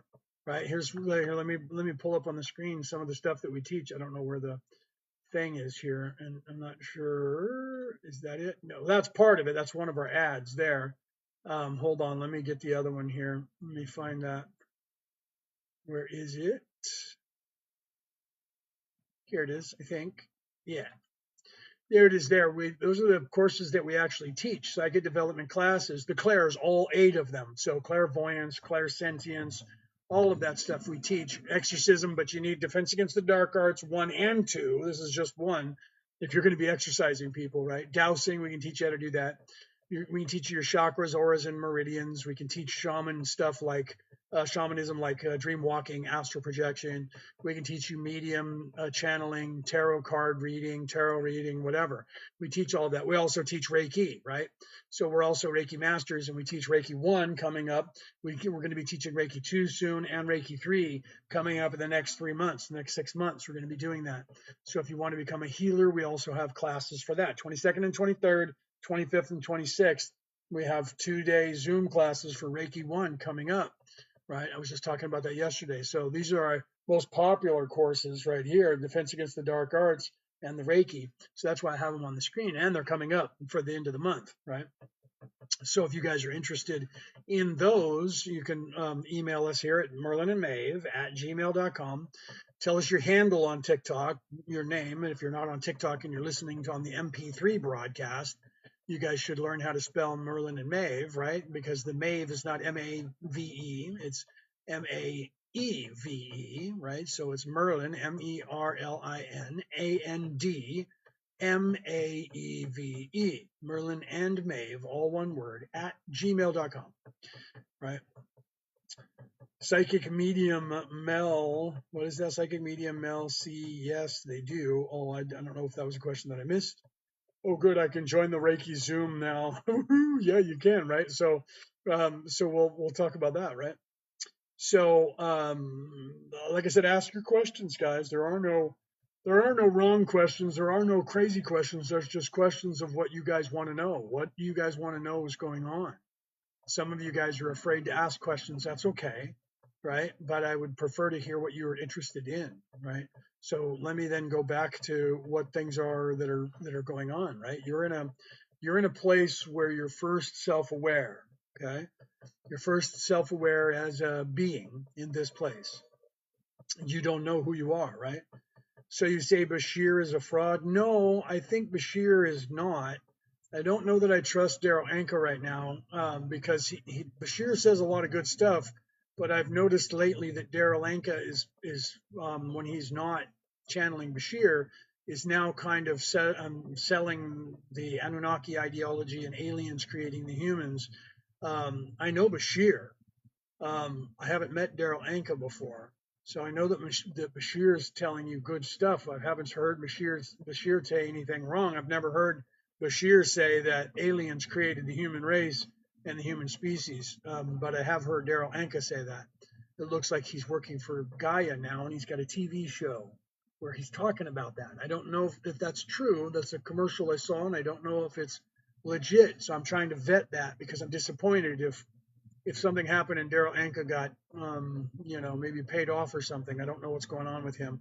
I've never met him and I would like to. I follow him. He follows me, but I just don't know. Yeah, right. So he was on Gaia. So it looks like he's accepted a large paycheck from Gaia.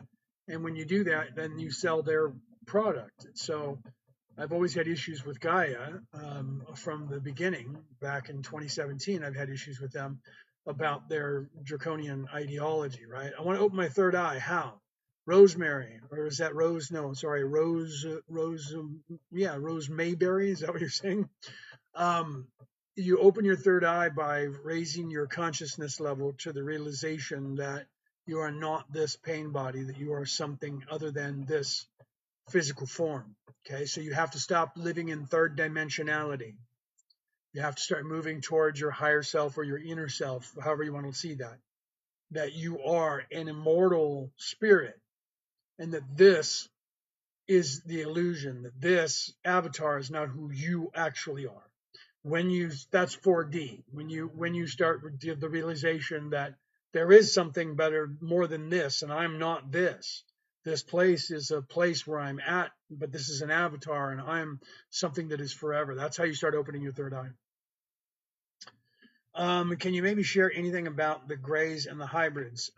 They're one of the things that everybody's afraid of down here is that, you know, the governments, they think the governments have to tell them that aliens exist or they don't exist. That's just not true. Some of you are actually not from here. Your physical body is from here, but you, who's in that physical body, isn't from here. But you're not in a prison that is manned by third dimensional people. That's a lie that they're telling you about. So there are grays. There are several gray species, a couple of which are actual robots. They don't have souls. So they're trying to figure out the pneuma, the spark of God. And that's why you have AI running around on your planet now, because they're trying to get you, all your collective consciousness, to make AI have a soul so that they can then figure out how to get themselves a soul, because they're just robots. Okay.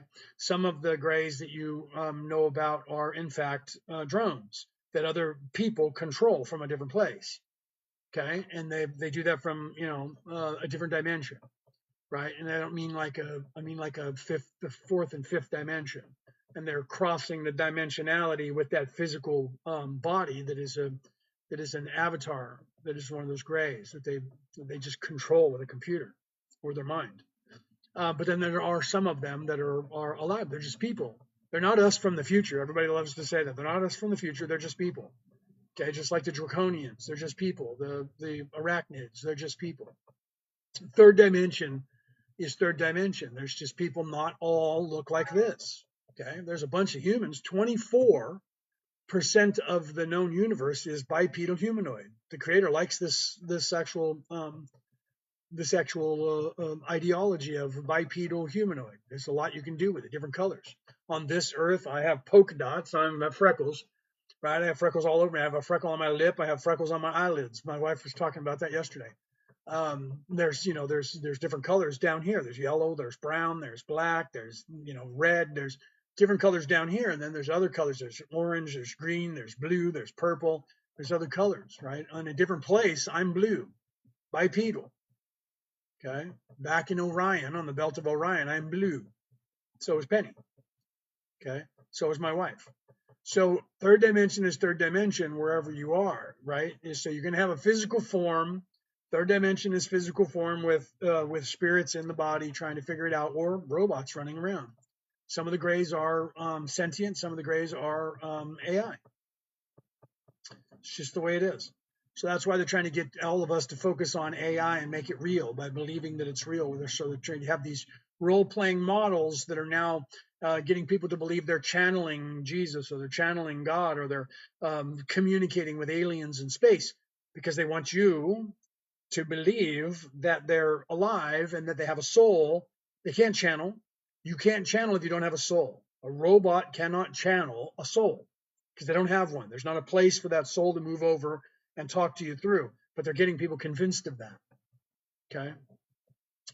I was told I have a connection with them, but I always hear so many different things. Yeah. So, okay, what you have to realize in third dimension is that not everybody's evil because they're a certain race. Some people go, are all the draconian evil? No, they're not. They're third dimensionality. So on this world, no matter what race they are, just so you know, okay? So if you believe that there are grays here, you believe there are draconians here, you believe there are mantis people here, you believe that there are the Nordics that are here, plus us, the dynamic on this earth, total dynamic of sentient souls, is 86% of the population are in service to others, and 14% is in service to self. Okay, so if you had 10 million grays standing here looking at us right now, and that they are a part of this planet living here, 14% of them are evil. Okay, the rest are not. Hold on, I gotta let my cat in. He's realized that he's wet now and he wants to come in. So hold on a second, I'll be right back.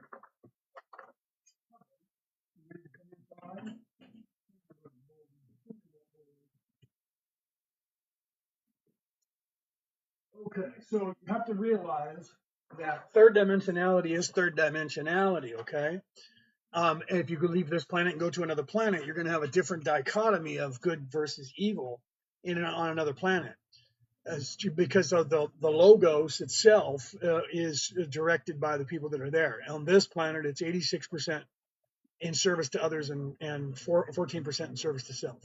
So you could be connected to them because in a past life you could have been one. You have to realize there's people of those races that I told you about that exist here on and in this world. Okay. So that doesn't mean that you've always been a human. Okay. It also doesn't mean that you've always been on this planet in third dimension. Okay. There's a very large portion of the population are not from this earth. The souls came from another place and came here. Because the way it works is when you're in second dimension, if you happen to be here on Earth, you become a human here. But say you were on a different planet. If you were on a different planet and that planet doesn't sustain third dimensional life forms, when you become self-aware, you will be transported to the next nearest planet that does. Okay, so if you came from a planet that was close by here, okay, and you were a two-dimensional being and you became self-aware, you would end up here if this was the next closest planet that it just sustains third dimensional life. You'd be cycled into this place, and you would still be veiled, so you wouldn't even notice it. You wouldn't know that you were in a different place before. Okay, you wouldn't remember that while you were down here. Okay, so you could have been, and then while you're here, here's the thing. Okay, while you're here, you're not always human. You could come back as a gray or a mantis or a hybrid or a Nordic because they're here. So they want you to think that because you're human, you're never anything but human. That's the caste system. They want you to believe that that other races are other races and we can't be in those bodies. That's just not true. Third dimension is third dimension. So in your direct past life, you could have been a gray. Right? You could have been a mantis. You could have been one of those aliens that has spaceships that's flying around. You could have been a draconian. There are some people I can look at. My wife and I do this all the time. There are some people, right, very blue, like that color blue. Yeah, right, Penny? We're that color blue. Very blue. That's like Shiva, right? Like Shiva in the Hindu edicts, Vedics, the literally it's almost purple. It's so blue, right? So people think that if I'm a human, I'm a human in every lifetime. That doesn't necessarily mean that. Your whatever is third dimensional. You could have been a whale. You could have been a dolphin. Okay. And being self-aware. There's other races that are here on this earth. So you could have been a gray in many lifetimes, and now you're a human. So my wife and I do that. Brooke and I do that all the time. We'll look at people and we'll see them, and then you can see the traits in people's faces if they were a different race, and sometimes you can see their higher self and go, they're Lyran. I can see it. And Brooke will do the same thing. We sometimes will look at one another and we'll say it out loud at the same time. We'll look at them and go, Palladian, Palladian, because the soul was in the Pleiades for a long time, and then they came here, right? So a lot of that is residual in the look of some people. You can see if somebody, especially now Penny will attest to this, especially people who were wolves. People who are wolves or dogs, when they come in, they have a certain look. So I can see somebody and go, that one was a wolf in the past life, because I was. Penny was. We were wolves, right? We were wolves here in a wolf pack a long time ago. So we still see that, and Brooke does too. She'll look at somebody and go, that one was a wolf. Yeah, you can see that, huh? So you can see that, right?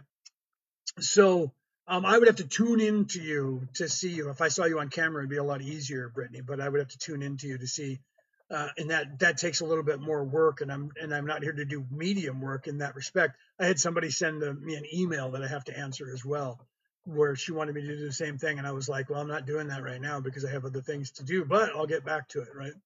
So, but if you're here, let me tell you this. Now I'm going to start tuning into you a little bit. If you're here on this planet, I will tell you that you volunteered to be here. This is not happening to you. This is happening for you. Okay. Because this particular planet is a planet that being stuck here and being veiled is actually one of the hardest ones in this entire Milky Way galaxy. This is volunteer only for extra credit. Okay. So if you're here, you're already a rock star because you've already been through this, and then you volunteered to come back and do it again.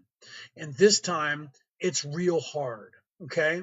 So that much I would tell you about you. If you're here and you're listening to me, first of all, you're more awake, or you'd already think I'm cuckoo you and you would have left. The fact that you're listening to me, and those of you who are still in this audience, if you're listening to me, it's because you hear my voice and you're going, what if this motherfucker's right? And that's why some of you are afraid to ask questions, but you're listening to me because you're wondering if I'm making shit up or not. You're trying to figure me out. That's okay. I tell people they should do that. Okay. So I tell you truly that everybody who hears my voice, you're here because you volunteered for this. And I know that sucks, man. I say that sometimes. Was I drunk? What was going on? Did they say everybody take one step forward and wants to volunteer and everybody step back and I didn't? Is that what happened? Right? I mean, but you did. You volunteered for this. You just don't remember it. Okay. So you're already a rock star because this place, when you leave here, you'll understand this. When you graduate from here, you're going to meet people in the universe in 45D specifically, and they're going to go, "You were on Terra? You're one of those. Holy crap, what was that like? You're a rock star. This is first of all, going through this is not easy. Just the normal pace of being veiled to begin with in a normal cycle is rough. So when people get out of here, they don't want to come back, right? They don't. Some of us go, I'll do it. Let's go to a harder. Yeah, I'll do it. So this place was created, and then it got really stuck. And then we got this idea of changing things. Because normally what happens is like the last cycle that was here, 77,000 years ago, the people rose up and started a global society. And eventually by 38,000 years ago, they were a global society like this one. Okay. The people get close like this to go to the next level.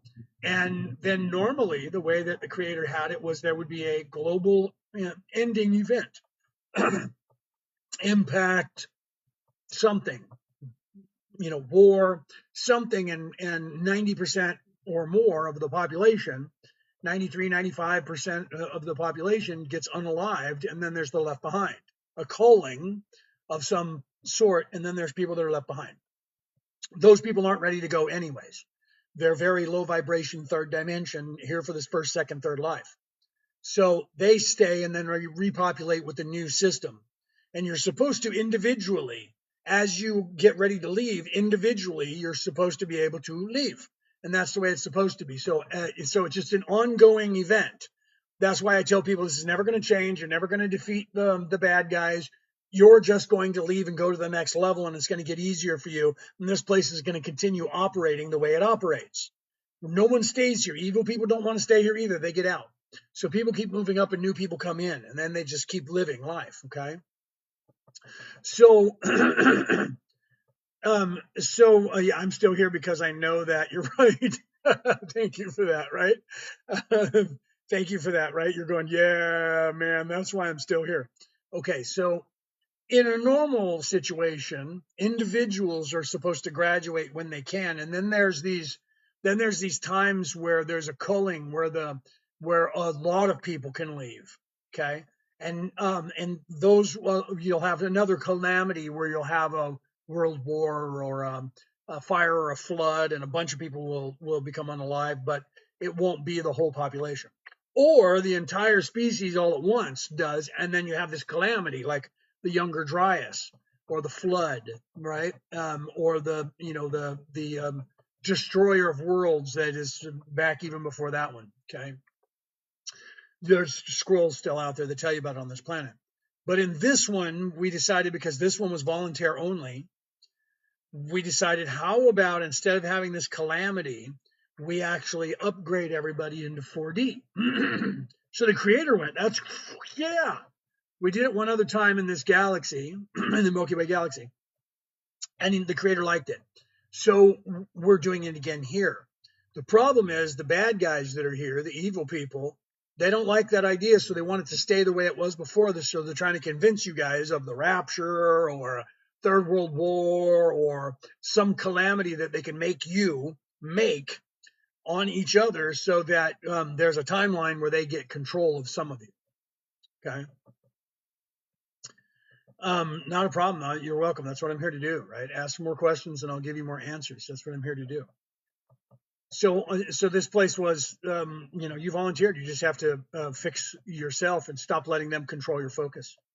Hooper says, any tips to hearing the creator's voice inside of me? Yeah, listen. Quiet your mind, expand your consciousness, and listen. You can talk to animals. You can talk to trees. You can talk to your higher self. I am talking as my higher self. Not my higher self, but my higher self. Okay. You can do that as well. You can communicate with the creator. You can communicate with angels, archangels. You can communicate with all these people. You just have to expand your consciousness and realize who you are. Once you realize you're not this body, that you're actually an immortal spirit, that unlocks within you the abilities to do all those psychic things that I had up on the screen. That starts piercing your veil. Once you crack that veil and you start being able to see through it, you start seeing this world in a completely different light, and you literally get smarter. Your IQ goes up. Okay, you actually start thinking like a real adult. And when they're doing all this gaslighting that they're doing to you on television, in the legacy news media, and on movies and programs, that's why they call them programs, that you look at that and you go, yeah, no, that's what they're afraid of. They're afraid of you guys knowing what I know. Okay, they're afraid of you unlocking what I have. And that's something that everyone unlocks. It's not something I own. Everyone unlocks that stuff. It's within you. You just have to do it. Okay. So by doing that, can you explain maybe how it may feel, speak to spirits in your mind? Yeah, that's kind of individual as well, but there's a communication where that's why the first thing that you do is you start hearing from your higher self and your guides, or you start developing that medium skills to where you start seeing other people or hearing other people so that you can communicate with somebody's loved one that's passed, or somebody, a spirit that doesn't know their past and they're running around. So you start getting used to the idea of there's thoughts that are coming in that are not mine, that are not evil, and I'm communicating with somebody and able to have a conversation with them. Because when you communicate not in physical form with someone who is not in physical form, the communication is conceptual, not words. You can, if somebody is third dimensional and they don't know that they're unalived, that can be a little bit easier to speak this way to them. But when somebody's not, and you get a whole thought process, you get the concept that pops into your head. And that's why mediums interpret those concepts as visual things, like, for instance, before mentioned, Long Island medium, when she said she sees a woman standing or someone standing in an apron with a rolling pin, that means someone who baked or cooked food. Okay, so you start realizing concepts that they show you, a flash of a concept, and you'll get that, right? Like I'm being shown when I was doing, to tell you the story, when I was doing the medium, I had a person that I was doing a reading on, and she was wanting me to this picture, and I looked at the picture and wanted me to read it, and I said, "That's your husband, and he's passed." And she said, "Yeah," and I said, "Okay." I said, "Well, and I was getting a yellow rose on my chest, and when I looked down to it, the person holding the rose went boop and touched my nose, boink, and laughed." And I said, "I'm getting a yellow image of a yellow rose on my chest." And when I look down, the person flicks my nose and giggles.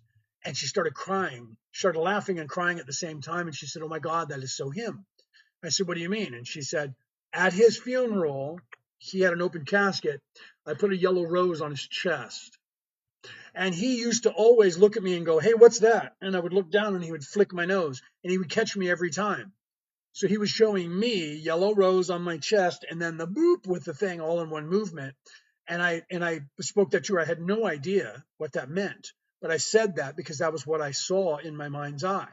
So as you start getting communication from other people, you will start realizing that depending on your ability, you'll either hear words or you'll think words that are coming in a communication, and you'll recognize that's not my thought, that's someone else, and it doesn't seem evil, and they're saying hey, listen, and you will then start sensing that someone else is around, or hey, this is your person's grandma, and you're starting to go, I'm talking to this woman, her name is Evelyn, and she says she's your grandmother. And then then that you'll start hearing that some way, a form of communication that will come from your right side. Right, left side's always negative, right side's always positive, so be careful of information that comes to you from your left side. Right, that doesn't matter if you're right-handed or left-handed, this is the way it works. Right, so if you're like, I have positive information coming to my left side, be careful, because you seem to be self-serving, you just don't want to admit it then. Right, so you literally start paying attention to the communique that's coming in. Right, there's hearing things. Right, I love hearing about these moments. Right, yeah. So there's these different things that you start learning that are unique to yourself. They'll start communicating with you in concepts that you will interpret, to yourself in different ways that mean different things. Senses, taste, smells, objects, things like that. You'll notice that they mean the same thing. Right? He's got a cigar. That means somebody who smoked. You know what I mean? You'll start to figure those things out. When you're talking to your higher self, it's a little bit different, because your higher self thinks in concepts and dumps it into your brain, because that's how you actually think. Okay, as a light being, you're conceptual, not linear. Your brain transmutes everything into a linear scene of words and images. So because that is the way you are, you get a download of information, and that has to translate to words and images. The same thing with communication. You'll get an entire concept of what they're saying. So when I talk to people that are say up there, whatever, archangels or angels or whatever, guides and stuff like that, then I get sometimes visuals from them that flash of an image in my third eye. And then sometimes I get a laugh, or I get a concept of language, or if it's someone who used to be on this earth that I knew, they'll give me a projection of things that they would say and do here. And that's a lot of what happens when people are talking from the other side to their relatives. They're going to give you things that they would say and do to them when they were here in human form. And that's how you can get that information to them, to allow them to realize that you're actually talking to somebody. You're not just making it up. Okay. And that there's no way, that's the beauty of that. There's no way you could know those things. And sometimes you go, why am I thinking this? Right? So you have to trust yourself to just blurt these things out. And sometimes you take a leap of faith. You go, who's Chris? You know what I mean? And they go, Chris, and Christopher, somebody with a C name. Who is that? That's why you hear sometimes psychics say that, because they're not quite sure if the translation's working properly. And they'll go, who's the C name? Who's Chris? C name, Chris? And then they go, oh my God, that's my cousin, or that's my father, or that, Christopher's my dad. Oh, okay. All right, well, this person is here. Right? And people mentalists tend to go, I can do the same thing, and that's just a trick. That's that's how because they're self-serving, and they have a self-serving talent, they can convince people that they're doing something that they're not, and it's a game to them, and they do it. That's just like a traveling man in the Christianity, going from tent to tent back in the day, traveling around and going, praise Jesus, and half those people are just saying those words because people pay the money. They don't believe it, but they're still helping people, because everything serves the all, or the one. So even negative, evil shit serves everybody. Serves you, serves me. So they serve as the bad. So it still serves everybody. It's an ecosystem that actually works. It's about trusting the inner voice. Yeah, once you learn the difference, right? I had an incident with my first wife where we were going over to my buddy's house for a barbecue, and he was a satanic priest, also into alchemy, right? And a bunch of other things, including necromancy. And I forgot that he had a little demon that he was in control of, that hung around in his house, right? I was used to it. I would walk in and it would be like, whoa, and I'd be like, yeah, shut up, bro. And I would just walk by it, and it would put images in my mind, and I would ignore it, right? Because I was aware of that, and I could defeat that. That's why we teach the defense against the dark arts, so that you can become aware of that, because the first step in avoiding a trap is knowing of its existence. That's why we have this course for you to learn these things, okay? And my first wife said, hey, can I use your restroom? We were all sitting out front. On the front, they had this porch that was really big, and we had chairs and we were barbecuing and hanging out under this tree. So he says, yeah, go in the door, go turn right at the hallway, go down to the end of the hallway, and the door right at the end of the hallway is the bathroom. So she goes in, and we're just sitting there talking, and she comes walking out, and she's really, really angry. She is really mad. And she looks at him, she looks at me, and she says, did you forget to tell me that you've got something in? And I went, oh, and I looked at my buddy, and he went, oh, dude. And he looks at her. I looked at her, and she goes, do you know about this? And I went, yeah. And she got mad at me. And I was like, oh, man, okay. I'm really sorry. I forgot about that. And this is what's going on. So she was mad at me because I didn't tell her. And I said, I apologize that I forgot. I didn't even think about it. But however, let's turn this into a learning curve. Okay. Here's the thing. You will now, for the rest of your life, know exactly what that type of demon feels like, what they do, how they act, and the things that they're going to do and what they try to do to you. So you'll never have that happen again. Anytime that ever happens, I'm turning it to the positive. The first step in avoiding a trap is knowing of its existence. Now that you've seen that, you know that it's real, you know how to sense it, you're never going to mistake that energy again. Right? So we were talking another time not too long after that, and she said, what are other demons like, and how do they do things? And I said, you ever see the movies? They kind of do it in the movies. You ever see the movies where they have that demon, and it's like sitting there and it's looking at somebody, and all of a sudden it moves like really fast, and they move somewhere, and it goes, and it moves real fast, and it freaks you out on camera? Okay, they act like that. Some of them act like that. Okay. And it's kind of freaky the way that they do that. Some of them act like that. They do that a lot with the faces that move real fast, where the head goes real fast. Some of them do that to scare you. They try to get your fight or flight response to kick in, because then they're easier to control you. So, and then I said, well, they also, what they do when they come right at you is they project all this anger and hate at you. And they do that all at once, and it hits you like a dead weight or a baseball bat in the face, with just all this hate and evil and anger, and all this stuff comes at you. And she's like, I don't understand how somebody could muster that. And I said, well, they just kind of do this. And I looked at her, and I literally mustered up everything that I could that was hate and anger, and then I literally just lunged towards her, and then did it. And she went, oh crap, and she almost fell over. Her son took like 4 steps away from me, right? And she almost fell down, and she was like, whoa, oh my. She was just, oh, and I had transferred through empathy all of that onto her, so she was feeling it. And her hands were shaking, and she looked at me and she went, I am so mad at you right now. I am so just, oh. And I was like, now give it back, let me have it. Okay. She was like, what do you mean? I'm like, come here. I said, now let me take that back from you. This is how you get rid of it. Let me see it. And she goes, how do I do that? And I said, just stop moving. Just come here. And I just walked up and touched her, and it just went away from her. And she was like, how do you do that? And I'm like, I can teach you how to do that. Okay. But that's what they do. So now you understand what that feels like. She goes, I have never felt anything like that in my life. I said, let's hope you never feel it again. But if they come at you and they look like they're going to do that, that's what they're going to hit you with. So you need to reflect that. That's one of the things we teach in the Defense Against the Dark Arts. If you guys are interested, right here, okay?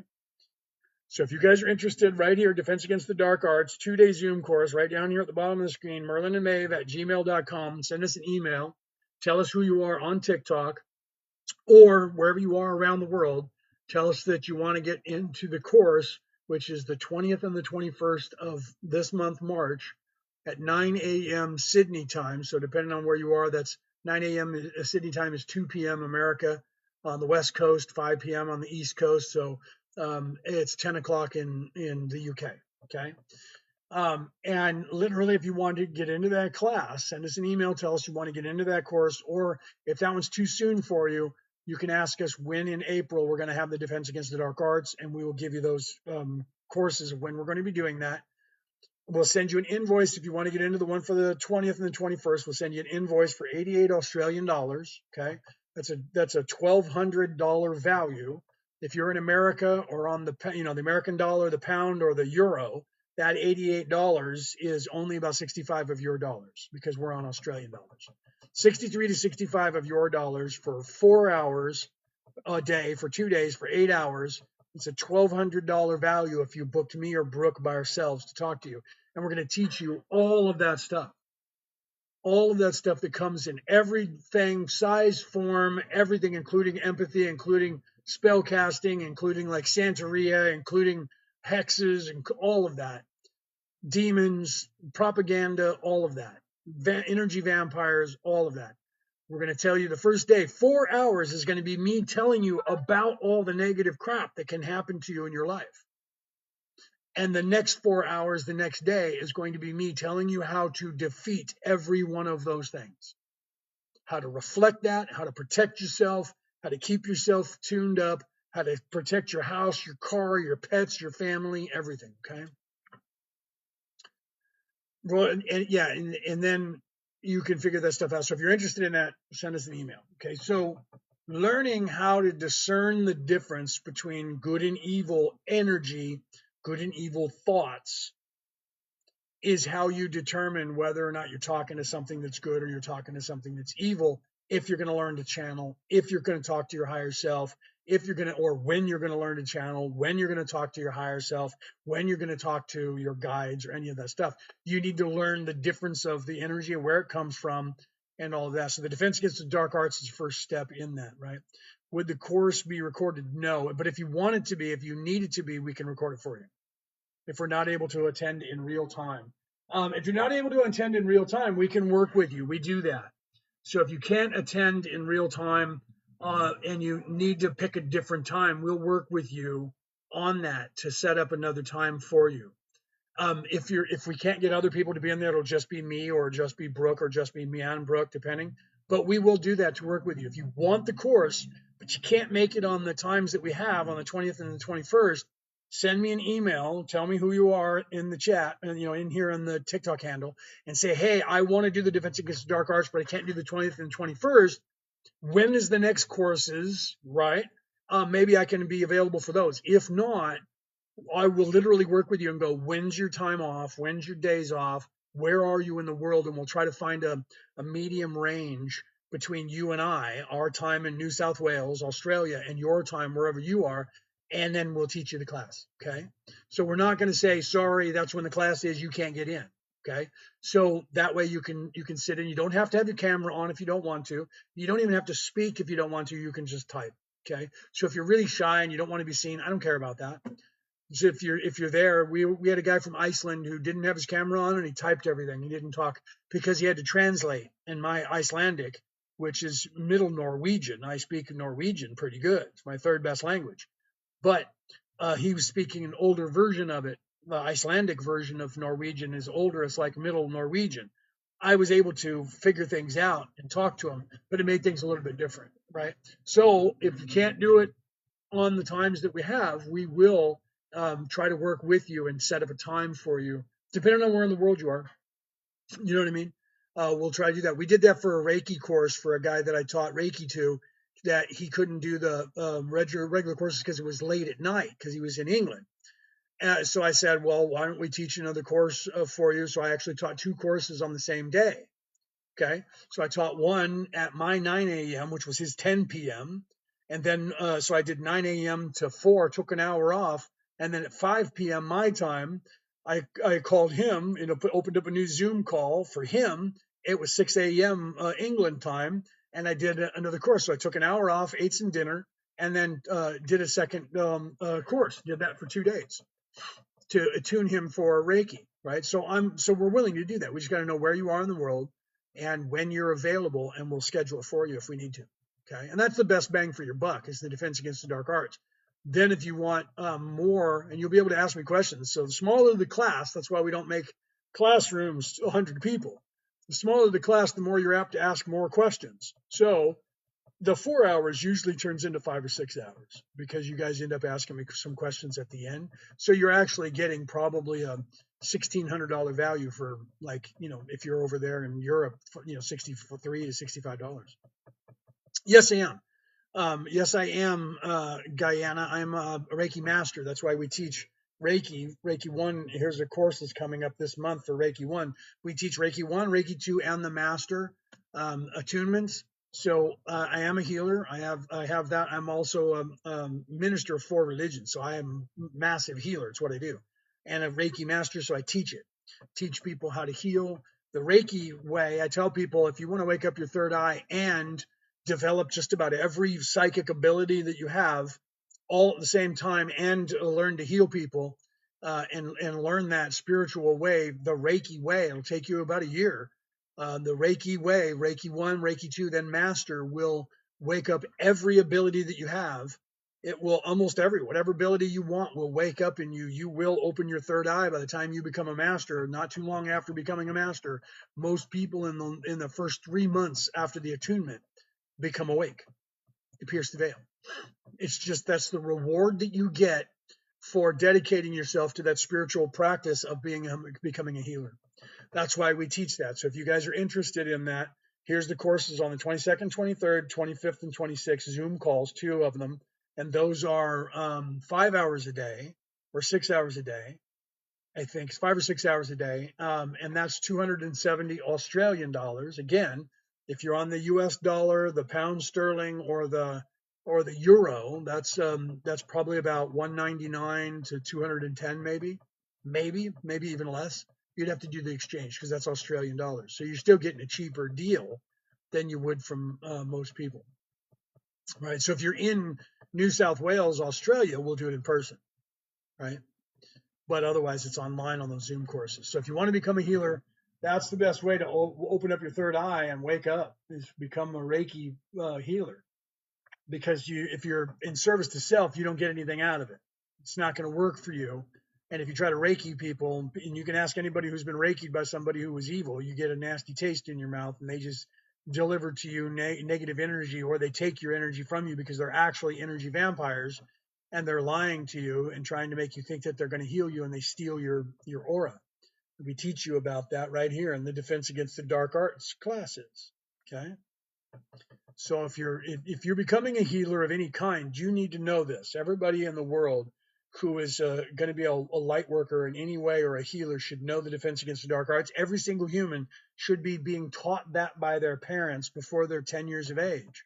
Just to survive on this earth, you should know these things, be able to talk to the hand, to understand what that means. Okay? To be able to understand what that means and to actually project things properly and balance yourself and be able to defend yourself against negative energies and evil people, right? You need to be able to have to do that.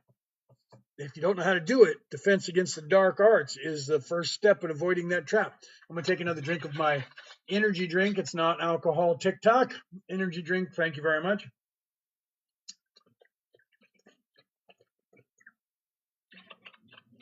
It's actually vitamin water. Okay. But if I show it on camera, TikTok thinks I'm drinking alcohol. If I drink regular water, they don't care. If I'm drinking my coffee, they flag me for drinking alcohol, and my energy drink got flagged. Okay, so smash those hearts, champions. Let's get some more people in here and ask some more questions, guys. Right? Oh, and then the recording, we did do it before, getting back to Celio. We did do it before where someone had to leave early, and we were doing the class, and we recorded it and then sent them that. So if something happens and you're in the class, we can do that. You just have to let us know because we don't normally record it, right? But it's easier if you just schedule the time, right? Set aside a time, find a time when we can work together and figure out where you are compared to where we are, and decide when that is, right? All right, so ask me your spiritual questions. You see it here, right? I am Kelto, and I am talking to you from the 11th dimension, right? The 11th density, because that far up, there's no dimensionality. It's all energy up there, okay? Or in there or out there, depending on where you're at. Sir, welcome. Good morning. Good morning. You must be in the UK, right? Or you're over or you're in the East Coast of the United States. I forgot where you were at. We talked about that before. Good morning. To me, it's afternoon. It's what time is it here? It's 20 minutes to 1 in the afternoon in New South Wales on the 19th, on Thursday the 19th. Oh, Bali. Oh, okay. Bali Island. You know, I don't know if I've ever known that, right? So, yeah, okay. So, good morning, right? How you doing over there, right? So, yeah, how you doing over there? So, um, let's see, spiritual questions. Otherwise, I'll just start talking about that. Why are we here, right? Yeah, on the East Coast is 9:41 p.m. East Coast of North America. So, you guys are here. You're stuck here. You volunteered to be here. Okay, that like scares everybody. No one wants to think that, right? Most people would rather think that aliens grabbed you from somewhere and threw you in prison than to think that you actually volunteered for this place. That freaks people out, right? But you did. This place is voluntary. This is what you go through anyways. Okay, you've been through this, so if you think you're here for the first or second or third time, this is actually the way that the universe works because the creator created it this way. Okay, so this is actually being done to you because this would be normal. You would be doing this, right? It's silence day at Bali right now. Oh, you guys actually have a silence day, so you guys don't talk the whole time? That's kind of cool, right? Why do you say stuck? Well, because you are stuck. You guys haven't graduated. Let me go back and explain that. Okay, so let me start with normally, what happens is you go through the progression of becoming self-aware, and then you become a human on this planet, or a couple other things that freak people out, right? So let's just stick with human. You become a human. You're veiled. You don't remember who you are. It takes between 7 and 10 lifetimes for you to start piercing that veiling to realize that you're a higher being that is a immortal being of light, not this physical body. When you come to that realization, then at a certain level right there, you start to be able to then move to 4D, okay, the fourth dimension. Then when the life ends that you're in third dimension, you move to the fourth dimension where you're less veiled. That's normal. So you're stuck for 7 to 10 lifetimes. Sorry, big trains going by. You're stuck between 7 and 10 lifetimes normally in third dimension. Okay. This place is a place that was designed for extra credit, where you were going to be stuck and it was going to be harder than normal. And every single person here volunteered to come down here and be stuck. Okay. So everybody came down here to be stuck, and it was going to take a little bit longer, not 7 to 10 lifetimes, maybe a little bit longer, to unstuck and move to the, back to where you came from. Okay. However, bad people came here in 3D and 4D who didn't realize this was a voluntary place. They came down here and got everybody stuck even harder by taking control of this place and getting you guys to create things for them. And then they left when we came here because your immortal soul cried out for help and said, we're stuck, and we need help. So people like myself from a higher plane of existence, and some of you who are here now, also heard that call, and you volunteered to come down here to enter into a human body and also be stuck and be veiled and not remember that you came here to help. So most of you know that you volunteered or don't even know that you volunteered to be here, right? But all of you actually volunteered to be here. Some of you volunteered to be here to go through this experience, and others volunteered to come down here to help these people go through this experience. Which one of those you are, I don't know until you wake up enough to realize that. Or we talk one on one and I can figure it out for you. Okay. But so this place got more stuck than normal because the bad people here that are down here, the 14%, that 1% of the 14%, the powers that should not be, who think they own the whole place, who are living in third dimension, they know this and they know the laws of free will. So what they're doing is they're just removing the law, the free will from in front of you. So what they're doing is in all of the Bibles is the way and the secret to how to get out of here. And what they do is they just go, don't look at that portion of the Bible. Okay, look over here, and you keep your focus on everything else. Look, here we have 1,000 channels for you to watch. Here's sports for you to watch. Here's music for you to watch. Here's movies for you to watch. Here's programming that we program your mind. Wait, here's a war. You like women? You like men? You like power? You like fame? You like money? What do you like? We got it all for you. Okay, as long as you don't look at the key that's sitting in front of you to the door that's right in front of you. Anything but that. They don't care. Anything but that. And then they tell you, don't listen to those religions. They're all made up. They're just fake. There is no God, none of that. You just have this life and that's it. Go to work. I own you and you owe me money. Okay. So that's literally what they do, right? What does channeling mean? Channeling is in the sense of psychic channeling, is when you're communicating with someone else.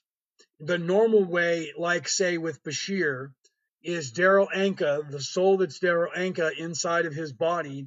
He moves over out of the way, and Bashir comes in and shares the body with him. And Bashir takes over the motor functions, just like an avatar, because that's what this is, anyways. And Bashir speaks through Daryl Anka's body. And Daryl Anka is sitting nearby, listening in. Sometimes he doesn't remember because he moves over into the back. Okay, that's a form of channeling that most people try to do. The other form of channeling is like this form of channeling that I'm doing. It's a lot easier, but it's harder to get to. Okay, it's harder to get to because you have to ascend to become unveiled. And I am speaking to you as my higher self. My higher self is channeling through me, talking to you. Okay. So I don't have to, as Leonard O'Neill, the personality, I don't have to move over and let Kelto come in and talk to you because I'm unveiled and I know that I am Kelto. So I'm talking to you, but Kelto, is not here in this body the way that you think you are in your body. Kelto is in the 11th dimension. So Kelto is not even my higher self. Kelto is my higher self. Okay. And I'm speaking to you as my higher self, all the way back down the channel of energy through the neural network of the universe to this person, into this body. Okay. So yeah, the mediums, question mark, right? Mediums, people who are mediums are able to communicate with people on the other side, people that have crossed over, or sometimes people who haven't crossed over. Okay. I've joined your fan club for 1 month. Thank you very much for joining the fan club, right? Yeah, thank you for that. Well, if you join the actual club, like on TikTok, where you're paying, we don't get any of that. Guy goes to TikTok, right? That's not a thing, right? So be careful of that one. So if you have to pay money, I don't think I get paid any of that. I don't think Merlin and Maeve gets any of that, right? I think that all goes to TikTok. I'll have to look into that. Maybe it does. Maybe I do get something out of it. I don't know that. So we don't actually promote that very much because of that. We don't do that. But what we do is if you buy one of our products, right? If you buy one of our products or do that, right? What happened to the report button? Yeah, I'd see. I don't know if that, because if you click on the thing, there, and you become a fan, that is us. But then there's like that super fan thing that you can pay for. Don't do that because I don't think I get paid for that. I think that's just TikTok, right? But if you hit and become a fan in the fan club, then yeah, then that's us. But I don't, so then anything that you give us, like coins or stuff like that, that goes to us. So that is that way. But there's another one that's a super fan. Don't join the super fan because that's not us. So that's why we don't promote the super fan club. Because TikTok gets most of that money, so we don't want everybody to do that. But however, what we do give you though is if you buy one of our products, then we give you a discount for the rest of your life off of our products. So like if you do get like the Defense Against the Dark Arts or whatever, you become a wayfarer and we put you on our list of wayfarers, and then you get 5% discount on everything from that point on. Okay. So that's like cool, right? Would you say I shared it on Facebook? Um, so yeah, I'll have to look at it and see what you're talking about to see if that's what it is, right? Why is Napi at Bali Island? Napi at Bali Island.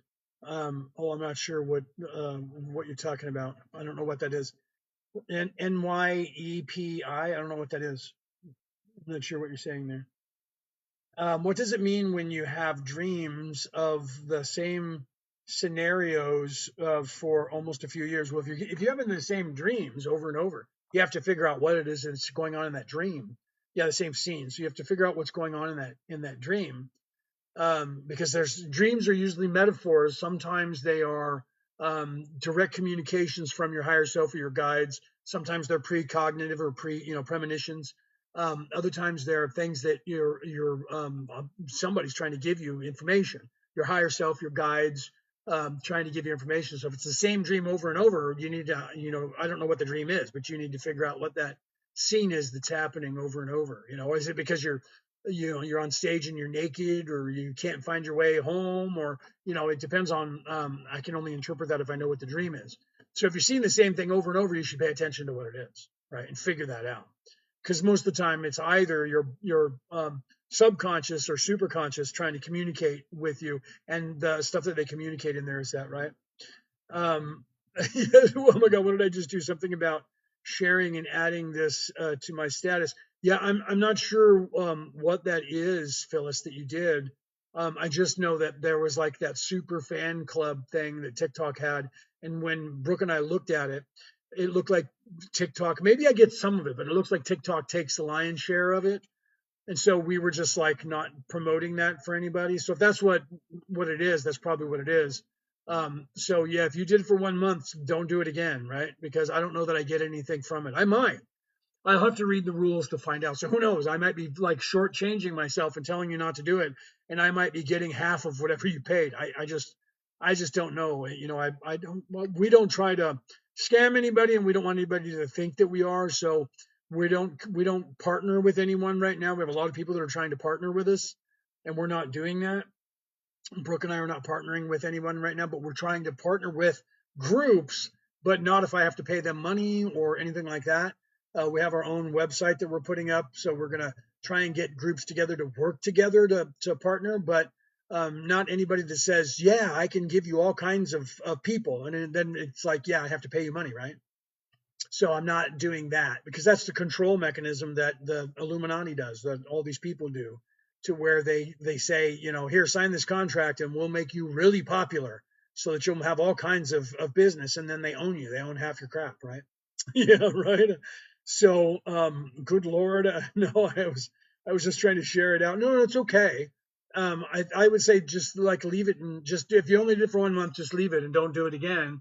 And then I'll figure it out because we'll either get some of that money or we won't, right? I just don't know. TikTok seems to be pretty, they usually make most of the lion's share of everything. So I don't know. We'll find out. Maybe I do get paid some of it. And if I do, I will let you know that, to let you know that you didn't get ripped off. Okay. So send me an email if you haven't already. And that way, if I look that up and I go, oh no, we're getting paid some of that, I can email you or tell you when on the live that we figured out that we are getting some of it. So there is a benefit, right? Back to the time, are you protected? Back to last time, are you protected? Yes, and everybody, you need to protect yourself, right? But each individual, depending on who you are, you might have come here with a team. If you have, you're protected, right? So we protect ourselves. This is why we teach the defense against the dark arts, so that you can protect yourself from all this stuff. Because of that, we're constantly making sure that we are protected. Myself, my wife, the kids, the cat, the house, the car, the lives that we do, our products that we make, our products that we sell. You guys, we're trying to get everybody to realize that if they protect themselves and they align their chakras and they balance their chakras and their meridians and their intricate system and all these things in their body, and they eat right, you don't even have any idea how much that changes your life just by changing the way you eat, and then expand your consciousness because you're eating ascension food. That'll expand your consciousness and start chipping away at that. Get fluoride out of your diet, however you have to. Get the fluoride out of your toothpaste and the aluminum out of your deodorant, and and the fluoride out of the water that you have. Stop doing that. Get that out of there. Lower the acid content of your body. Lower the sugar content in your body. Eat better foods. Eat organic foods. They don't want you growing anything because it's organic. So they're trying to own the genetic composition of all fruits, vegetables, and everything around the world, so they can also not let you grow it. If you get the seeds out of an orange, you can't grow an orange tree that'll make fruit, because they want to be in control of all of that. So they're trying to eradicate that off of the face of the earth. So you guys need to change the focus. Your focus determines your reality. You're a co-creator of this logos that you volunteered for. Don't let them stay having control over you. Don't let them have control over you or this place. Just say no. Just say no, and they do not have control, and they won't have control. It's that easy. You don't have to go up against them. We don't have to unalive them. We don't have to arrest them. We don't have to put them in jail. We don't have to make them pay. We don't have to become them, because that's what happens. You'll become the thing that you that you hate in the world. That's the first thing that everyone does. They want revenge. There's a lot of women that are out there, and they're like, men have been keeping women down. So what do they want to do? They want to get a hold of men and make them feel what they felt. So now they want to enslave men. And that's just going to change. The cycle just keeps going back and forth. Then men are going to eventually rise up against women, and it'll never end. Same thing with slavery and people and races. That's what they want you to do. They want you to keep fighting. Look what's going on over there in the Middle East right now. You have 2 cultures over there now fighting for control, 3 or 4 cultures over there fighting for control, because they've been doing it for tens of thousands of years. And that's all they know. And they're just locked into hate and a cycle of hate. And they'll just continue doing it. So each one's pointing at the other one and going, you did it first to me, so I'm doing it to you. No, you did it to me, so I'm doing it to you. No, you did it to me, so I'm doing it to you. And that is a cycle of hate that will never end. And they'll just keep doing it. You were never here before 1948. Yeah, they were. You were never here before that. Yeah, we were. Okay, that's the problem. Look, it depends on where you look in history. Where you stop in history will determine that. So that when you do that, that's how they get you to go against your own government, by saying that they're colonists. Even the Native Americans, like in America, that they're claiming that you're the colonist who colonized. Those people were colonists, because they all now know that there was another Native American whole entire societal structure that lived in North America before the current Native Americans can trace their DNA back to. They found a woman in California who was not Caucasian. So all the natives who lived in the United States that got conquered by say when Columbus got there and the Europeans showed up and they conquered all of those people with that DNA conquered that land after the natives who lived there prior to them left the land. So that land's not theirs either. They conquered it from another group of people. We know that now because we've seen it in history. So to get locked into a third dimensional battle over who owned the land first is going to be determined by how far back you go. The further back you go, the more you're going to find someone else was in charge. Okay, so if you do that and you want to seriously do that, none of the land that is anywhere on this earth is owned by any of the people that are currently on it. Because 38,000 years ago, an entire global society disappeared off this earth, and they owned it before everyone who's alive today owned it. And they were here going back to 77,000 years ago, and that's when they started. And guess what? There was another group of people that had just gone out of existence 77,000 years ago that go back to 128,000 years ago. So they have land grab over everybody else because they were here first. And I'm pretty sure there was someone else back 135,000 years ago who became unalived. So the land doesn't belong to anybody else between then and now. So to be stuck in third dimensional reality and saying this land used to be owned by these people and we need to give it back, they're gone now. They don't own it anymore because they lost. Okay, so the people who are occupying it now are the ones who have it. If you don't like it, take it from them. If you can't take it from them, shut up and get out of the way. You're wasting time. Okay, because the truth is none of that matters because no one owns the land. The land is going to be here after you're gone, after I'm gone, and after this race and species is gone. This earth is still going to be here, and someone else is going to be living on it. And they're going to say it's theirs. And if we show up because we left and we went a long ways away and we come back, and then what are we going to do? We're going to unalive them because they've been living here for 1,000 years and we've been gone. All the humans were gone for 1,000 years. Well, this was our land 1,000 years ago, pal. You guys left it.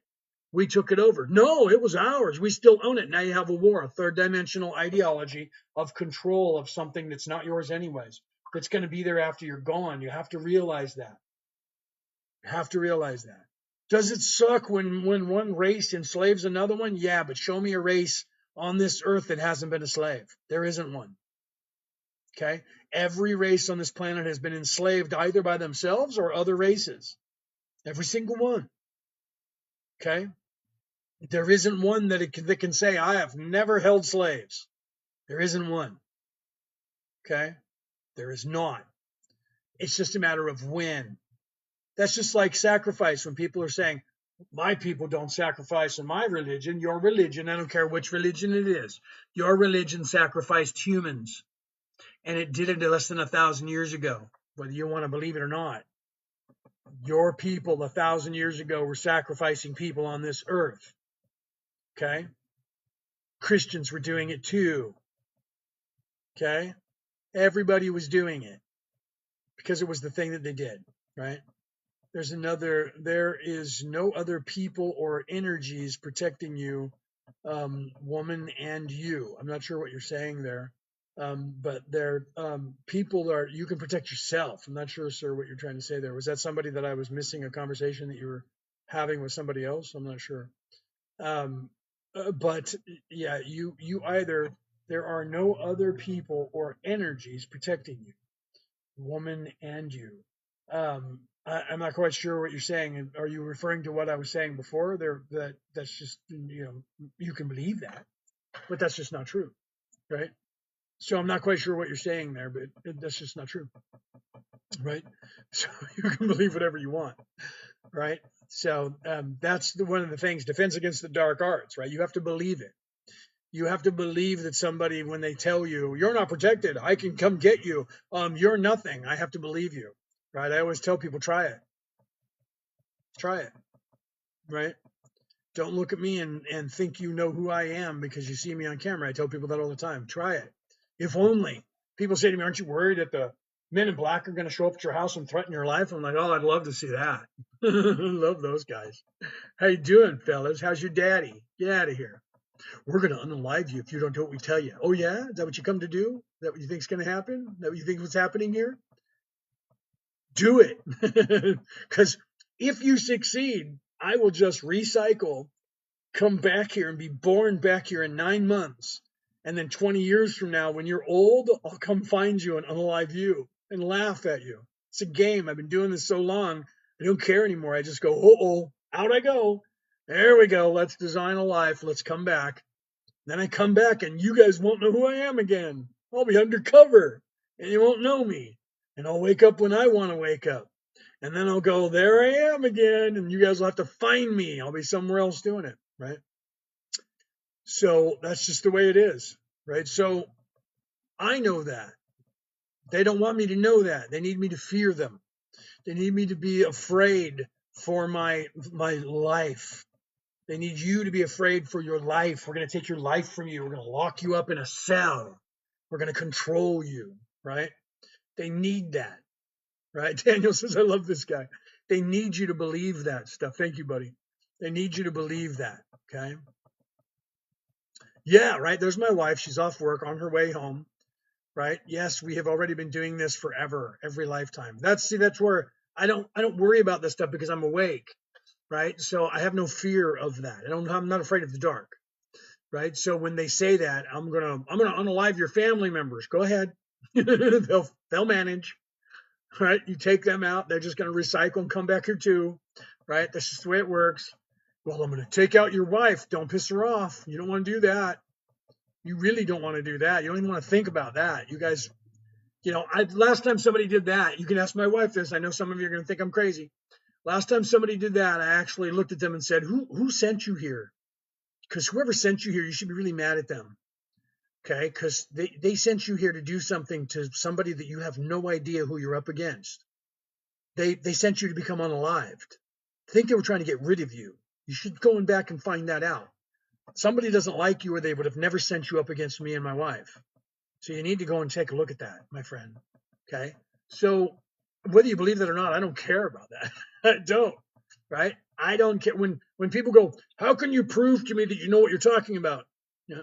If you go down the rabbit hole yourself, you will unlock what I actually know. That's how I can prove it to you.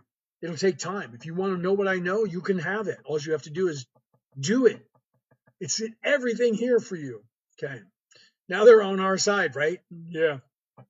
Now they're actually on our side because they were like, hey, Hey, that's crazy. Those people should not have done that. Yeah, because they were sending you to be unalive, bro. Okay, so truly, you have to realize that. I'm not afraid of anything. I'm not afraid of anybody. They can't touch me. They cannot take care of, they can't do any damage to my immortal soul. Why? Because I'm God. So are they. This is just a game we're playing on stage. They don't know it. There's the thing. Here's the thing. People who are in service to self, they're living very 3D. Their biggest fear is to become unalived because they lose all their power and they have to start all over. They're afraid of that far more than I am. Try it, bro. That's what I tell people. Try it. I've been unaliving people on this earth for a lot longer than people realize. I was in combat, okay, in places I can't tell you about, doing things that I was never there to do, right? Because those were necessary for this stuff, right? But they still try to. Yeah, they do. They still try because it's in their nature. They can't help themselves. Truly. That's the one thing you can count on. That's why I loved Captain Jack Sparrow's character because he was like the one thing you can always count on is that evil people do evil things. Always. Right? He was like, truly, it's the one thing you can actually count on. It's the people who are pretending to not be evil are the ones you have to worry about. You guys remember that in the movie? Those are the ones that were annoying. Evil people, greedy people are greedy. Always. Evil people are always evil. Right? Yeah, when they find out who we actually are, they're scared shitless. Right?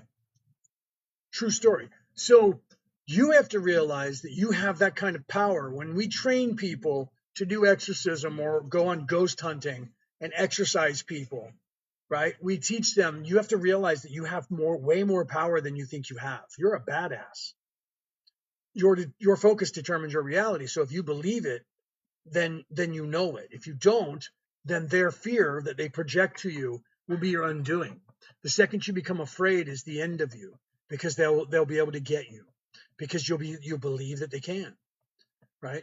You're not being afraid of it and making them afraid is the way to victory. And this is the art of war. If you guys don't know, read Sun Tzu's The Art of War, right? Fear is your undoing. Look at the movie Dune. Read the books of Dune, right? Frank Herbert talked about that in there. Fear is the mind killer.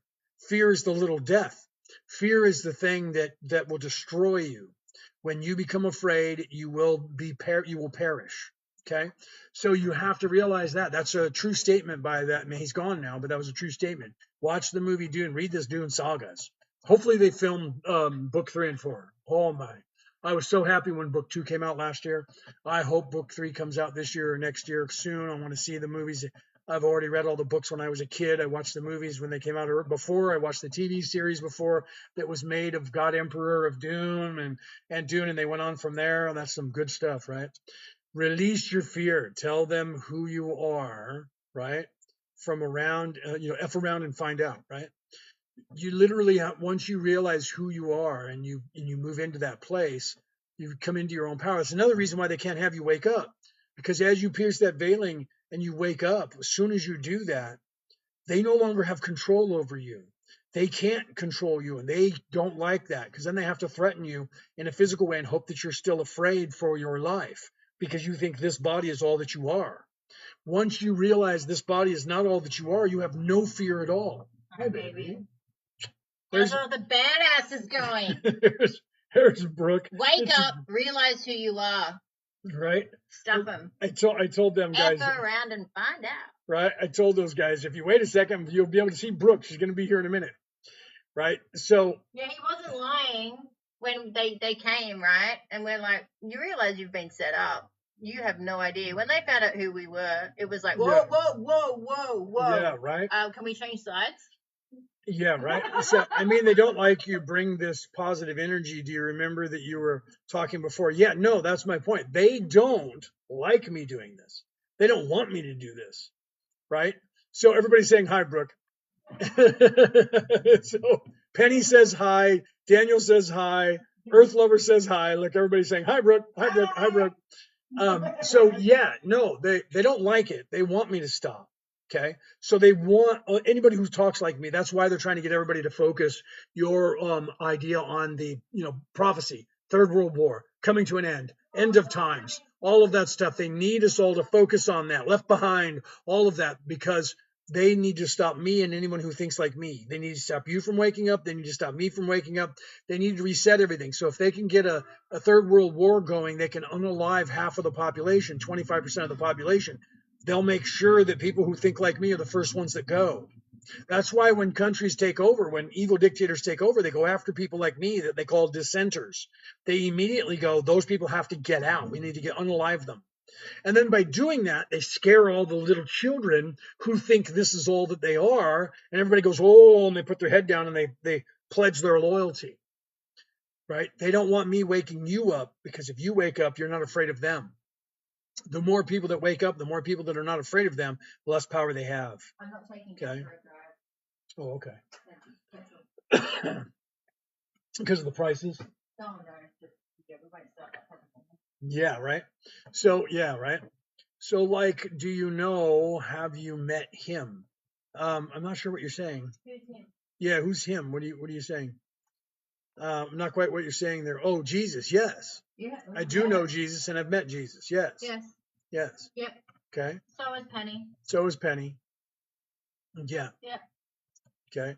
Okay, they go to the other dimensions to block you. Yes, they do.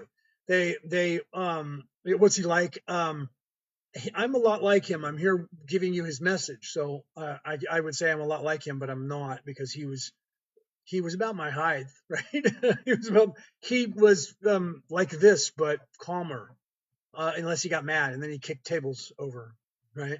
So I'm a lot like him in that respect, right? I try to emulate that. I try not to be actually him, because I don't want to be up on a thing, right? But I don't want to be up on a thing, having the thing happen to me, right? But he's exactly, if you want to really see, watch, have you guys seen the Chosen? You should watch The Chosen. What they have done with The Chosen is they have reenacted in a way that what's his name, who's playing Jesus, is channeling Jesus. I mean, he is channeling Jesus. Yeah. Okay. Because we were there, so let's be real. Completely, we were there, so we're watching it going, holy crap, whoever wrote this story was there and remembers it. Oh, they're channeling it somehow. Yeah, they're channeling the actual person that they're acting. The actor said that. Chosen is really good. The actor said that he felt like he was channeling Jesus when he was doing it. Watching that, I'm getting chills. Watching that was, I haven't watched all of it yet, but we're like on season 4 or something right now. You should watch it if you have the opportunity to watch it, because it is so accurate that we were discussing like the layout of certain sets, to where, I was like, that was almost identical to the way it looked when we were there. You know what I mean? And Brooke was like, yeah, except for that cart was like over here, and it was a little bit bigger. And Mary Magdalene as far away as possible from Jesus. Yeah, and they keep Mary Magdalene as far away from Jesus as they possibly can. So she's always literally the farthest away from Jesus on the set that she can be on. Yes, please. That she can be on at any one given time, because they don't want you to know that they were married. Okay? They don't want you to know that Jesus and Mary were married. Right, so they can't have that. So they keep Mary, like, if there's 10 people in a room, Mary's going to be the 10th person away from Jesus every single time. They're never side by side, even though all the scriptures said that they were always together. Right. So I don't want to get involved in all that right now, but yeah, that's crazy. But I would say watch The Chosen if you want to see what it was really like. I'm eating Tim Tams. I'm over in Australia eating Tim Tams, so I apologize that I'll be eating a cracker or a biscuit on camera. Oh, good.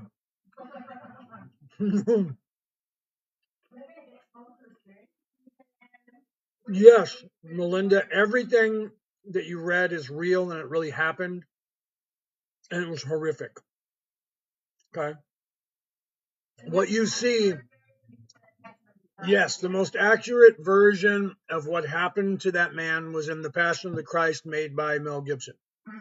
The amount of damage that Jesus took is more accurate in that. I'm going to get teary-eyed, and I got to stop. I'm going to start crying. So if you want to see something, there was nobody that was in the theaters that watched that movie that didn't cry, because that was so accurate to what really actually happened. There's a couple videos. There's one here on Merlin and Maeve. There's a link. If you look in there's a one of the things that's that we have pinned, and it's a guy talking about the Shroud of Turin. There's a couple of those videos, but that one specifically, if you have to type in, because you can't copy and paste it because TikTok doesn't let us do that. If you type that in, there's a guy who was investigating the Shroud of Turin, who was using scientific research and tools to do this, and computers. Okay, if you watch that and the stuff they tell you about in there, and how what they learned about the shroud, and the person who had that shroud on them, you watch that and realize that we could never, even today, we can't fake that. Okay, you should watch that video, and then you should watch the Chosen, because everything that you see in there is so accurate in the Chosen that those of us who have memory of that go, what? That is crazy. You heard what Brooke said. Okay, so everything that you have heard about Jesus being alive and being unalived and all of the things that happen are actually true, and science is now proving that. So you should watch that video that we have linked here on Merlin and Maeve. Go there to the video and type that into your browser, or copy that if you can. Open up another window to YouTube and type that in, and go and watch that video. It's a couple hours long, but it's the actual scientific research, and talking about how they on purpose flubbed it the last time they did it to pretend that shroud was not real. Okay, they give you all that. Yeah, there's a couple of them that are talking about the shroud. There's one where the guy was on like Tucker Carlson, and there was one where the same guy was on the What Files talking about it. A lot of that going on these days, right? Oh, the Y Files, the Y Files. So AJ on the Y Files had a couple people on talking about that, right? So you should take a look at that stuff, right?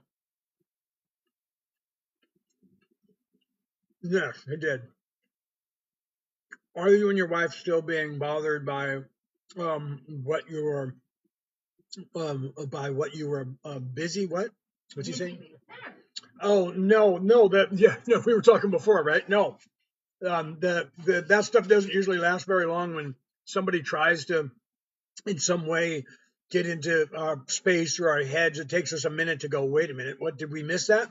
So just like that's why we have the Defense Against the Dark Arts, because people try to do that. They try to bother us, and they try to go from another plane of existence, and they try to stop you in some way.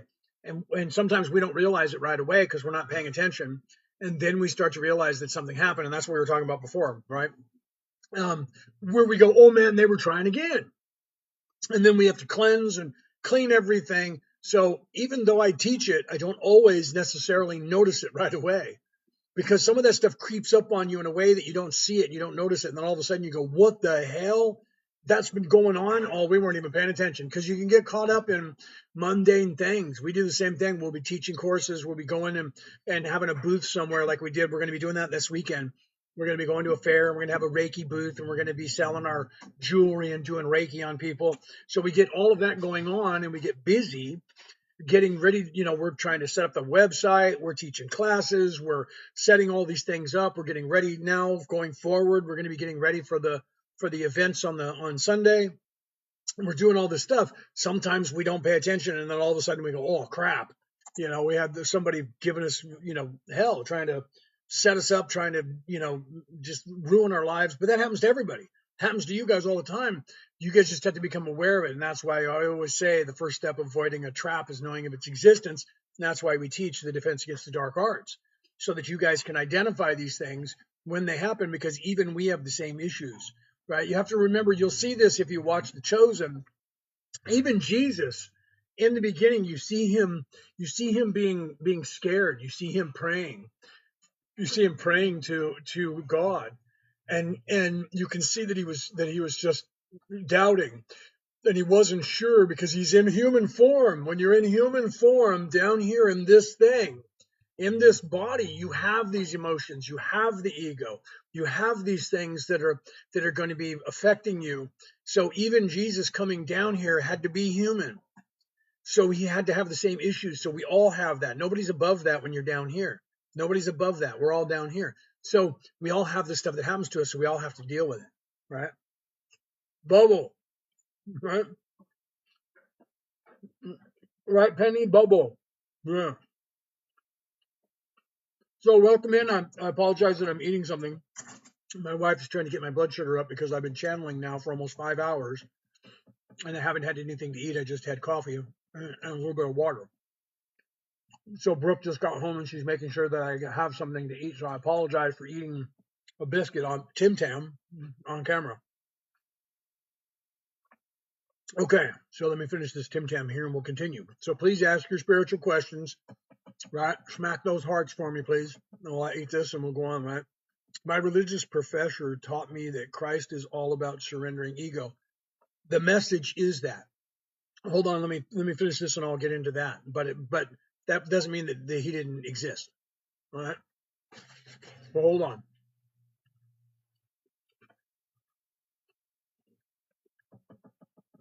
So the idea is that the way to heaven is through me. Through the way. Okay. Jesus was teaching that way. I wrote a book about it. Okay. It's called The Reality About Reality Returning to the Old Ways. Okay. Jesus talked about that and was teaching. He's not the only person in history that was doing that. Okay. Thor did the same thing, had the same journey, lived the same journey. Thor, Odin's son, yes. Okay. Moses did the same thing. Shiva did the same thing. Marduk did the same thing. Osiris did the same thing. Okay. All of those people were sent down here by God to do these things, perform miracles to show you the way. Lao Tzu showed you the way. Literally, the Tao Te Ching means the book of the way. Okay. So these people, the Buddha, these people, Confucius, they were teaching you the way. Okay. So literally that whole thing is a metaphor, but as above, so below, as within, so without. So for the spiritual way to be sewn into the fabric of this societal structure of this earth, physically, Jesus had to come down into a physical form and live the life to perform that which he was teaching. You can't teach someone something if you're not doing it yourself. Okay, so Jesus came down into human form and then did these things and then was unalived and then resurrected and then ascended, left the physical plane for the spiritual plane, which is what you're supposed to be doing, following in those footsteps. You don't have to physically become unalived to do it. You just have to stop living in the flesh, living in the 3D, and like your professor said, surrender that to the to get away from the ego, stop listening to the ego, move into the spiritual, and move up. I'm a minister, right? I'm a Christian minister. I'm also knighted by the Roman Catholic Church. So I understand his thinking. His thinking is sound, but that doesn't mean that Jesus didn't exist. Some people don't want him to exist, so they say there is no empirical proof that he actually existed. That's actually not true. And that's why I tell people to look at that video from the Shroud of Turin, and there is actual empirical proof. There's more empirical proof that Jesus existed than any other person that's involved in that at the time, that people are saying, well, Caiaphas was real. There's less proof that Caiaphas was actually alive at the time than there is that Jesus. Okay, Pontius Pilate. There's less proof that Pontius Pilate was real than there is that Jesus was real. Okay, so you have to realize that.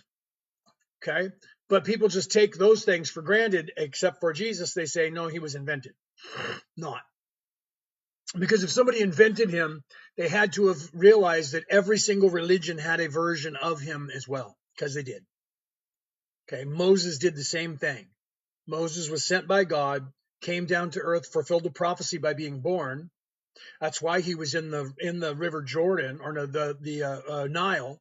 He was in the Nile because the Pharaoh at the time, who became Moses's father, by the way, his adopted father, he heard a story that there was going to be someone that was going to be sent by God who was going to free the Jews. So, and he was supposed to be in this generation. So he wanted everybody to show up so that they could find out who the firstborn was, so they could get rid of all the firstborn to stop that prophecy. Sound familiar? The same thing happened with Jesus. So Moses' mom put him in a basket and floated him down the river. That's not the first time that happened either. Okay, some of the scriptures that came out of there with Moses at the time ended up in the Colburn Bible about the same scenario happening earlier than that in history, to where a person was sent to go and unalive a baby. And this person, it's in the Colburn Bible with a K. And this person went with 2 other people or 3 other people. They were supposed to take the child and throw the child off this cliff and unalive this child. And the guy decided he didn't want to do that. And he unalived the other guys. And he put that child in a basket and sent it down the river, and then went back and said they were attacked, but the child was unalived. Okay, that's a scroll that came out of Egypt with Moses during the Exodus. That wasn't telling about him. It was telling about a prophecy that had happened before that.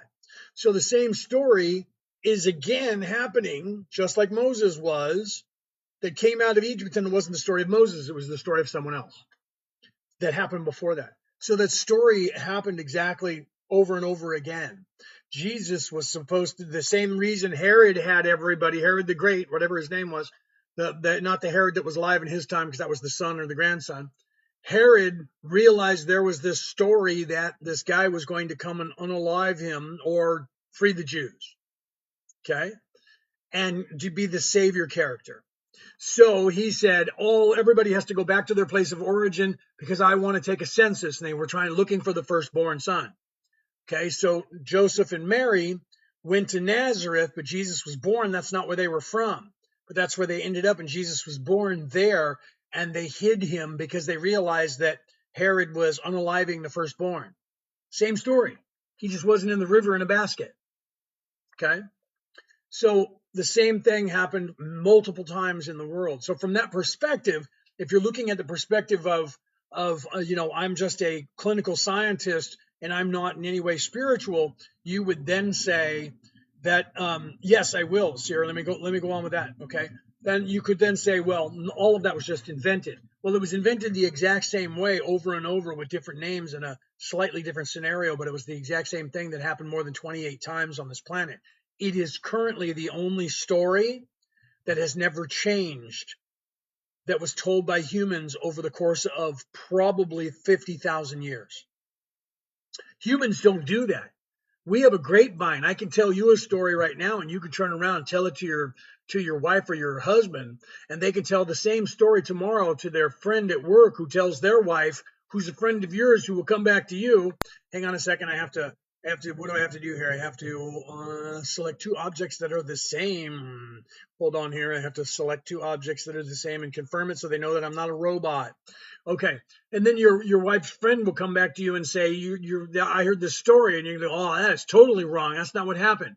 Because people interpret a story differently and then they tell the story differently. However, that scenario happened almost word for word more than 28 times over the course of at least 20,000 years. That's impossible with humans, but it did.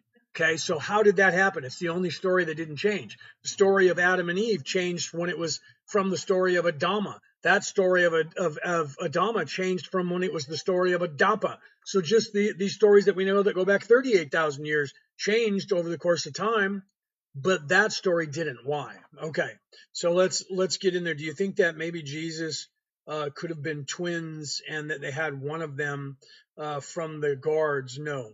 Let's go back to talking about Joseph and Mary. No, Jesus wasn't a twin, and they didn't do that. Jesus was actually the firstborn. They had 2 sons after that you guys are told are not his sons.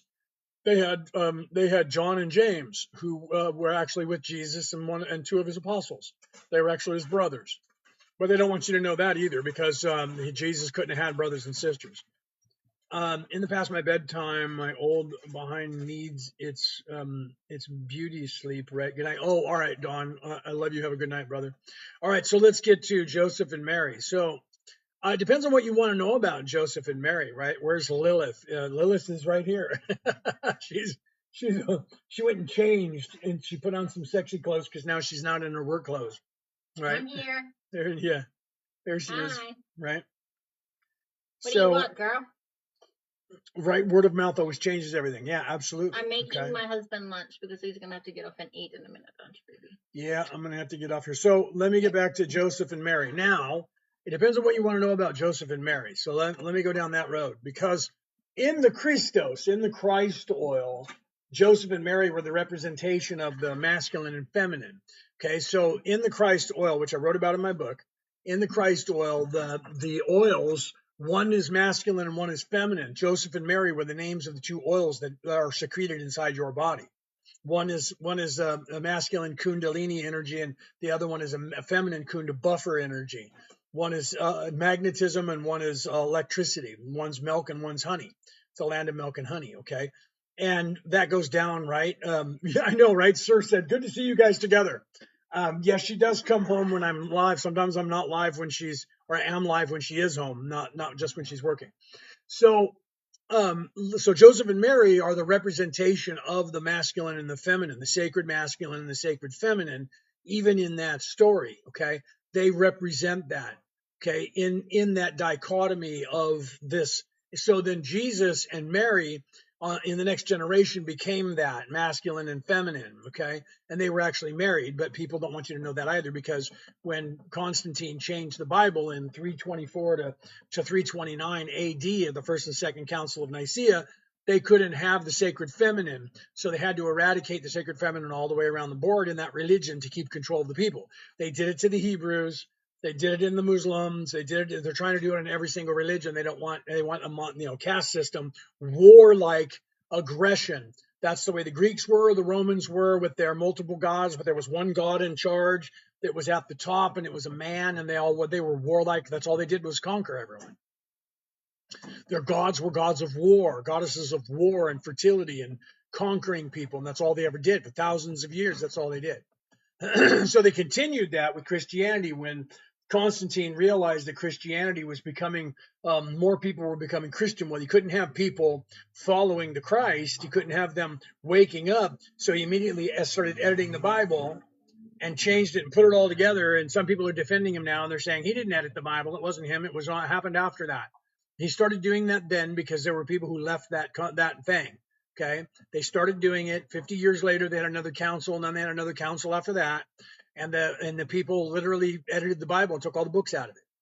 The modern Christian Bible has 63 books in it. That's it, right? If you're lucky, you have 63. So you look it up. The Roman Catholic has like 73. Okay, the Eastern Orthodox Church has like 79, and the church in Ethiopia, their Bible has like 83. And guess what books are in there? The ones that were found in what you call the Nag Hammadi, the Gnostic Gospels that were found in the Dead Sea area. They're all in that Bible. They didn't find those in 1948 and add them to their Bible. They've proven that their scrolls go back to the first century. That means before the year 100. Okay? That means their Bible was printed. Jesus was unalived by the age of 33. So by 33 AD, maximum, 33 AD, he was gone. Okay, that's 67 years later is the year 100. The Bible from Ethiopia was written between 33 and 99, somewhere in there. It is the oldest Bible on the face of our planet. And guess what books are in there? The book of Enoch is in there. The book of Jubilee is in there. All those books they told you were a lie and were taken out were in the original Bible. Older than any other Bible on the face of the earth. They didn't put it together today. They didn't piece it together in the last 20 or 30 years. They have been having people since the 1800s. I think it was 1784 when they first started looking at that Bible. So they've been researching that Bible that the Ethiopians would not let them have. They had to research it and translate it. And the Ethiopians have been translating it.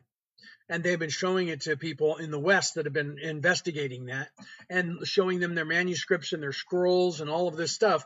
They've been investigating that in the West since 1900 or since 1800.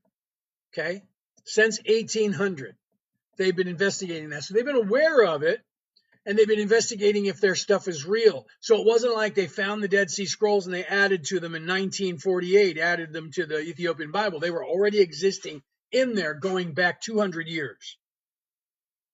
Okay, and then they've dated it back to the 1st century. That means before the year 100. Okay. So you guys have to realize that they've been lying to us for so long that people don't know what to believe anymore, and that's part of their dissension, part of their plan is to do that. I just want to know the way. I always have. I think I do, but it's hard at times to doubt myself. Well, that's why I wrote this book, because this book talks about the proper way. It's in there. Okay, I'm not the only one that's done it. Okay, I'm not the only one. It's in the book called the God, Man, the Bible Made Flesh. It's in there. It's in every religion. I just explained it to you with the dissension and the unaliving and resurrecting, and that happens in your body. I talk about that in there. It happens in your body. The Christ oil is in you, within you. The way to heaven is within you. It's within you. The Christ oil, the Christos, is within you every single month when the moon moves into your sun sign. I'm a Virgo. Whatever your astrological sign is, the moon moves in and out of your astrological sign in a 3-day time period, 60 hours, 2.5 days. Okay. In that time period, that oil that I was starting to talk about goes down your body to the bottom 5 vertebrae, mixes together, goes back up your 33 runs of Jacob's ladder, your 33 vertebrae, 33 years of age when every one of these savior characters was unalived and resurrected. Goes up your cross Bifrost, your rainbow bridge of chakras, goes up your Kundalini Kunda buffer energy mixed together, goes up your masculine and feminine energies, goes back through your claustrum, which is the chimney in your brain where we get the word claws from Santa Claus from, the claustrum, the claws, who goes up through the chimney, and it goes to your hippocampus, and it sits there dormant, Christed of John. This is what everyone knew. Sits there for 2.5 days while the moon is charging it with the mother moon energy as it goes through your body and is already charged up with all of your chakras and the Kundalini, masculine, feminine fires of the universe itself. Then the nighttime energy, as it goes, the moon comes through and charges it with the feminine goddess energy. And then if you don't expend that energy by sexual, by ejaculation or alcohol or eating of the tree of life and doing crap things, and you meditate for a couple days, 10% tithing, and you don't do these things, you don't eat of the tree of life, then guess what? It moves from your hippocampus full of energy, and it goes to your optic thalamus, and it explodes with like 10,000 times the energy with, guess what? DMT and a bunch of other things that your body makes on its own, and it raises your vibration. That's the gift that Santa Claus gives you if you're good for goodness sake. Okay? It happens every single month in your body. You just have to track it. My book is on Amazon. You can look it up on Amazon. You can see it here on the screen. It's the reality about reality. I'll put it back up on the screen again for you. The reality about reality, returning to the old ways by me, Leonard O'Neill, and that's the cover of it. You can see that. It says reality check, caution, reality check ahead. It's on Amazon. You can get it there. You can get it on ebook if you want. It ships out to everywhere in the world. You can get a copy of it, okay? So literally I talk about the Christ oil. I tell you how everything I just said to you is all written in that book. Okay. So the way to heaven is within you. All you have to do is know about it and live it. You live that way and you know about it. The first step in avoiding a trap is knowing of its existence. Know that they don't want you to do that, and they've been trying to distract you and keep your attention off of that as long as they can, so that you don't do that. You don't start living the way of the Christ. They don't want you to live the way of the Christos, which every religion on this earth was telling you about. They all were teaching you that until bad people got control of that religion and stopped teaching you that. That's when they started telling you the book of Romans in the Christian religion. And I'm a Christian minister, and I was knighted by the Roman Catholic Church. So I'm not coming from a place of an atheist or some other religion that hates Christianity. They're not teaching you Jesus's Christianity. Okay. And Dan Brown wrote a book called The Da Vinci Code, where he read the same books that I did about the same people in the south of France that said the exact same thing back in the 1100s. And they said that church in Rome is not teaching the way Jesus was teaching. We know that because Mary came here and we were teaching what Mary was teaching.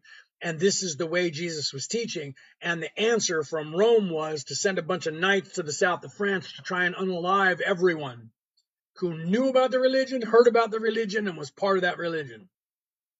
History, fact. If you live in France, you know what I'm talking about is true, because they still have a skull over there that they say belonged to Mary, and they parade it around once a year. Okay?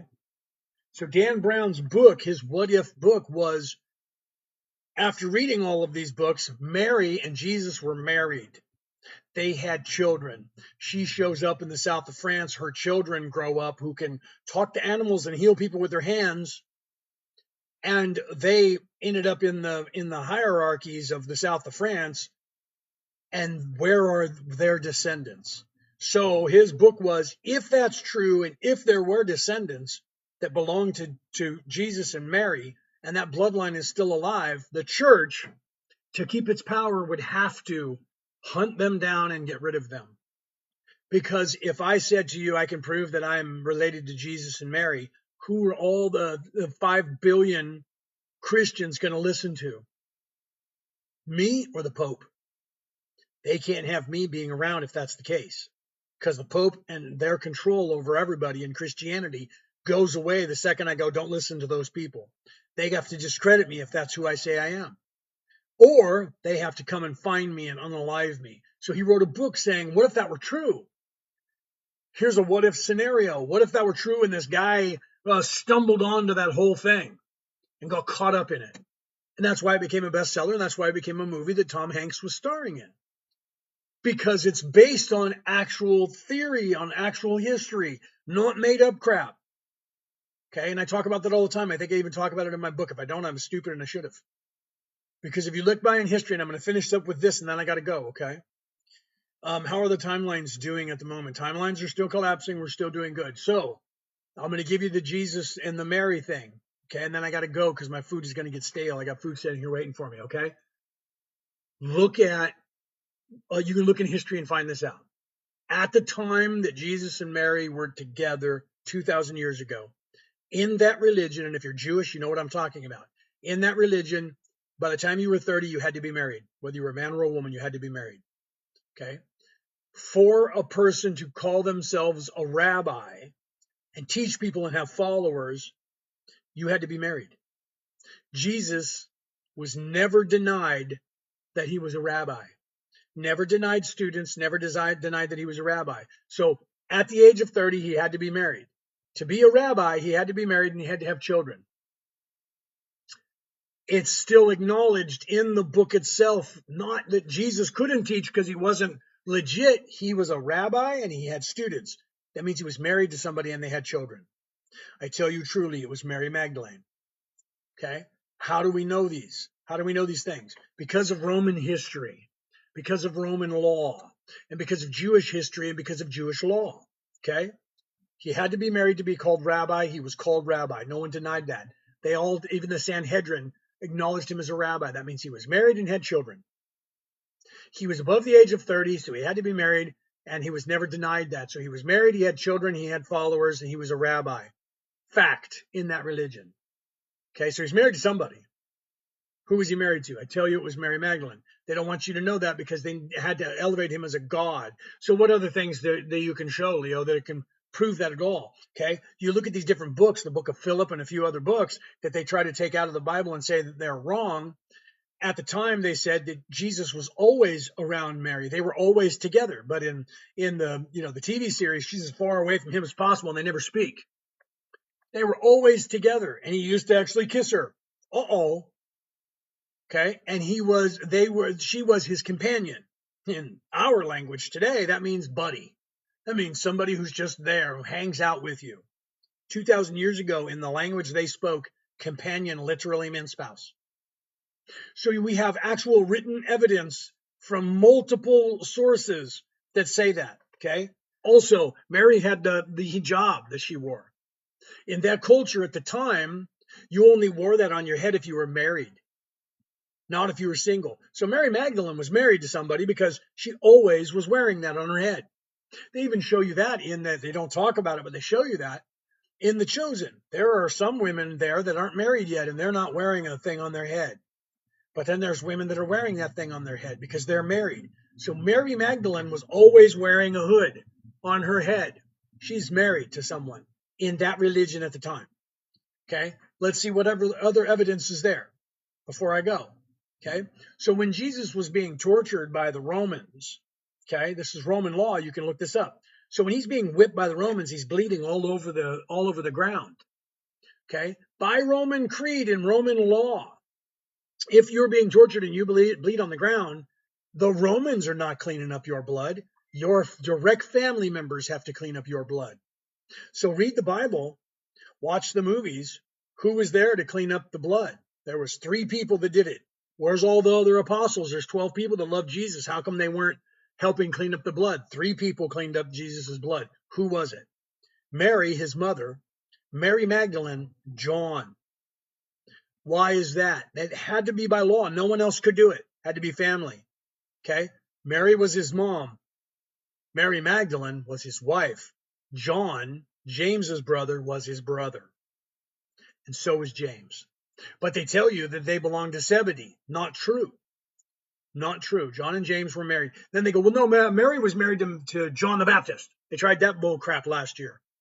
You mean the person she never met, never talked to, and didn't care so much? She was worried that Jesus was going to be a mess because his cousin had passed, had been executed. Jesus didn't come running to her and say, are you okay? She went to Jesus, his wife. Then now they're going, well, John was there, because people like me are saying that. John was there and had to clean things up. So now they're going, well, wait, John was married to Mary, and that's why they were there. Well, how were they related to Jesus then? They're like, now they're trying to figure out if they're going to say, well, John was his brother. That's the only thing they have left.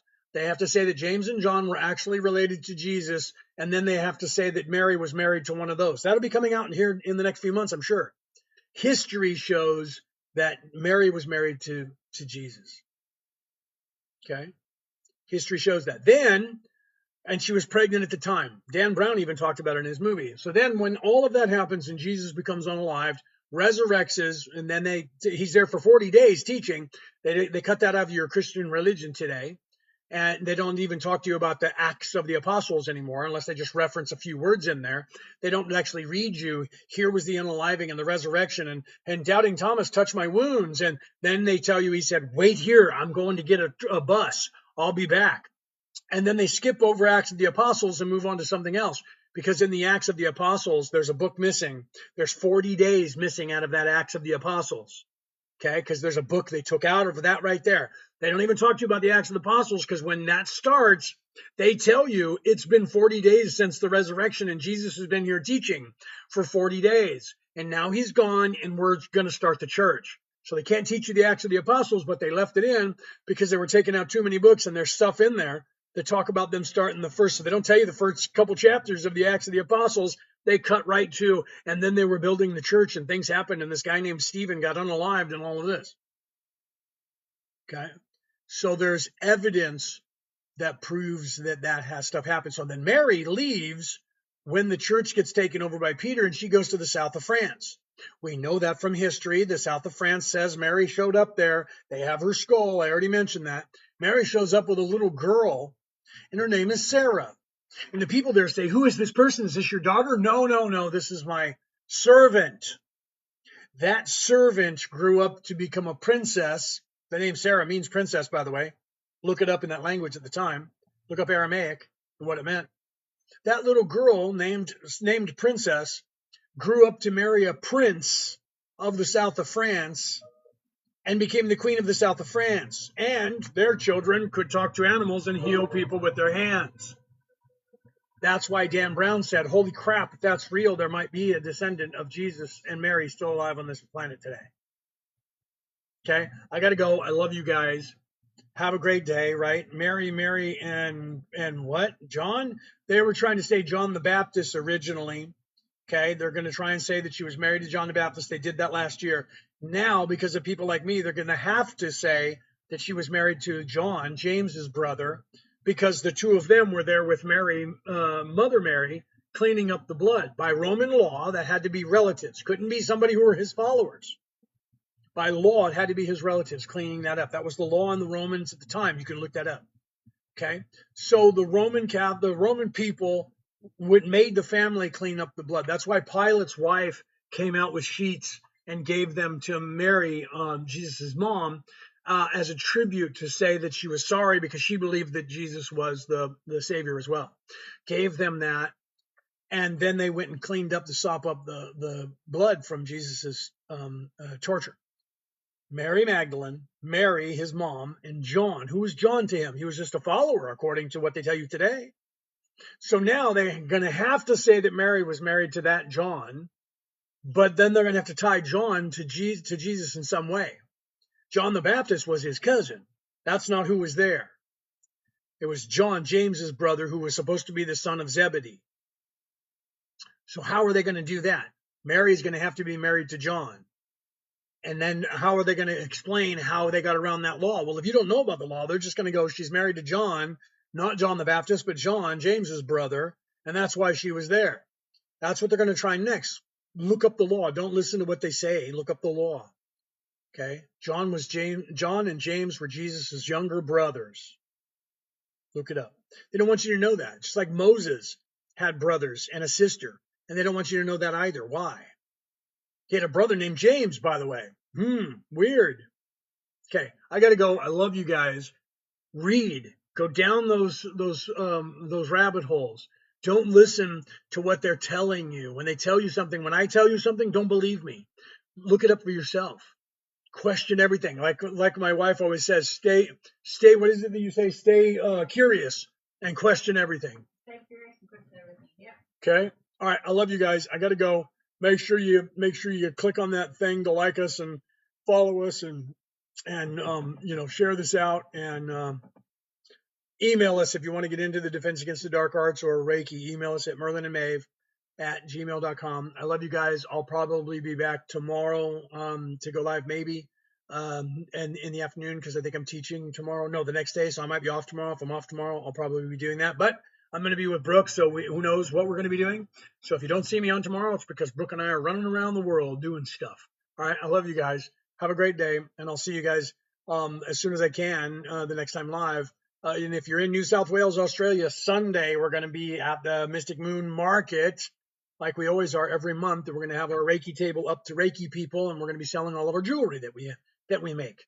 Okay, that'll be there. So if you guys are interested in that and you're out here in Australia, in New South Wales, Australia, or you're going to be in New South Wales on the weekend, come by over there and come in and buy some products from us. Otherwise, you'll have to see us online to get those products or call us up and we'll tell you and show you. Once we get our website up, you'll be able to see all of the jewelry that we make. All right, guys. I love you guys. Have a great day. I will see you guys later.